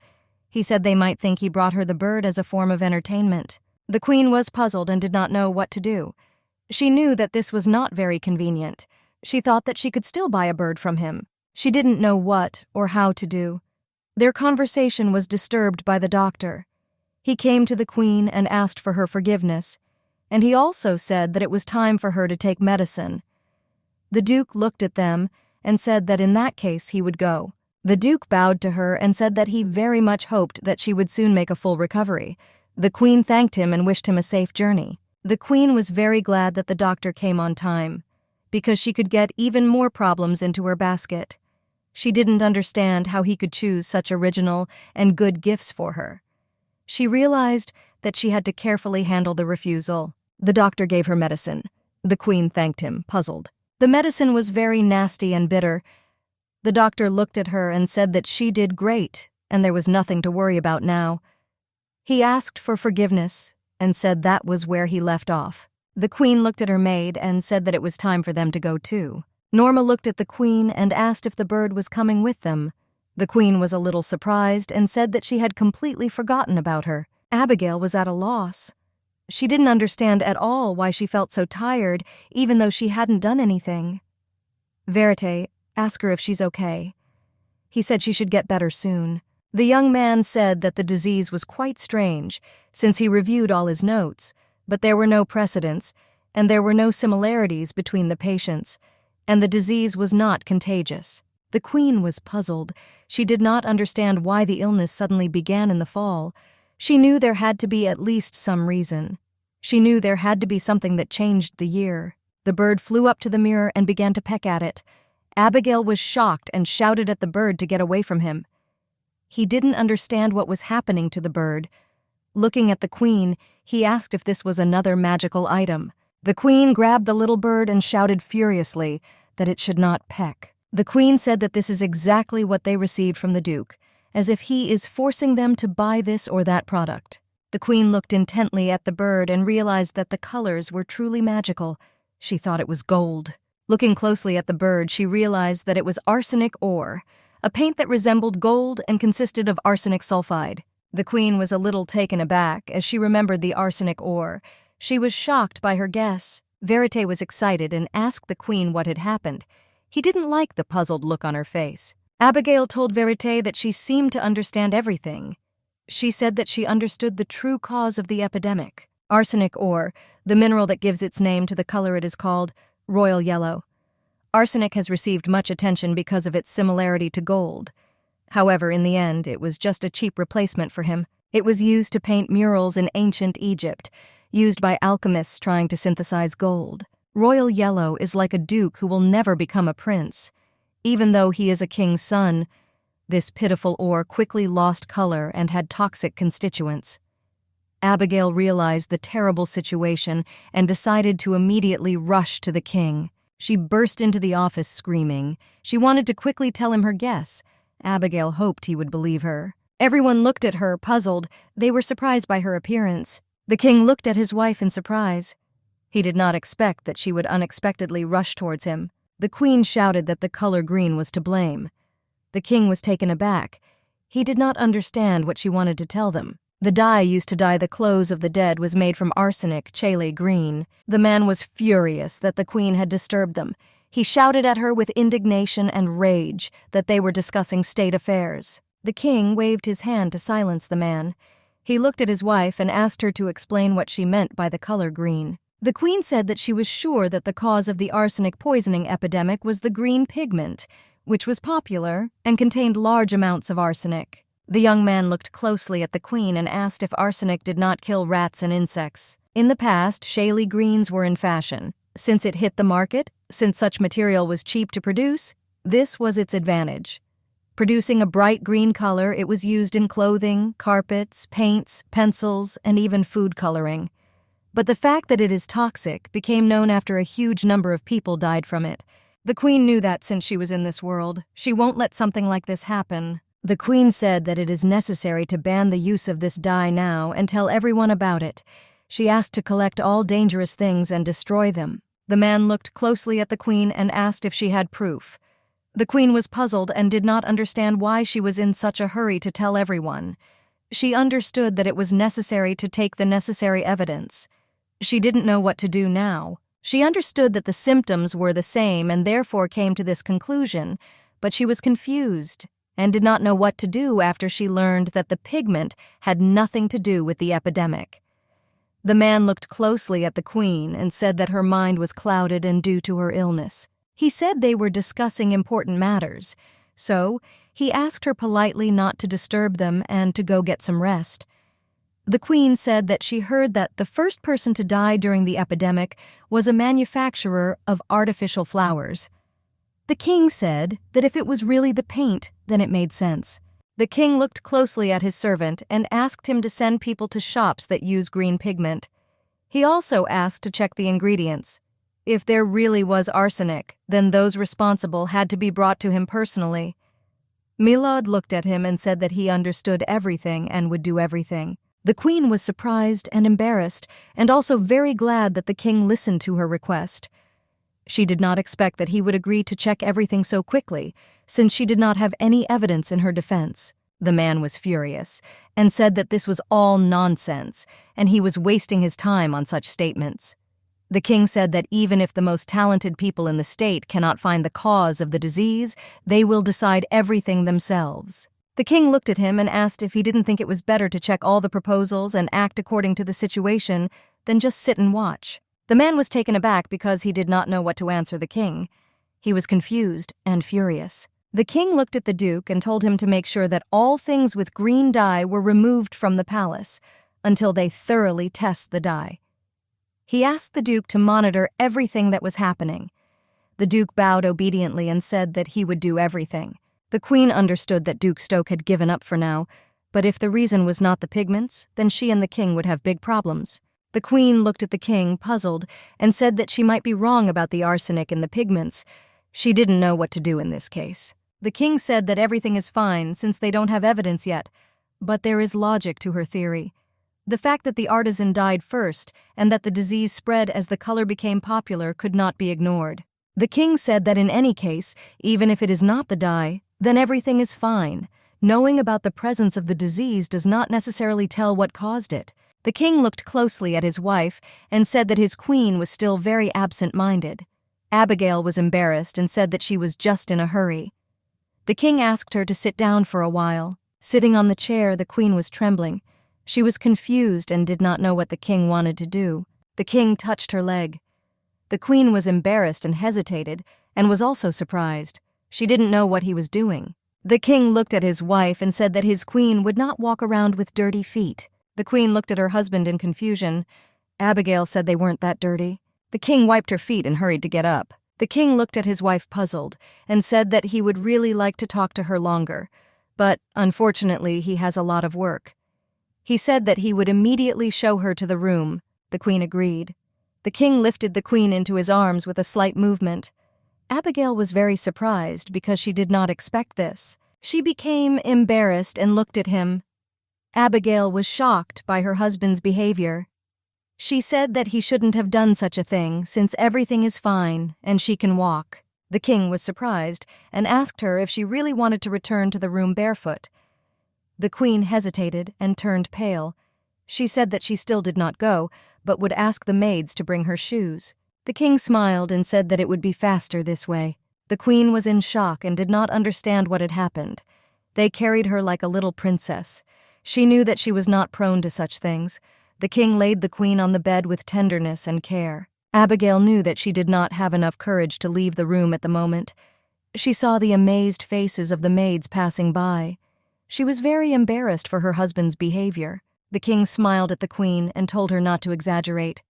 He said she didn't have to worry about that anymore, and he would take care of everything. The queen was very embarrassed by his action and only said that everything would be fine. Verite looked at his queen and said that the king had already left. He was surprised by her behavior. Verite looked at the queen, puzzled, and said that she had such a funny face. Abigail said that she was simply burning with shame. Smiling, she asked to be left alone. The young princess looked at the queen and asked her not to open her eyes. The queen smiled and said that she would not. The princess asked her to sit down, but to be careful. A moment later, the princess said that the queen could open her eyes. The young princess smiled and congratulated the queen on her birthday. The queen was surprised and embarrassed by this gift from her family. She was pleased and happy in her soul that her family was next to her on such a day. The king looked at his wife and congratulated her on her birthday. The queen thanked the young princess and asked why she still called her that. The princess was embarrassed, but could not answer. A moment later, the princess called Abigail Mom. The queen looked at the young princess and said that she was smart, and the queen also asked if they would like to sit down. They had a fun time enjoying each other's company. They spent their time carefree, enjoying every moment. The king looked at his wife and asked her if she was sure that she had fully recovered. The queen said she was absolutely sure, since the doctor was already convinced of this, and fortunately they found a cause and a cure. The princess smiled and said that Queen Abigail was just wonderful, and she also said that Dad said that the green disease was only found thanks to her. The queen looked intently at the little princess. She understood that it was definitely unusual for her to call her mom, but she still believed that the young princess would get used to it and would call her mom in the future. As Blanche said, this scourge became known as the green disease. A huge amount of arsenic was found in the green pigment. Of course, the dye was banned, and the manufacturers were severely punished. An active operation to find a cure began. The queen, in turn, simply said that she discovered how the mouse died when it ate a green biscuit. She didn't know what would have happened if the king didn't believe her, and just thinking about it sent shivers down her spine. The queen looked at the king and thanked him. She said that he took immediate action and took careful care of everything, so the deadly disease stopped spreading. The king smiled and said that everything was thanks to her and not to him, since without her the disease would have remained a mystery. The queen didn't know if she should be proud of herself, but she felt pleasant and warm at heart from her husband's words. She was glad that he listened to her on time and did not push her away, since at that time she had no evidence that she was right. The king said that considering that they were a family, he asked her if it didn't seem like it was enough for the party, since there was nothing special there.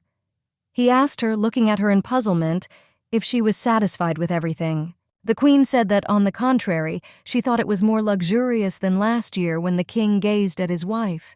The queen smiled and asked what more could she wish for when she had a king and a princess. The queen smiled and said that they should raise their glasses. Looking at the princess, she told her to drink apple juice. The princess smiled. She was very glad that she could spend time with her parents so carefree. They talked happily and had a relaxed and fun time. Abigail knew that such a pastime was much better than all the noisy parties with a bunch of people.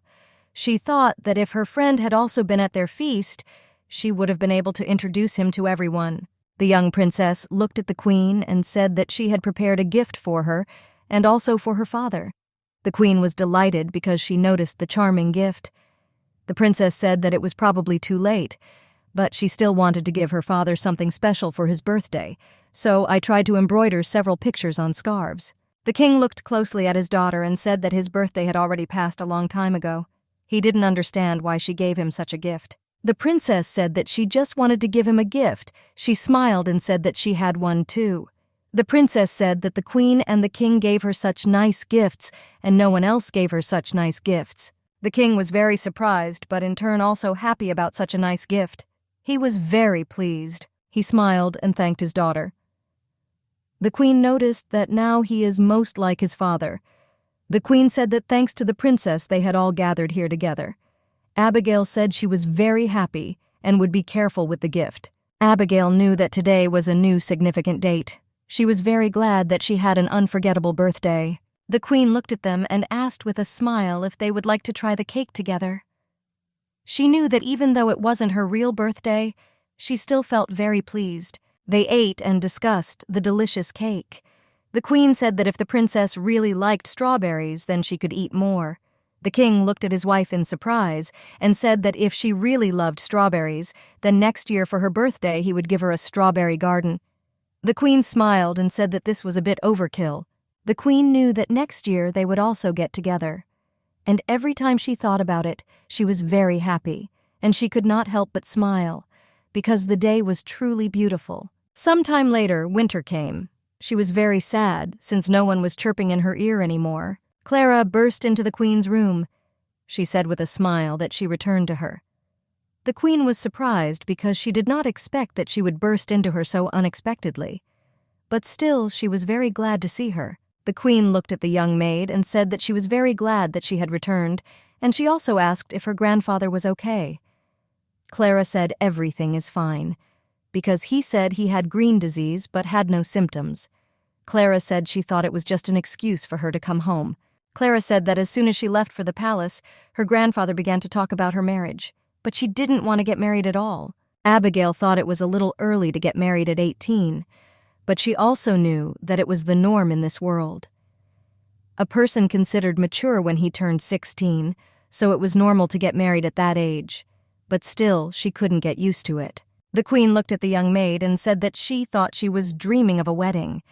The queen asked why Clara did not want to get married. Clara became embarrassed and said that she did not want to marry for convenience. Even if she falls in love with someone, she will marry him, without any conditions. Clara looked at Norma and asked if her parents didn't want to marry her off.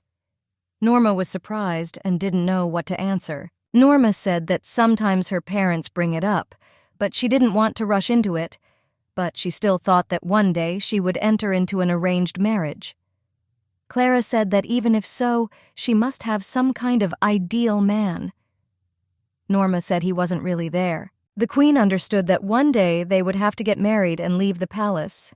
The queen wondered if the princess would also have to tie the knot and leave. Abigail decided to put such thoughts aside, since the princess was just a little girl. She knew that the princes of the respective country would have to stay here if they wanted to marry her beloved girl. Abigail squandered all the events naked, and she understood that she was not going to give a poisoned apple, as in the original fairy tale, so she knew things would be different. She thought that if this were the case, then it was unlikely that the prince could appear out of nowhere, and if the plot changed because of her, and Blanche would no longer meet, but then everything would be very bad. She was very worried that Blanche might remain alone forever. She did not know what she would do after upsetting her marriage. The queen knew that, in fact, even if the princess met the prince as in the original fairy tale, it would be much easier for her. She knew that her daughter was so beautiful that even the prince would not be able to resist her charm and would fall in love with her at first sight. But as soon as she remembered that the prince had to kiss her, she became furious. She wanted the princess to spend the rest of her days with her until death do them part, and she wished that the young princess would never marry. A maid approached the queen and said that Sir Moise was asking for a meeting. The queen was puzzled as he wanted to meet her again. She knew that he was waiting, couldn't wait to ruin the calm day, and with her complaints, she ordered the maid to let him go. Sir Moise looked at the queen and said that he was very glad that she was getting well. He also asked if what they say was true. Thanks to her, they managed to find out the cause of the green disease. The man said that her fame in the royal palace precedes her. He was very happy and proud of the queen. The queen was surprised, since Sir Moise came to praise her, not to condemn her. She smiled and said that he flattered her. The man said that he was telling the honest truth. Sir Moise looked at the queen intently, and he said that her influence is increasing, and therefore he thinks that she now has a say in political matters. The queen was puzzled, and said that most likely it was so. Sir Moise told the queen that she could help him persuade the king just once for the good of the country. At the meeting, all those present discussed various issues, namely that due to some incidents, the eastern region was suffering heavy losses, because the sailors and fishermen along the eastern shore went crazy because of the sirens. The young man looked at everyone present and asked whether an attack on the sirens would be tantamount to a declaration of war. Duke Stoke looked at the king and said that they could not wait any longer, and if a merchant ship entered their territory and then drowned like last time, the question of losses would arise again.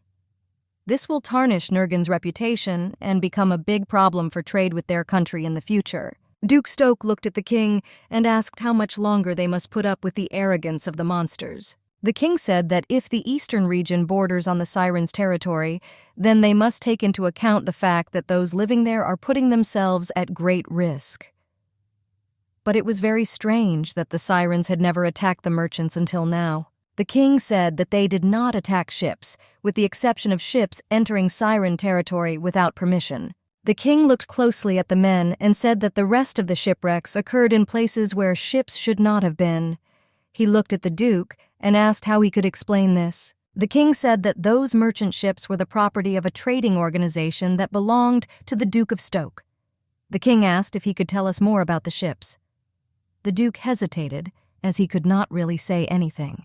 The duke looked puzzled and said that the navigator apparently chose the wrong route. The king said that even a simple fisherman knows where the territory of the Sirens begins. He did not understand how a first-class navigator, specially hired by the duke, could make such a stupid mistake. The king looked at everyone and said that this case had no precedence until now. Moreover, at the moment there is no call for an increase in the number of troops in the east, so there is no need for an offensive. The king said that they would only add people to the military to strengthen the defense, after which the king said that they could end the meeting there. The man, puzzled, called the king and asked what about the New Year's ceremony. The king gave everyone a cold look and said that they would leave this matter for another day, since he had a meeting that was urgent, and he needed to leave them. The Duke of Stoke was shocked by the whole situation. He wanted to resolve all issues. The duke followed the king with a cold gaze. He did not understand where the king was rushing. The king left the meeting room.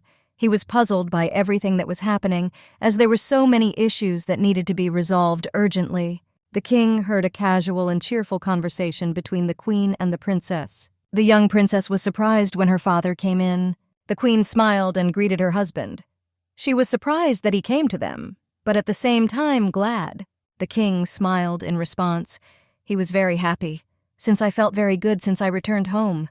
The queen walked leisurely in her room. She was excited. Verite was puzzled. He said he enjoyed the silence after she returned the bird, but now she began to pester him. The queen said that she had a very complex and adult question. Verite looked at her and asked if she was worried about the princess's marriage, or because of a favor that Sir Moise had asked for. The queen said that she still had not decided anything, since the question is quite complex, and now she is very serious. Verite asked the queen if it was wrong for the princess to marry her nephew. He said that thanks to the special ties between the countries, not only would her influence over the royal family increase, but the country would also benefit. The queen said that everything is true, but she does not like a marriage of convenience.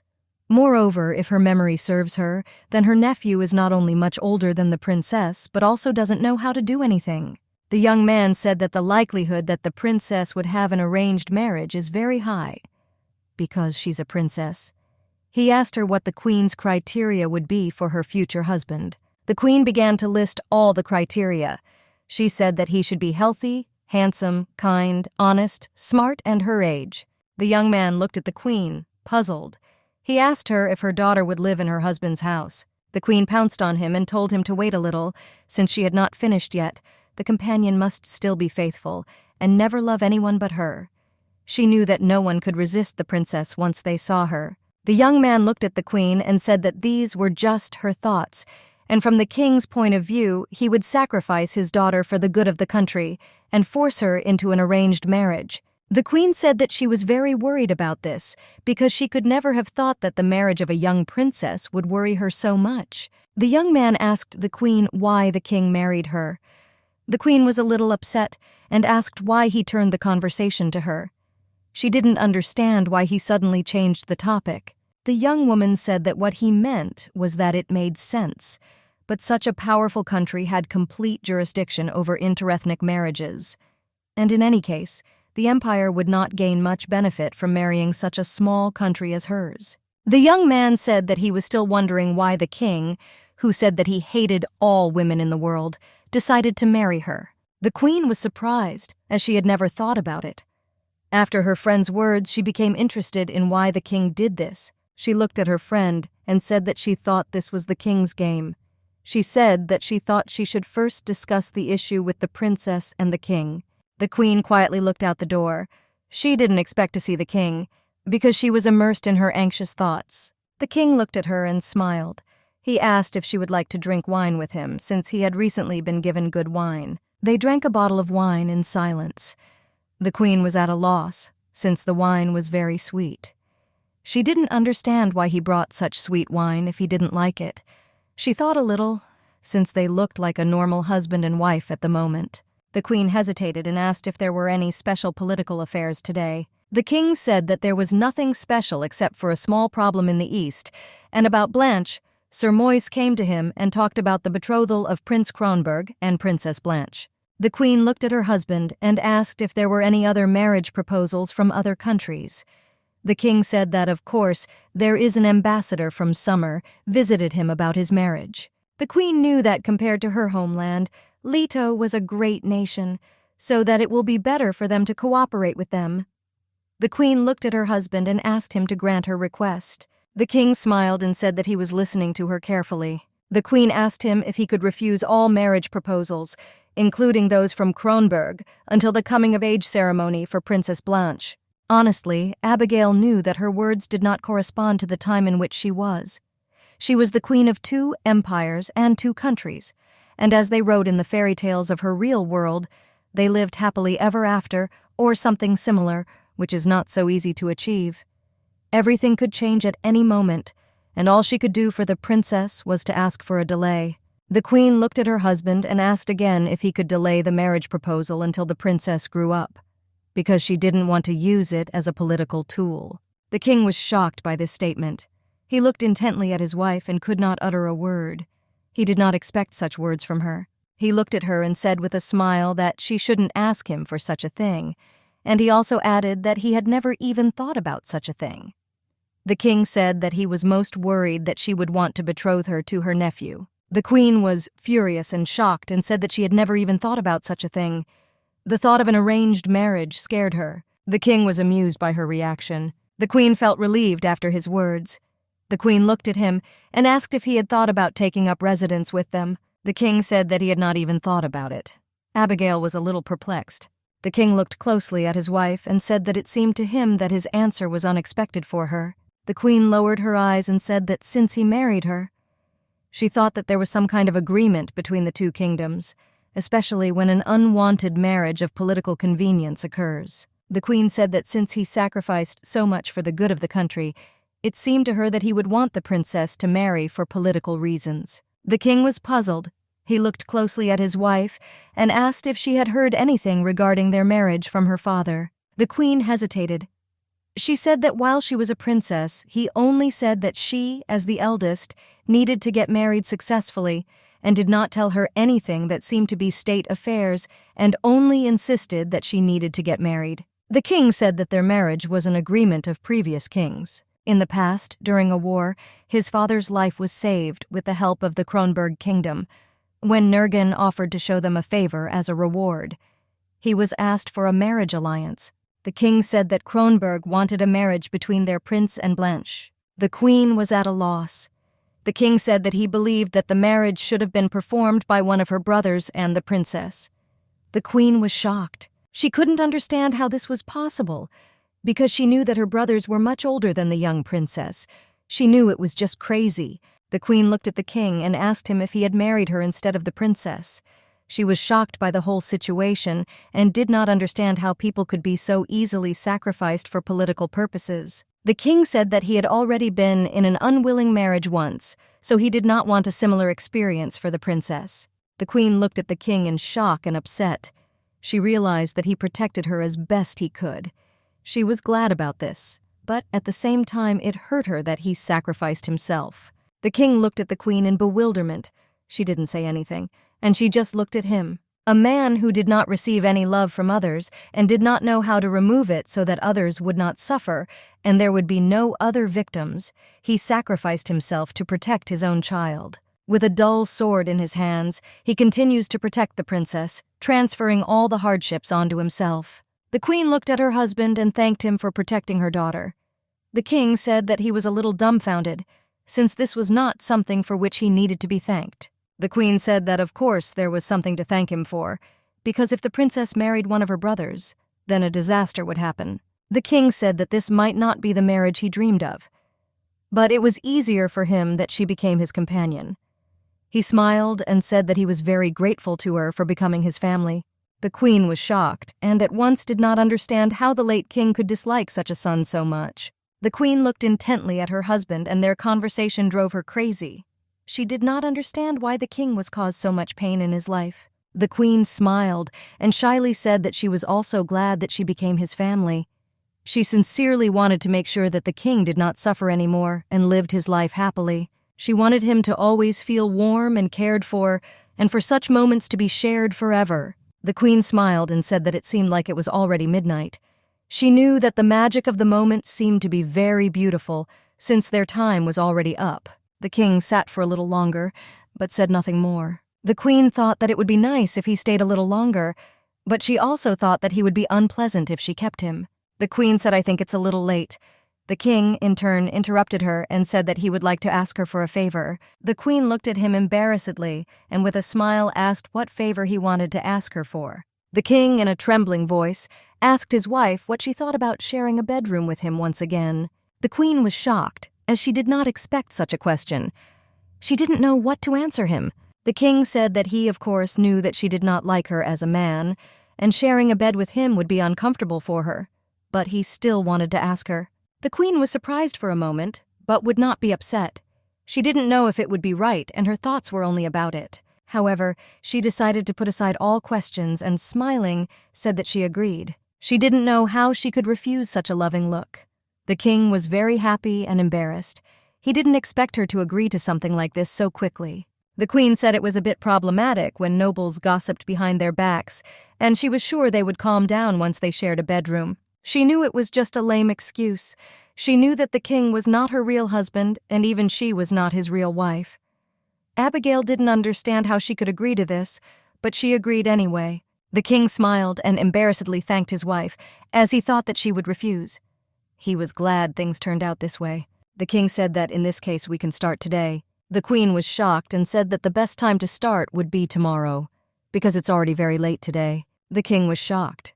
He was also a little upset, but still understood her feelings. He said he thought she was right after all. The queen knew she needed to prepare a little for this. The king said that in this case the servants should be ordered to prepare the room. He said that it was too late before he left, and he would go to his chambers. He said goodnight to the queen. The king said that he was looking forward to tomorrow. The queen was slightly shocked and embarrassed. She said goodbye to him. She looked at him, because he understood that tomorrow they would sleep together.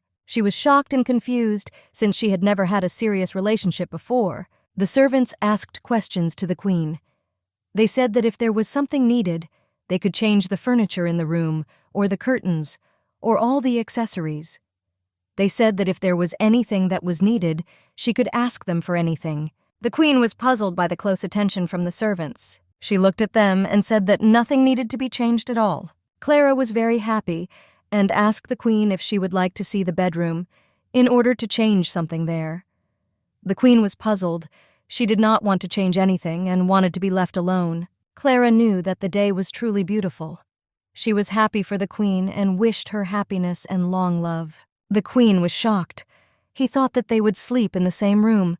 She thought that she could still refuse. She was very worried. When she came to the new world, there were several strange moments while staying in the same bed, but now everything felt surprisingly different. Still, she knew that she probably shouldn't come up with anything since they would just sleep together. The young princess saw the queen and greeted her with a smile on her face. The queen was surprised at the arrival of the princess and asked what she was doing here. The princess said that she kept taking some flowers to decorate the room, since they would now sleep with the king. She showed a bouquet of flowers and asked if the queen liked it. The queen smiled because she was surprised. She thanked the princess and said that now her room would shine. At that time, the queen realized that she could not rejoice, since now there was no turning back, and they will sleep together. The queen looked at the princess and asked, "How about we sit in her room in the evening and drink some hot chocolate and chat for a while?" The princess was surprised and asked if it was really possible. The queen said that of course it is possible. The queen knew that this was called real cunning. The princess lowered her eyes a little and said that she was very sorry that she had disturbed her. The queen was puzzled and did not understand what the problem was. The princess said that she was fine and could sleep alone. The queen was shocked. The queen came closer and asked how about this. She quietly whispered something in the princess's ear. The young princess, hearing what the queen was offering, was shocked and bewildered. The young princess beamed and enjoyed the music. The queen asked if it was true that she liked that she would sleep with the king in the same room. The princess said that this meant that the people she loved very much were getting together, so she's just delighted. A little later, she said that her father no longer loved her. The queen was shocked and said that this was not true, because the king loved the princess very much. She didn't understand at all where the girl got such thoughts. The young princess silently averted her eyes. The queen really wanted to tell the young princess how much the king protected her and what he sacrificed for her. She was very surprised that a person sacrificed so much, despite the fact that he himself was doomed to suffer from loneliness. The queen looked at the princess and asked what she thought about the marriage. She asked if the princess would like to get married. The young princess was shocked by this question. The queen said that she meant that one day the princess would need to find an excellent candidate for a husband. The queen said that many people were just talking about it, and she just asked her. The queen knew that if we followed the original story, the princess would meet a prince from a neighboring kingdom, and after going through all the difficulties in our country, she would live a happy life. The princess thought for a moment and said that she, to tell the truth, did not know. The princess said that, however, she did not much like the idea of leaving them and spending the rest of her days in another country. The queen said that, to tell the truth, she herself would like the princess to stay with her as long as possible. It would be wonderful to see the princess when she becomes a grandmother. The queen knew that this was all correct, and she did not care about the original story. She knew that the most important thing was the princess's happiness, and happiness could be different. Abigail was very happy because she realized that she had worried about everything in vain. She decided to eat before everything got cold. The king came to them. He said that he was late and apologized for it. The princess greeted her father.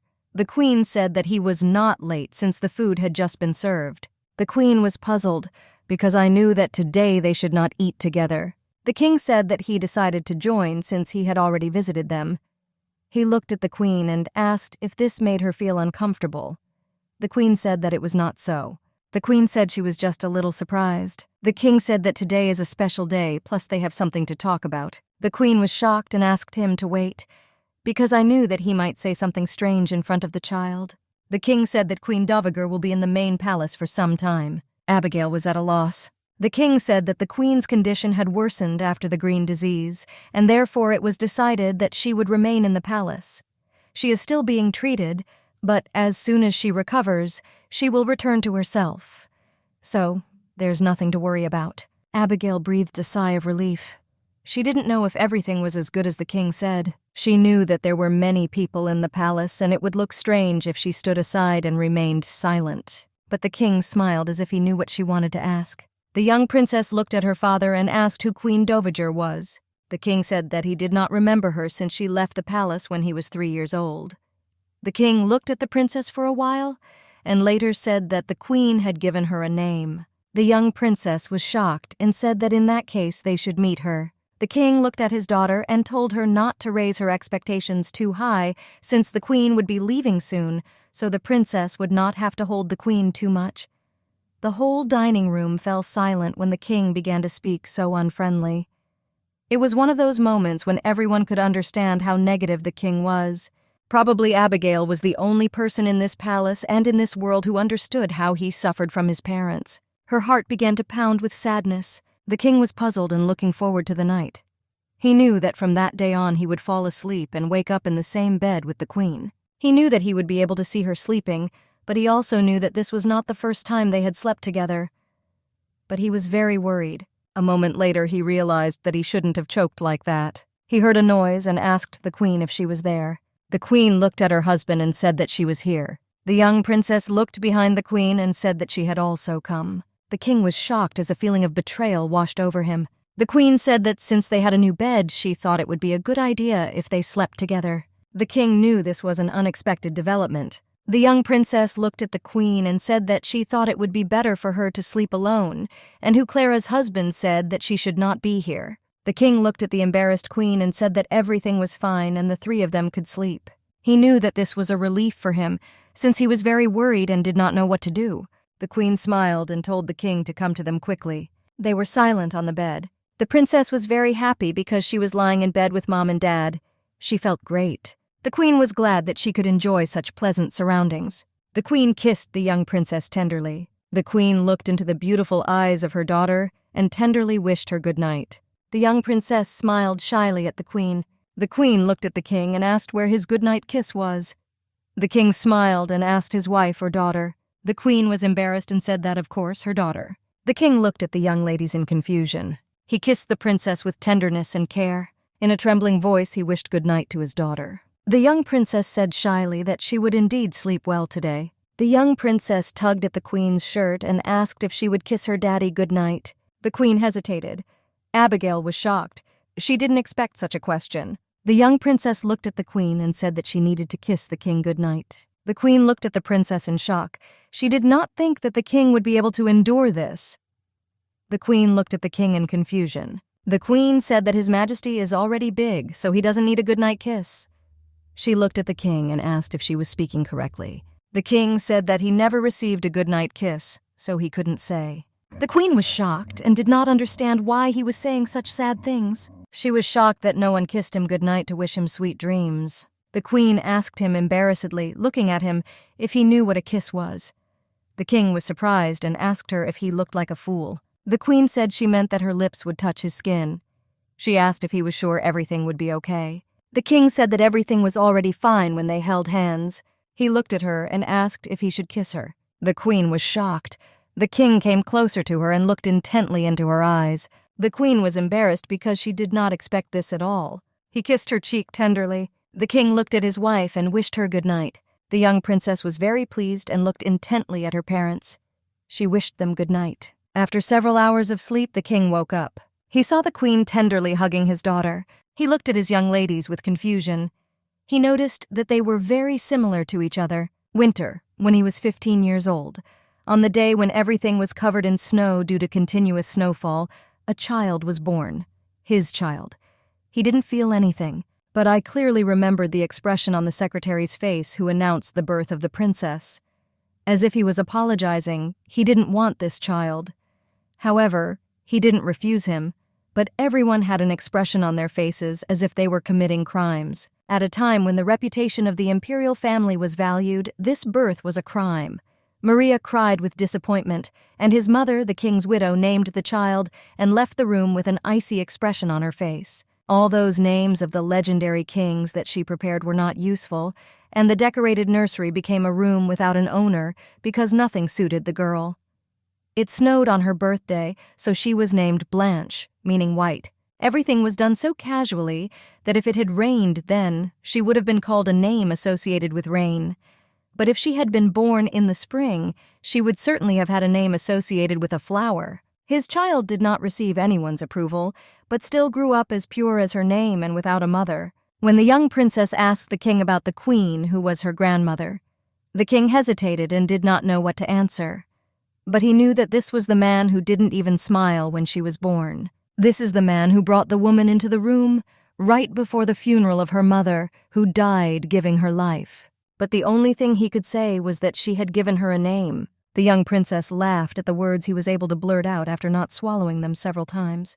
The king looked intently at his sleeping daughter. He sincerely wanted to protect her from all adversity. He didn't know that she was the most gentle, kind, and defenseless in the whole world. He sat and looked intently at his daughter, not noticing anything around. The queen woke up and asked why he was not sleeping. The queen looked closely at her husband and asked what was wrong with his face, and also asked what was bothering him. The king said that nothing bothered him. He just looked at the princess because he was worried. The king said that the princess had so much love, he did not know how she would live in such a world. The king said that he tried to take care of her and make her stronger, but she still remains a fragile girl, and this makes him worry about her. The queen looked at her husband and said that loving does not mean being weak, and composure will not make him strong, since you can simply grow up as a traumatized person. The king was puzzled because he realized that he was doing everything wrong. After all, she had never offended anyone since birth. The king said that he understood everything. The king lowered his eyes, puzzled, and asked his wife whether loving and being weak are not the same thing. The queen said that she had every confidence that the princess would grow up to be both loving and strong. The king looked into the distance, puzzled. He did not understand how two qualities could be compatible with each other.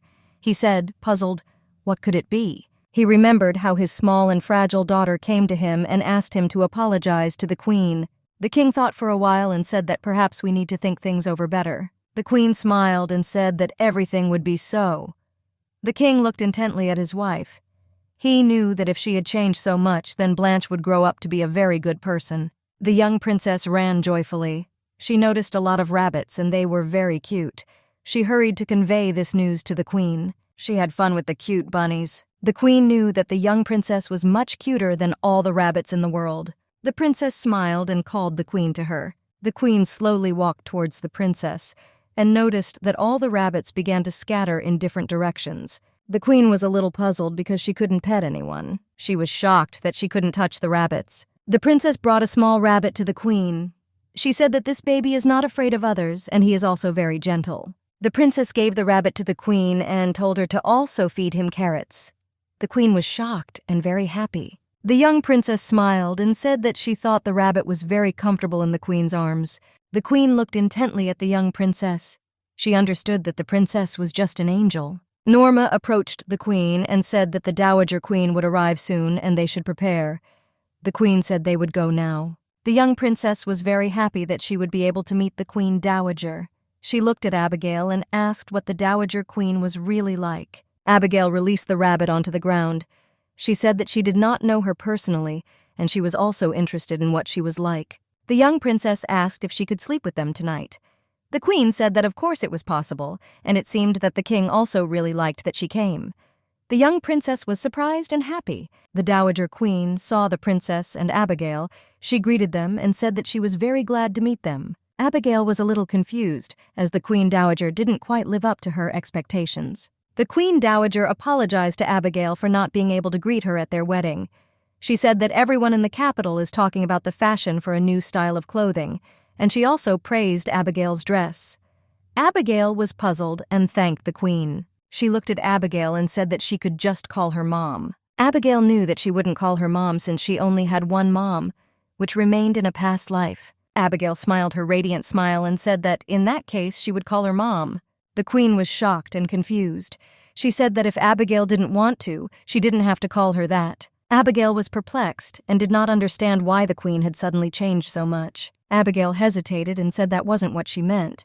The queen looked at Abigail and said that it didn't matter and she could call her whatever she wanted. The queen said that her daughter-in-law and her wonderful granddaughter are already here, so they can eat. She said she invited the king to a family meeting. The queen looked at her son and said that long trips and everything are already exhausting. And she also asked him why he was so irresponsible that he did not visit her at least once. The king looked away and asked for forgiveness, as he was very busy. The queen looked at her son and said that he seemed to get along well with his wife.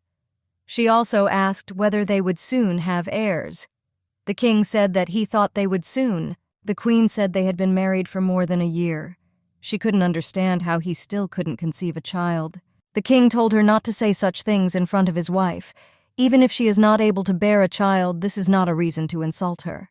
The queen was shocked by her son's behavior. She looked closely at her son and said that he had changed. She said that they had not seen each other for a very long time, and she could not even think that he would become so weak and stupid. The queen said that everything had changed since he was younger. She thought marriage would help him mature. She said that he is always so self-absorbed. The queen asked if it was true that Abigail could not bear a child. She said with a grin that Abigail is a poor thing. The king was furious and said that this was not true at all. The queen was shocked and did not understand how he could keep a woman near him who could not bear a child. She didn't understand what was the point of being a wise and respected king if he didn't have an heir. The queen said that he was in her first place. She told him to take responsibility and have a child. The queen said that he would understand everything later, and also asked when he would call her to live back in the main palace. The king looked at her with a fierce look and asked if there were any inconveniences at the border. The queen smiled and said that it was best to live in the main palace.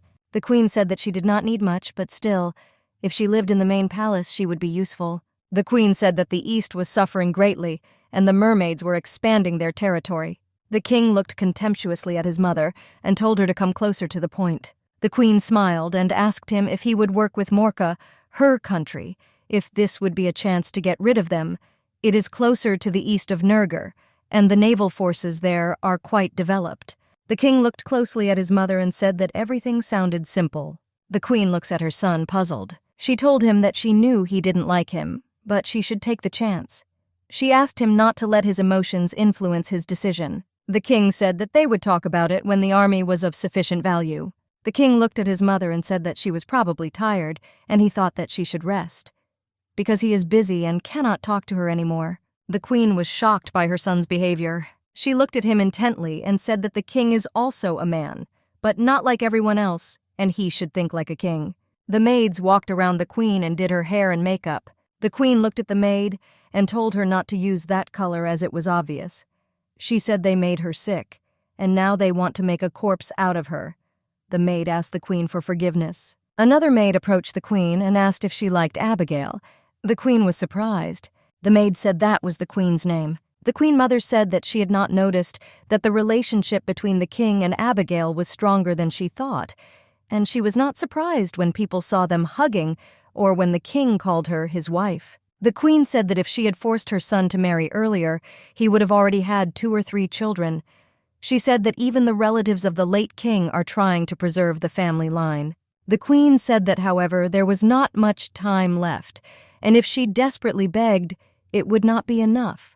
Since her son tolerated her presence in the palace only while she was sick, she said she could benefit. The young princess greeted her grandmother. The princess looked at Her Majesty and asked how she was feeling. The queen was very happy about the arrival of the princess. She looked at the young princess and hurried to hug her. The princess was very happy and reciprocated with her grandmother. The queen looked at the princess and said that she could not believe that she was still as lovely.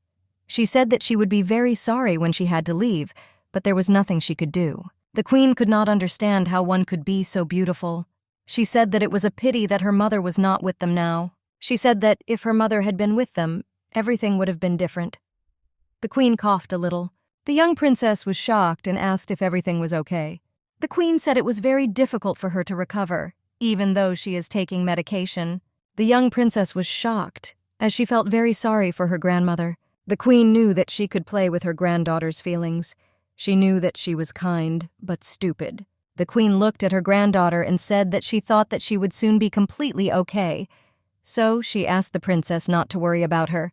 The princess looked at her grandmother and said that she thought she would get better soon. The queen said she hoped so. But it seemed to her that the medicine was not working because of the recent news about the East.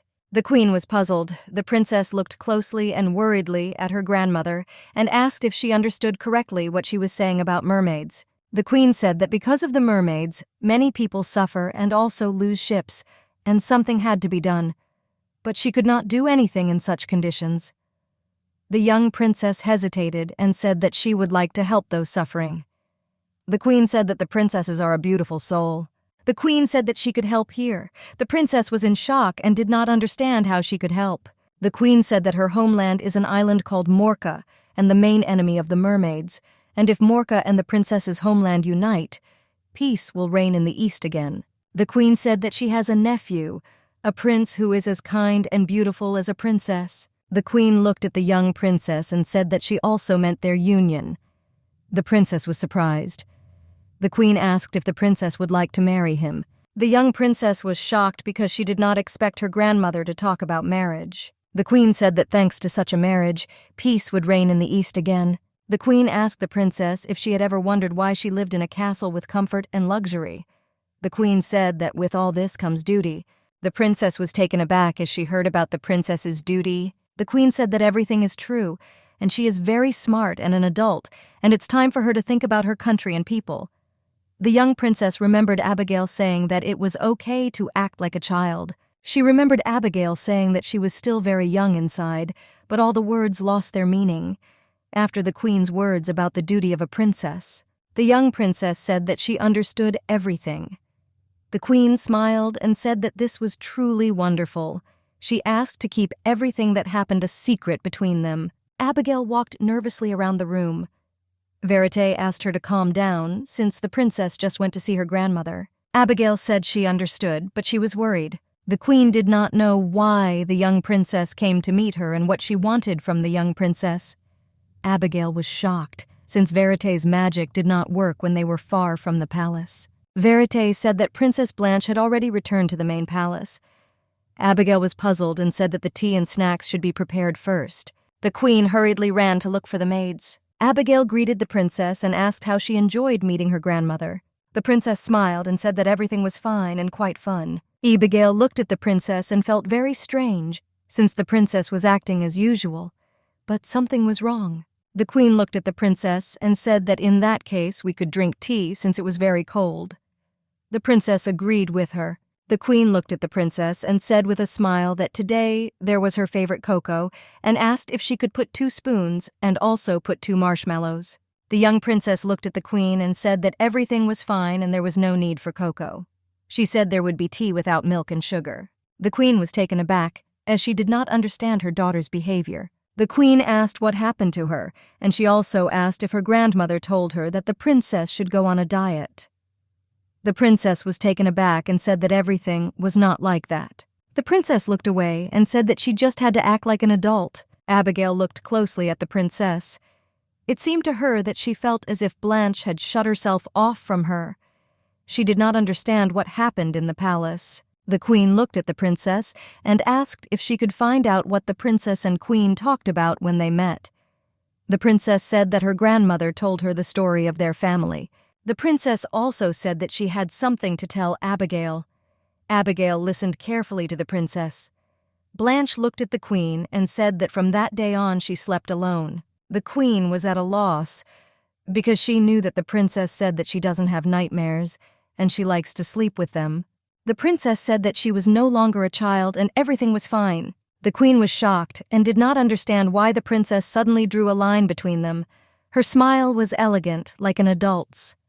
Abigail didn't know what the young princess was thinking. The king told his subordinate that he allowed the princess to stay in their room, and the queen sang to her before going to bed. The young man looked at the king and said that thanks to him, the princess behaved like her age, and she seemed to be very happy. The king said that if Abigail likes to be with Blanche and sing to her before bed, then he approves of it. The king said that the princess behaves her age and behaves like a normal child. The young man said that everything was not entirely like that, but thanks to the queen, his relationship with the princess seemed to be improving, and he was very happy about it. Blanche is almost 12, the age at which they learn to be royalty, as well as manners. The king didn't know whether it was right for her to sleep with her parents at that age. He remembered the words of his mother, who said that he needed to think like a king. He could only agree with her words. But still he knew that he did not think, as a king, he did not know whether he should tell the young princess to sleep alone. Entering the room, he saw his wife. He was surprised because she was upset about something. The queen looked at her husband with eyes full of tears. The king approached his wife and asked what happened to her. The queen said that the princess said that from now on she would sleep alone. For a moment the king felt relieved, but still he was a little puzzled. He looked at her and asked if she was upset that she would now have to sleep with him. The queen said that she was just worried about the princess, as she said it was after meeting Her Majesty. The king looked at the queen and asked if this was wrong. The king said that she could not sing to her forever before going to sleep. The king also said that Abigail thinks the princess is too small. He said that Princess Blanche could take care of herself, so no need to worry. The queen said that he was, of course, right. She understood that singing to a 12-year-old girl before bed was a little too much, but compared to the current Blanche, he never allowed her to act like a child. The king was puzzled. He did not say anything to her. The queen said that for a long time she could only suffer in silence, and all this time the princess was offended because she was traumatized. The king was shocked. He looked intently at his wife and could not answer her. A moment later, the king stood up and said that he would be back soon and asked the queen to wait for him. Abigail was confused because she didn't know what the king wanted to do. She called after him because she wanted to know why he left so suddenly. The queen heard the sound of footsteps. The young princess came with her father to the queen. The king said that he brought the young princess because the three of them urgently needed to talk. They sat in silence for some time and looked at each other. The queen looked at the young princess and asked her if the princess had come to her to say that she would now sleep alone. The queen looked at the little girl and said that she thought the princess wanted to say something else. The young princess looked away and said that she wanted to marry Prince Morka. Dead silence reigned between them. The king was shocked, along with the queen. They did not expect this from the young princess. The queen was shocked and screamed. She wanted to know correctly. She asked the princess if she was crazy. The queen screamed in rage and asked her if she even understood what she was talking about, since she knew that the princess was still too young. The princess said that although she is small, she is still a princess, and cannot always act like a child, and it was all for the sake of the country and the people. They were shocked because they couldn't say anything. The queen looked intently and angrily at the princess and asked if Her Majesty had accidentally said this at their meeting. The young princess said that it was not like that at all, and she was just thinking about it. The queen was puzzled and asked why Prince Morko. She also said that it would be a marriage of convenience, and asked if the princess would mind. The princess looked at the queen, puzzled. A moment later, the princess said that she didn't mind if it helped her dad, since that was the princess's duty. The king looked at his daughter and asked her who said he needed her help. The king said that he made their country powerful and rich without selling children. The young princess said in a trembling voice that the East needed Morka's powers. The king shouted with rage that all this was not necessary. The young ladies were shocked by the king's behavior. The king remembered his wife's words about the young princess. She told him that the princess would definitely grow up strong if you don't put pressure on her, and that you can easily make a child injured. He looked at the young princess and realized that he was seeing the consequences that his wife was talking about. He hoped that she would be steadfast and unshakable, like a skillfully forged sword. He raised her, hoping that at least she would not become like him, but in the end she has already become the same as him. The queen looked at her husband and called him. Abigail said that sometimes they can't get across what we want to say without saying that he should have been more clear. She looked at her husband and asked if they understood correctly that he did not want the young princess to marry for convenience. The king said that everything was correct. The queen asked what the reasons were and said that it might help Nurgen. Abigail asked if it was because he didn't like Blanche. The king shouted with rage that this was all wrong and that was not the reason. He said there was simply no reason and he wanted the princess to live a full and happy life. The young princess was shocked and looked away in confusion. She looked at her father and asked if everything would really be fine, even if she did not marry according to convenience, and even if she did not fulfill her duty as a princess. The king looked at her and said that everything would be fine. He said that he would be able to protect the people even without her help. He remembered his mother, who told him to think like a king, and she also said that one could easily become confused when questions related to the king's personal life. The king looked closely at his daughter and told her that she needed to think about her happiness and well-being. The king said that he would do everything in his power. He looked at her and said with warmth in his voice that she could tell him anything. And also, if she needs anything, he will always help her. He said with a smile that sometimes it's okay to act like a child. She smiled and asked him to hug her just once. The king was surprised. He came closer to her and hugged her tenderly. The young princess was very happy. The king hugs his daughter and says that all this time he behaved incorrectly. He said that he wished he could appreciate her more and give her more love, but he realized his shortcomings too late. The young princess was moved and cried at her father's words. The king looked at her and asked if he could ask her forgiveness. The young princess said in a trembling voice that she felt bad, but now she forgives him for everything, and now everything is really fine. The king hugged his daughter with warmth and tenderness and thanked her for her forgiveness. A moment later, young Blanche looked at the queen and told her mother to come and hug them. The young princess was glad that it all ended like that. She was the happiest. The queen looked at her maid and said that it looked like the king had called his daughter to talk. It seemed to her that the young princess had listened to her after all. The queen did not know what to do. She thought that maybe she should pretend that she was still sick. The young maid looked at the queen and asked if she should bring her a dress and a chemise. The queen looked at the maid, puzzled, and asked if she was talking about a dress that looked like pajamas. She didn't understand why she had to please her daughter-in-law. The queen said she would do it this way. She also said that she feels like everything works as it should, no matter what she wears. The young princess looked at her grandmother and said that she did not want to marry the prince, and also asked her for forgiveness. The queen was shocked and perplexed. The queen looked at her granddaughter and asked what she was talking about. The queen did not understand such changes in her granddaughter. She herself said that she would like to help her kingdom. She didn't understand why the young princess suddenly changed her mind. The king said that everything was true, and if the young princess married the prince, she would, of course, bring benefits. However, the king thought a little differently. The king said that he was not going to use his own daughter for political purposes. The queen was shocked by her son's behavior. She said it was simply unimaginable. She screamed at him in rage. She didn't understand why he was still remembering the past. The king came closer to his daughter and asked to be left alone as they needed to talk seriously. The queen looked at her son and said that since there were no children here, they should talk directly. She looked at him and asked if he was doing all this because of what happened 10 years ago. She looked at him and said that women would still be a little braver than men.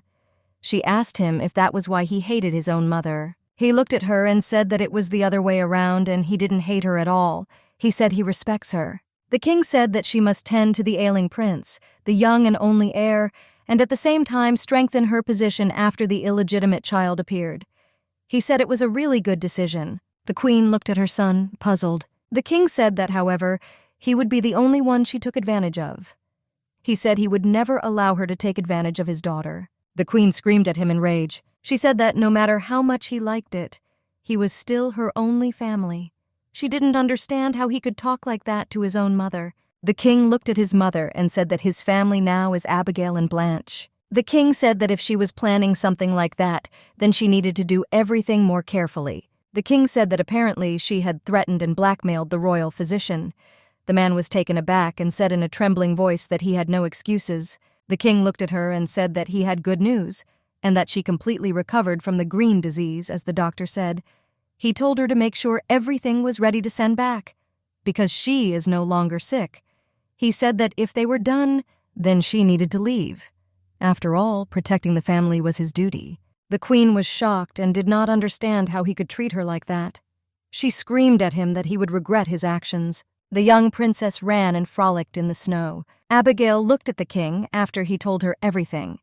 She asked him if he believed his mother would give up, because she knew that she was slightly unhappy with his actions. The king said that everything would be fine since it is not easy to manage everything from afar. Abigail looked at her husband and said that she hoped so. The young princess took her parents' hands.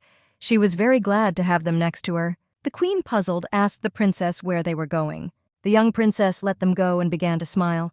The queen laughed, because she understood what the young princess had been doing all this time. The queen looked at her daughter and asked if she was cold. The young princess said that she felt warm in the scarf and gloves that she had knitted for her. The king looked at his daughter and asked her if it was a shame for snow to get dirty. The queen looked at her husband with puzzlement. The young princess smiled and said that everything was exactly like that, but the snow would still fall again. The king asked his daughter if she were not to become queen, what would she become? The princess smiled and said that she would still have become queen. The king said that this is a dark path, dirty and cruel. He asked her if she still wanted to become queen. The princess smiled and said that she wants to become a queen and wants to protect her kingdom, which mom and dad love. The young parents were confused. Looking at their daughter, they were shocked, because they did not expect her to say something like that. The young princess said that, however, she still did not want to get married. She looked at her father and asked if she understood correctly that he had once told her that sometimes it was okay to be selfish. The king smiled and said that everything was exactly like that. The young princess smiled and said that everything was fine, and also, she said that now she would sleep alone. The princess looked at her parents and said that Clara told her that if they slept together, very good things would happen. The king became embarrassed and looked away. The queen was shocked because she understood what Clara said. The king looked at Abigail and said that whatever they were thinking about, but their daughter is still extremely caring. Really white snow will only fall on bad memories and hide them. One day the snow will cover the dirt path and traces of happiness will appear on it. Abigail was sure they would remember this winter. The long winter is over, and finally spring began and the roses bloomed. In the winter there was a big celebration of Princess Blanche's birthday. It was far from being calm or serious. That day she appeared in her father's arms, and her face shone with happiness. Then everyone in the palace, regardless of title, ate cake and drank wine. Although it was unusual, people later sang about their gratitude to the queen for the big changes in the palace. The queen looked at the princess and said that she made this pink jam from the first roses. She asked if she liked it and put it in her tea. The young princess said it was very tasty. The queen looked at her daughter and said that she heard that the princess began to study more. She also said that if she finds it very difficult, she can only tell her. The young princess looked at the queen and said that she was already 12. So she must study hard and asked her mother not to worry. She said that the teachers are very wonderful. She also said that she heard that the music teacher had changed and that he was from the palace. The princess said that the teacher who taught Lady Karen would arrive soon. The queen said that in that case, she needed to meet him to make sure that he would treat her well. The queen of the marina looked at her daughter and was touched by the fact that she was acting like a mother. A young maid approached the princess and said that the music teacher from the palace would like to meet her. The princess was puzzled because he appeared unexpectedly. She smiled and asked the maid to let the teacher in. The queen was puzzled, since she was the first to hear about the teacher. The man came to them and greeted them. The queen was shocked because she remembered him.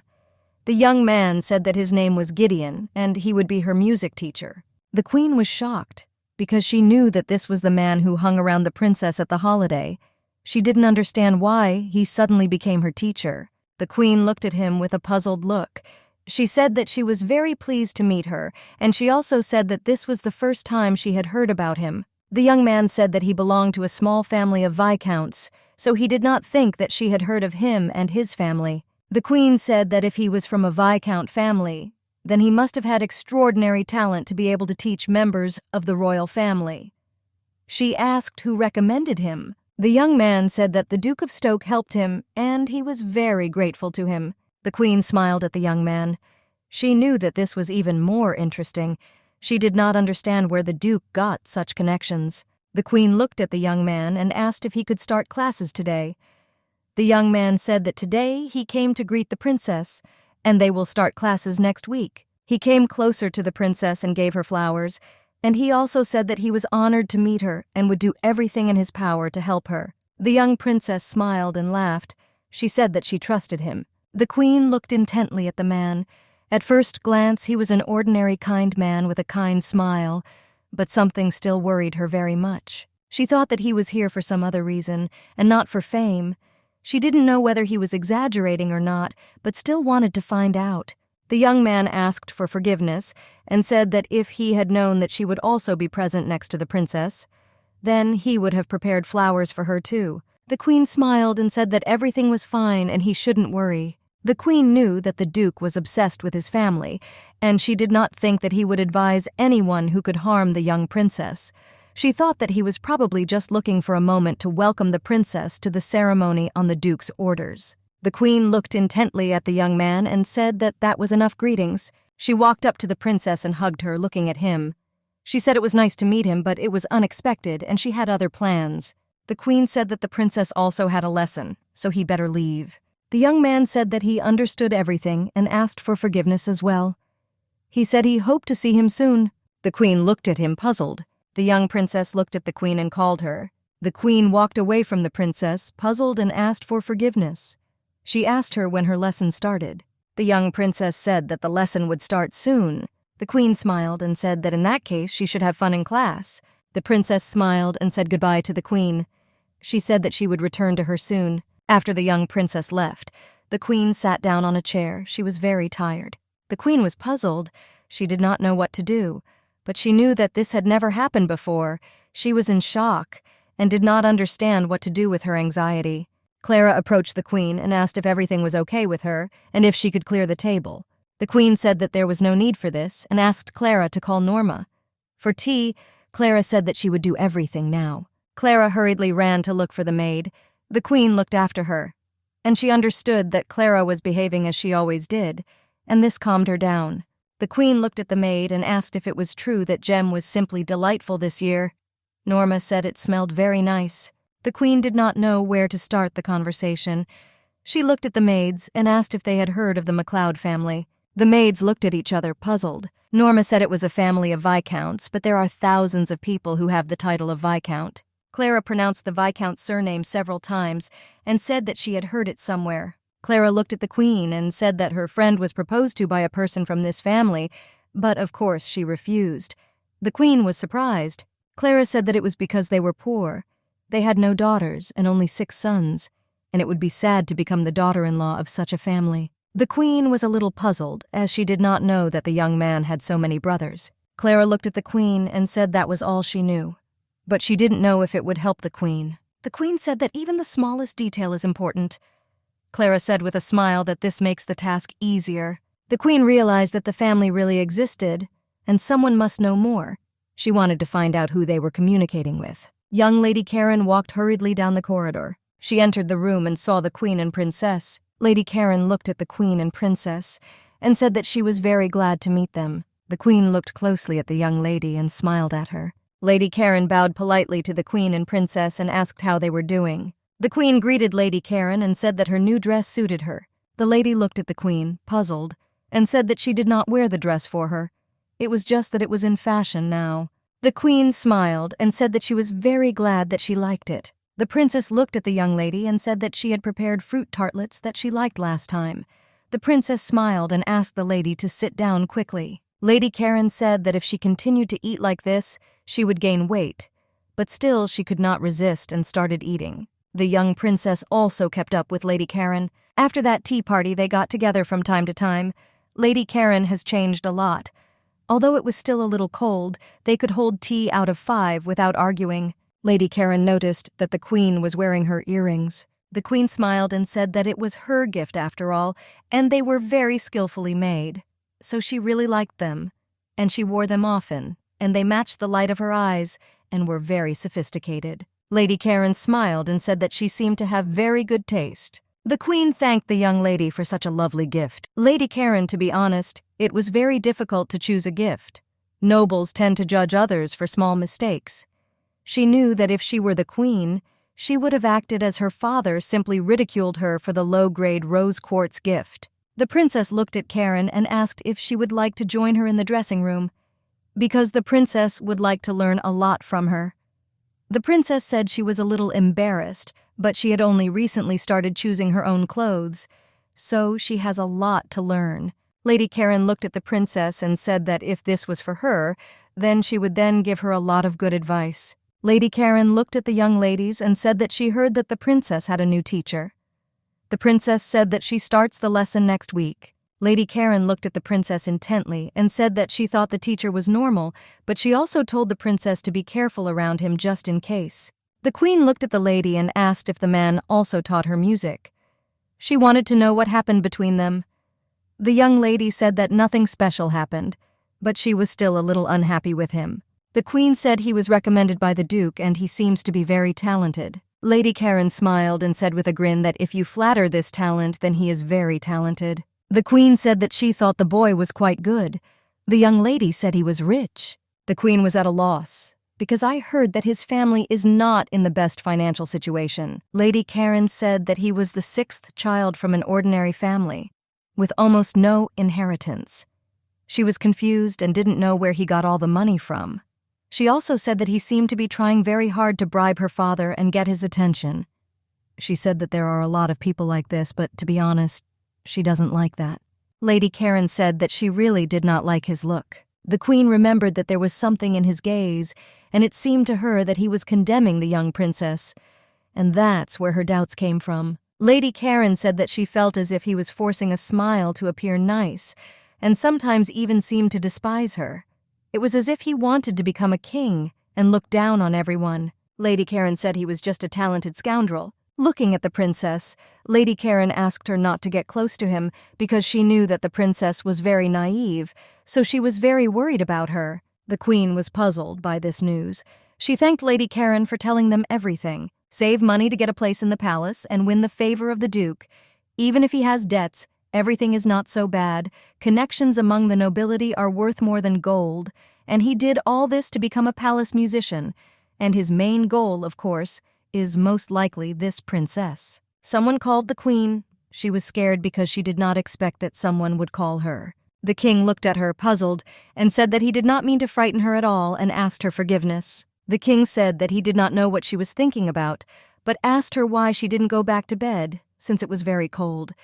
He said that he was afraid that she would get sick. The queen was puzzled, looked at her husband and asked for forgiveness, and also said that he was telling the truth and that he should quickly return to bed. Since the young princess stopped sleeping with the queen and king, the queen had to share a bed with the king.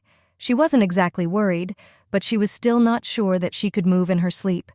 She also noticed that the king was not very worried about this. The queen didn't know whether it was good or bad, but still it was a little hard for her to be around him. The king took his wife by the hand and said that she had worked hard. He wished her good night.